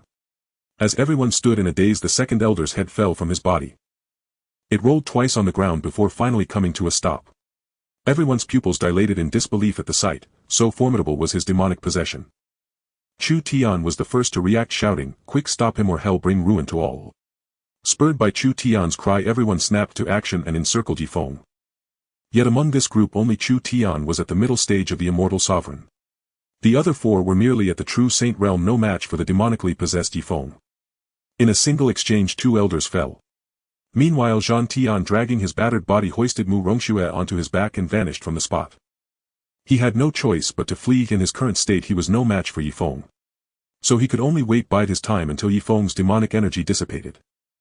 Over here Yifeng faced the remaining 3 and declared, "Chu clan, you massacred my family and killed my beloved. Today I will avenge them." With that Yifeng raised the Xianyu sword poised to strike. But upon hearing Yifeng's words, Chu Tian hastily called out, "Hold on. You say we slaughtered your clan, first tell me your name." Yifeng paused, the sword in his hand stilled. The demonic energy had not yet fully consumed his mind. "My name. You've already sent men to take over my clan's territory, yet you claim not to know who I am." Chu Tian furrowed his brow and said, "You mean the Yi clan? You're from the Yi clan." He paused, then added, "The Chu clan's strength is on par with the Yi clan. How could we have committed genocide? There must be a misunderstanding." Yifeng did not reply. The demonic energy was eroding his sanity. In an instant a blood-red hue seeped back into his eyes. "Ah!" Yifeng let out a guttural roar. Swish. He struck his sword against Chu Tian's neck. "A misunderstanding. It was your own son who told me everything. Go peacefully and join him." With that Chu Tian collapsed to the ground. Chu Tian.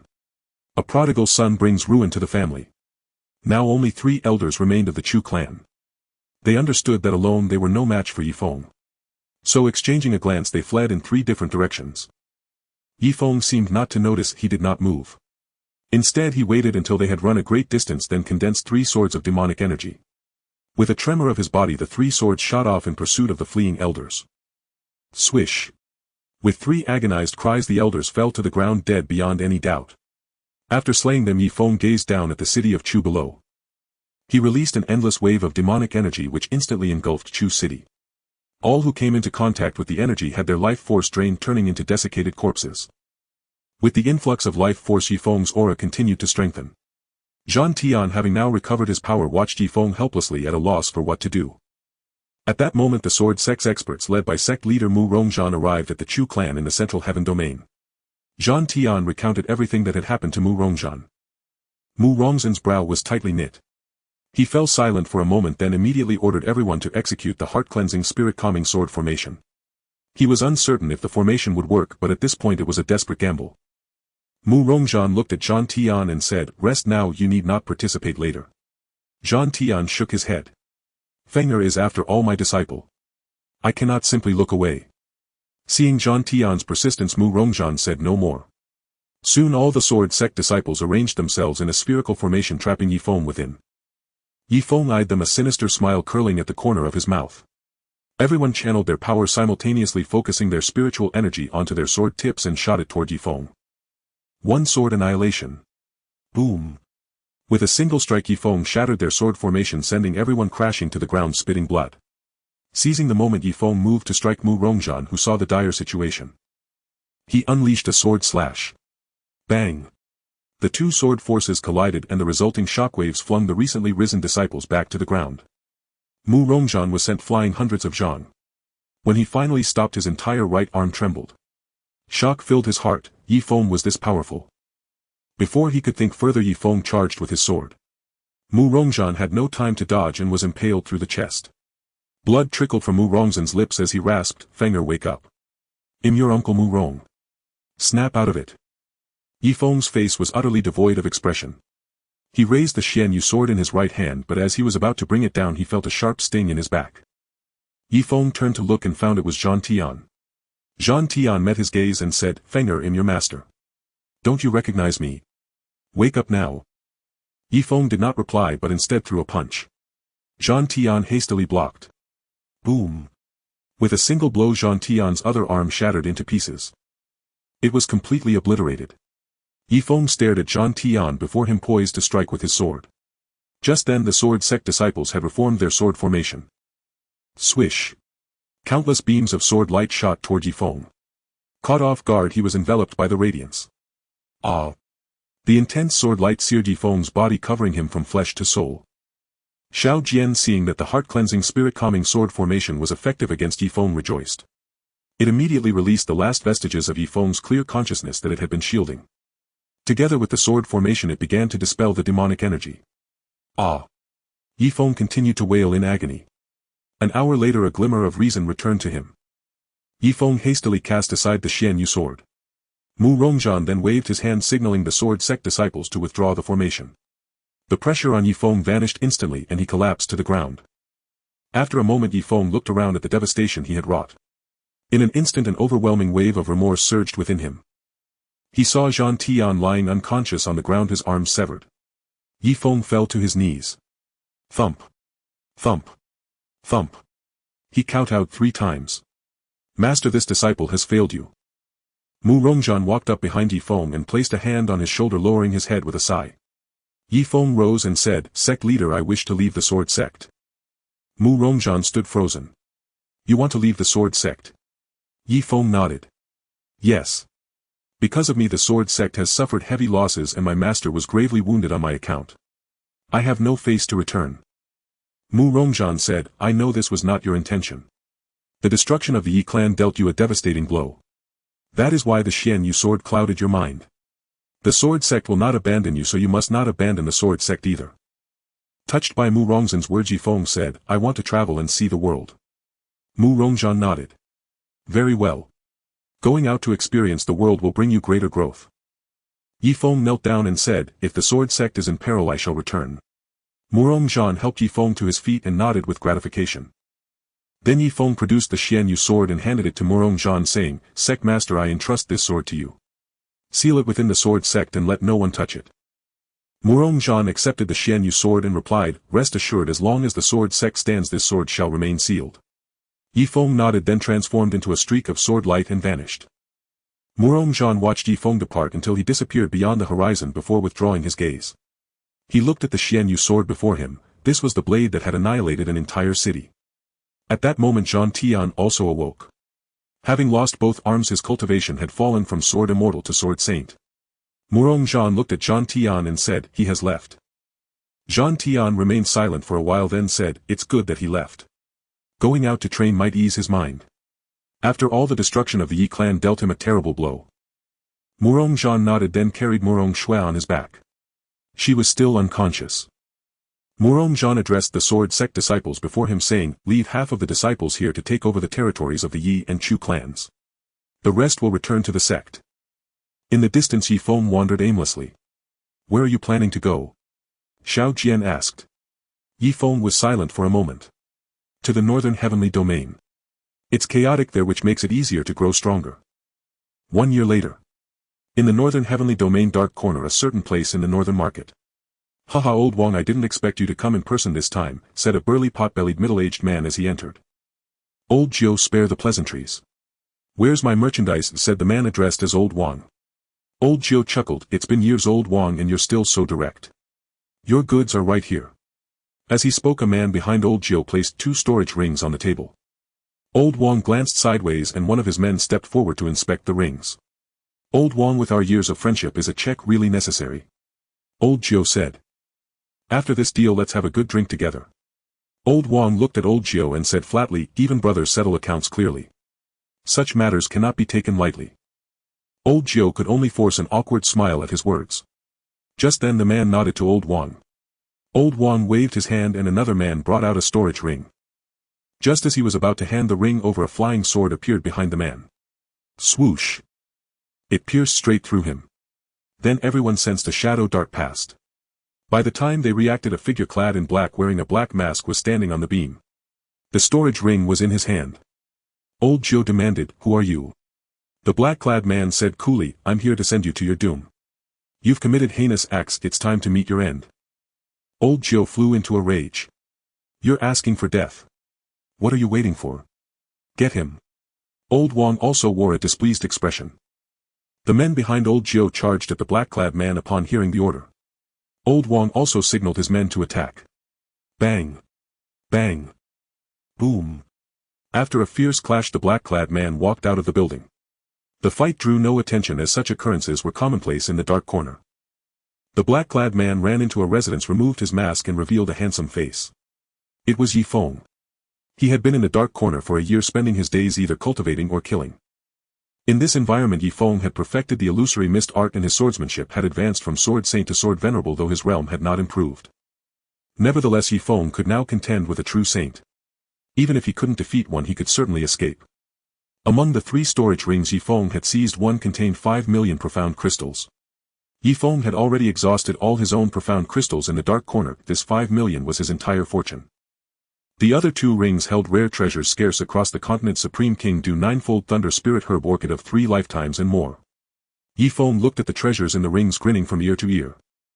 At that moment only one thought filled his mind: I'm rich.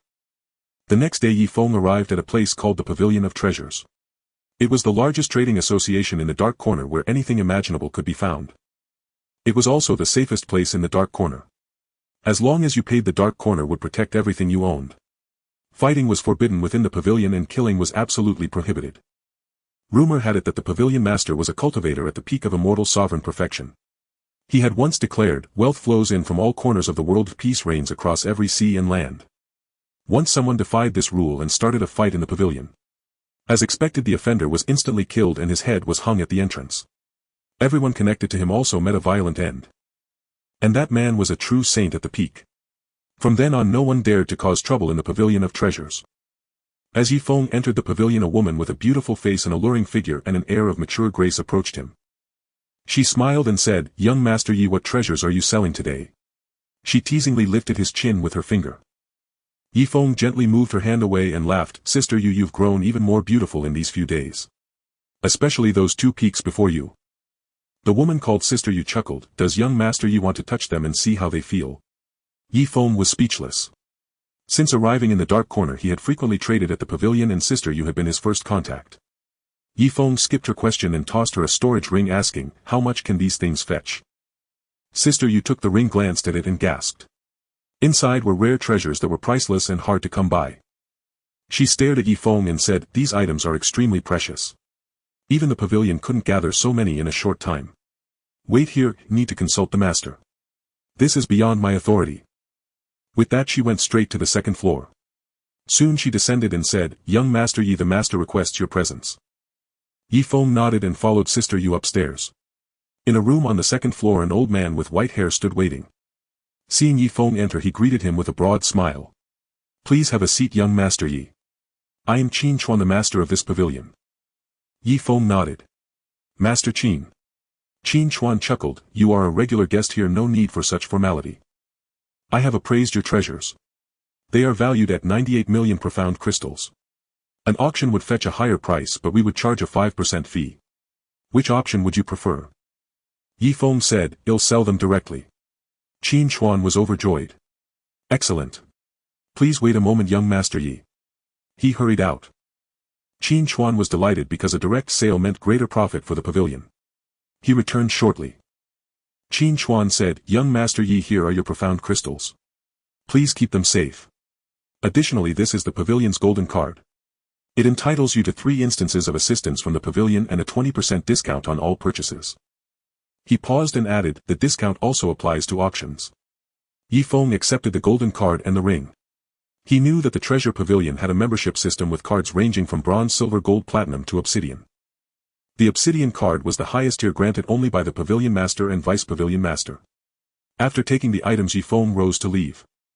At that moment Qin Chuan called out to him, Young Master Yi, there will be an auction at the treasure pavilion the day after tomorrow. Would you be interested in attending? This auction is different from usual, it will gather the great powers of the dark corner and there will be something special up for bidding. Intrigued by his words, Yi Feng's interest was piqued. Very well, I shall attend, he said. Qin Chuan handed him an entry ticket. Yi Feng accepted it and returned to his residence. Is Qin Chuan trying to curry favor with me? Yi Feng mused, gazing at the auction ticket on the table. Xiao Jian remarked, you've sold so many items to him, most of which are priceless and in short supply. Though he has never met you, he surely knows who you are. Yi Feng nodded. Let's see what happens tomorrow. For now I'll cultivate. Xiao Jian, I've mastered both the one sword absolute and the illusory mist art to perfection. Which direction should I take next? Xiao Jian pondered for a moment. Do you still remember the sword manual left by the sword sect's founder? Yi Feng nodded. Yes, but I felt it wasn't suited for me back then, so I never practiced it. Should I take it up again? Xiao Jian said, exactly. Without the profound dark sword, the kiss word you condense from spiritual energy cannot unleash the full power of the one sword absolute. So until you find a sword of the immortal tier or above, you'll have to rely on other sword techniques. Yi Feng agreed, fully aware of this shortcoming. Though he had faced countless life and death trials over the past year, it was his lack of diverse sword techniques that often left him vulnerable to enemies' exploitation. Fortunately, the illusory mist art had saved him time and again. He resolved to seek out Qin Chuan after tomorrow's auction to purchase an immortal tier sword. Yi Feng entered the sword's inner realm, focusing his mind on the nine heavens sword art. 3 sword techniques surged into his consciousness. The first move, Startling Swan Strike, gathered spiritual energy into the sword blade for a devastating blow. When combined with sword pointing to the heavens, it produced an unexpected effect. The second move, Sword Pointing to the Heavens, summoned 9-colored divine light to borrow the power of heaven and earth. The third move, Thunderous Strike, swiftly vanquished the opponent, demanding speed, precision and ruthlessness, not recommended for those with slow reflexes.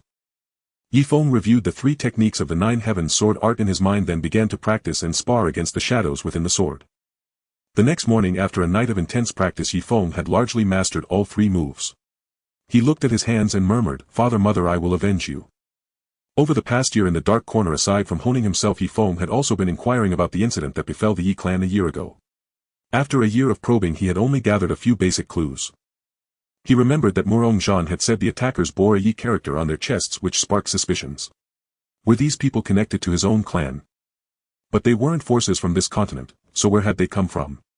The thought brought back the image of the shattered Yi clan. Suddenly a piercing pain racked Yi Feng's head. Ah! He screamed, clutching his head as he collapsed to his knees. A surge of demonic energy burst from his body, swirling around him. Wake up! Xiao Jian's sharp cry jolted Yi Feng back to reality. He remained on his knees, gasping for breath. Xiao Jian let out a faint sigh at the sight. He wondered if he should gather more of Yi Feng's lucid consciousness, otherwise if Yi Feng fell into demonic possession again, it might be harder to bring him back. After all, this wasn't the first time. Throughout the year, whenever Yi Feng thought of the Yi clan, he would succumb to this state. After a moment he recovered and said, It's getting late. Time to head to the auction. With that, Yi Feng set off for the treasure pavilion. Upon arrival, he was stunned to find that the 2 guards at the entrance were both at the Divine Punishment Realm. Even in the Yi clan, a Divine Punishment Realm cultivator would never be assigned to guard a gate. As he stepped forward, the guards stopped him. Do you have an entry ticket? Yi Feng handed them the ticket from Qin Chuan.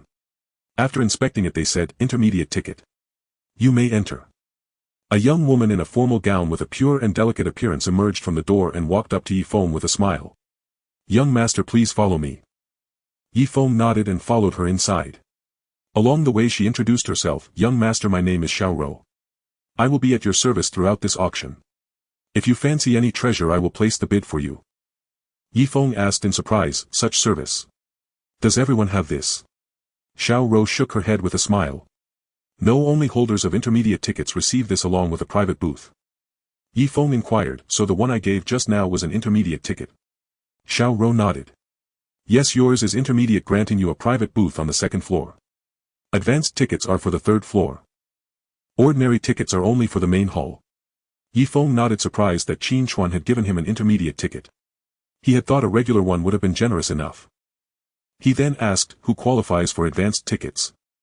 Xiao Rou replied, Advanced tickets are reserved for powerful factions.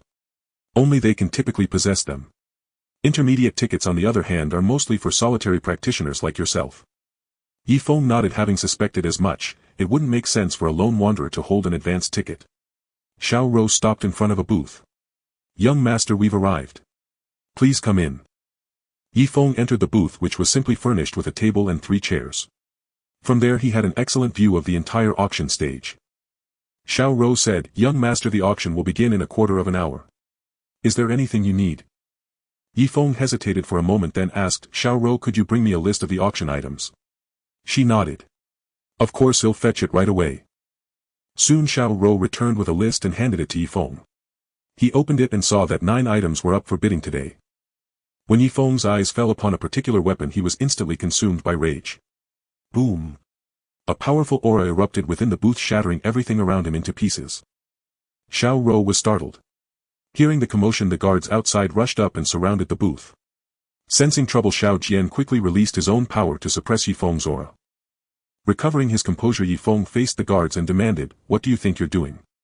The guard captain retorted, You dare destroy property in the treasure pavilion. Seize him. At his command, all the guards lunged forward. Yifeng, seeing them charge, sent them flying with a single palm strike. The guard captain clenched his fist ready to attack. Stop! A woman's voice rang out. The one who arrived was none other than Sister Yu. Seeing that the supervisor had come, the guard captain immediately knelt and said, This subordinate greets the supervisor. Sister Yu asked, What is the meaning of this?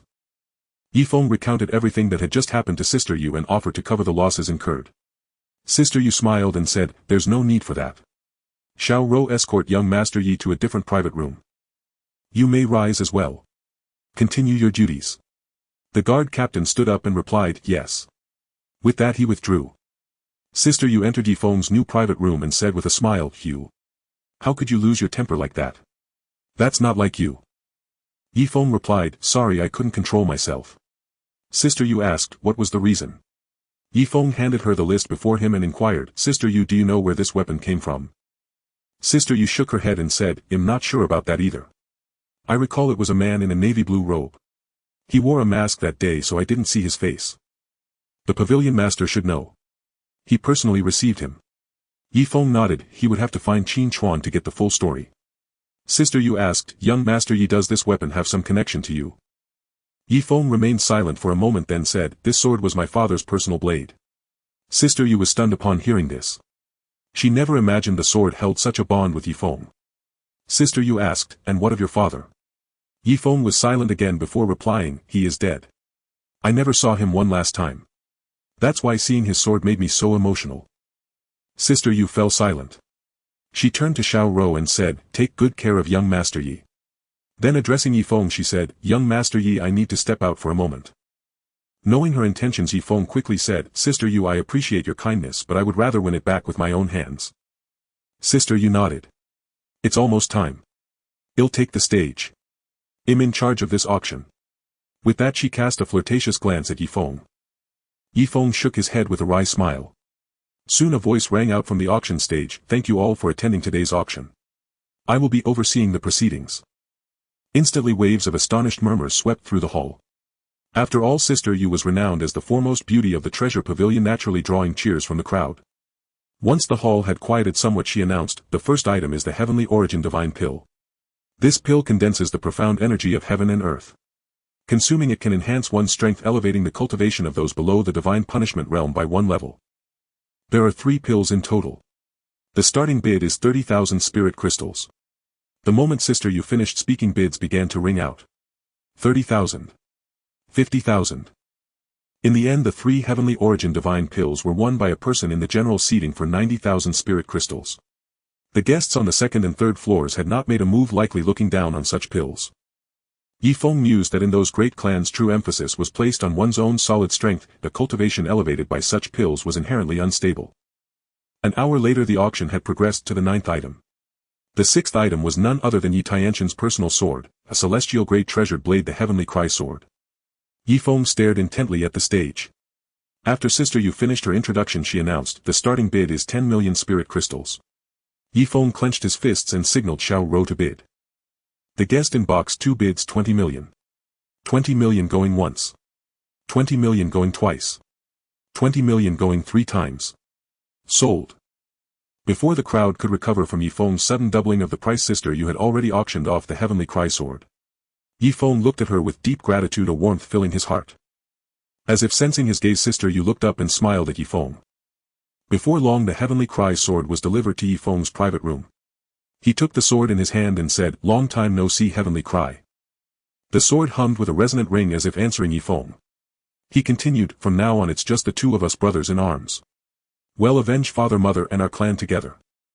At that moment the heavenly cry sword flew up and stood upright before Yifeng. He reached out and grasped its hilt. Instantly a surge of immense power flooded his body. Yifeng quickly withdrew that power inwardly, thanking his luck. Otherwise he would have damaged this private room again. Little Sword said excitedly, Yifeng, I can empower this blade. Yifeng asked, how do you empower it? Little Sword replied, I can enter the sword's body, enhancing its attributes and making it stronger. Based on my current strength I think I can raise it by 1 grade. Yifeng exclaimed joyfully, 1 grade. That would make it a divine grade weapon. Damn, Little Sword, you're incredible. Little Sword, that doesn't sound like a compliment.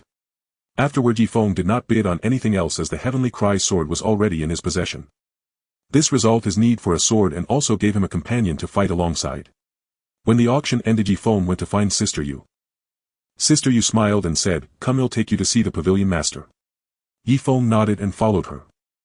Qin Feng saw Yifeng approaching and greeted him with a smile, young Master Yi, what brings you here? Yifeng said, Pavilion Master Qin, I came to ask you something. Qin Feng laughed, what is it? I promise to tell you everything I know.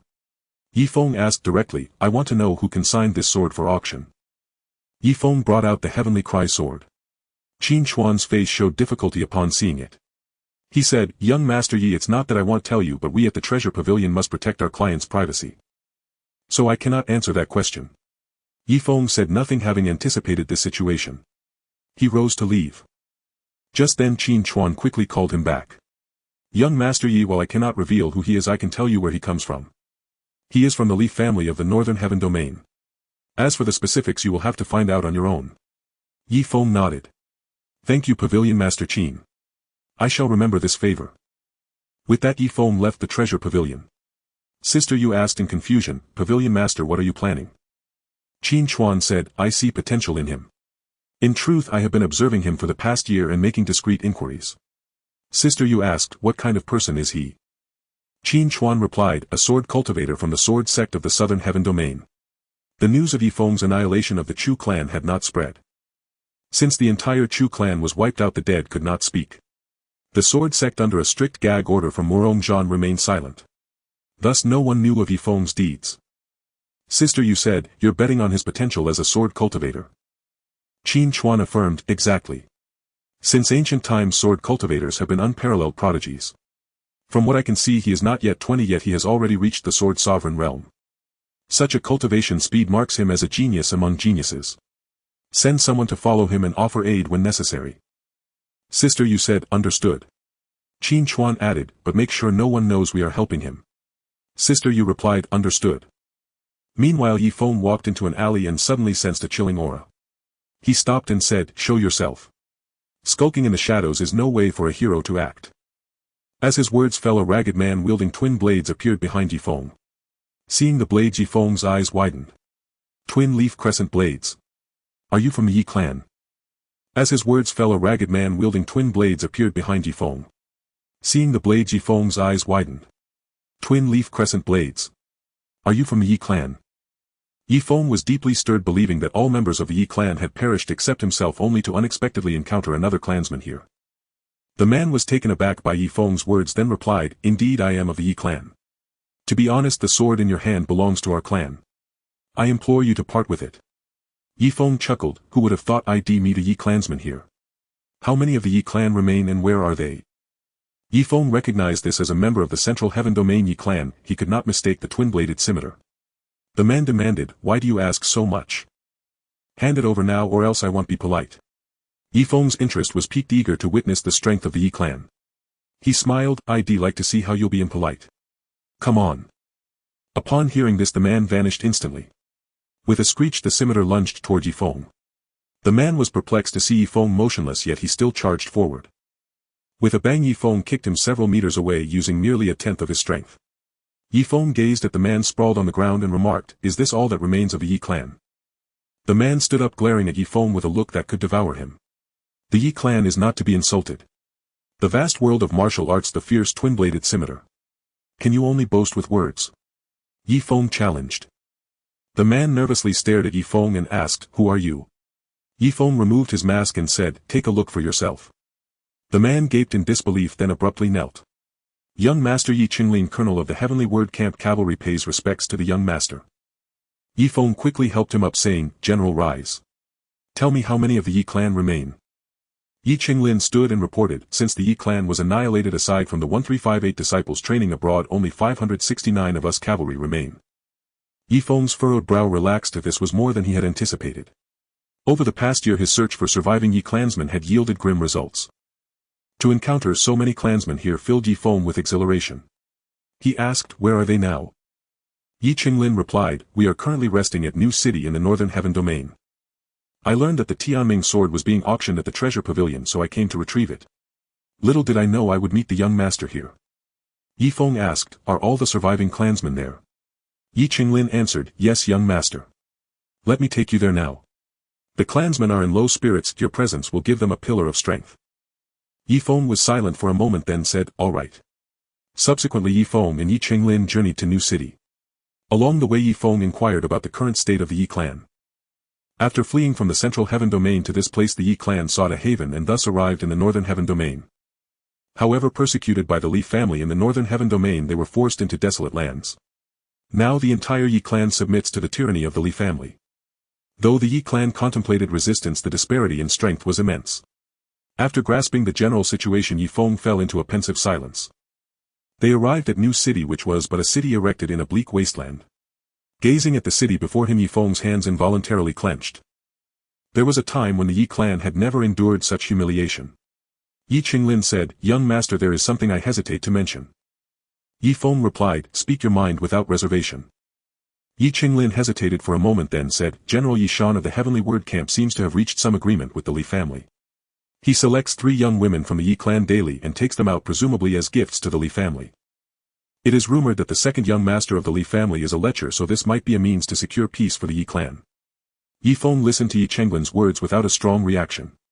After a year of trials his mind had matured significantly. Having just received news of the Yi clan, he had to consider everything carefully.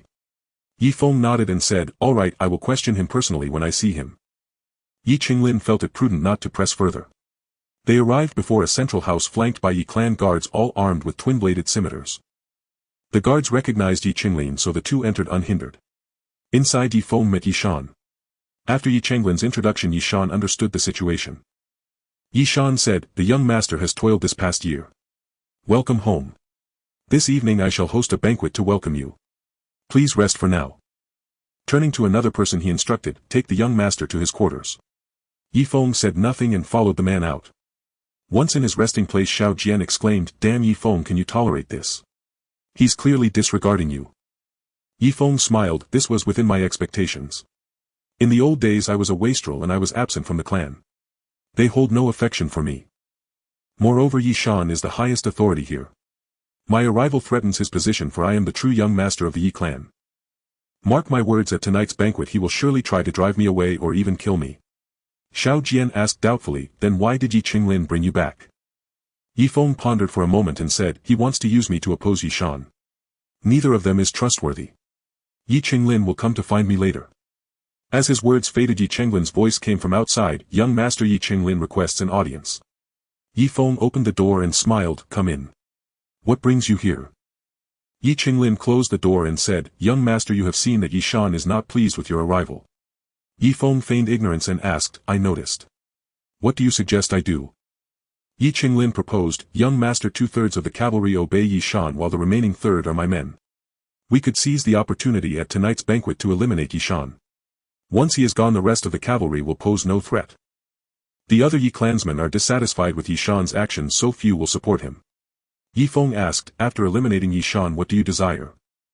Yi Qinglin quickly knelt, I desire nothing, only to serve faithfully by the young master's side. Yi Feng nodded, very well. After Yi Shan is dealt with, you shall be the commander of the cavalry. Overjoyed, Yi Qinglin hastily kowtowed, thank you, young master.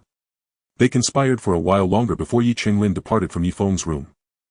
After Yi Qinglin left, Yi Feng caressed the Tianming sword and murmured, who would have thought our first battle would be against our own clansmen? Xiao Jian said, you must stabilize the interior before confronting external threats. Yi Feng was speechless. That evening a soldier arrived at Yi Feng's room, young master, the general invites you to the banquet. Yi Feng emerged from his room and followed the soldier to the feast.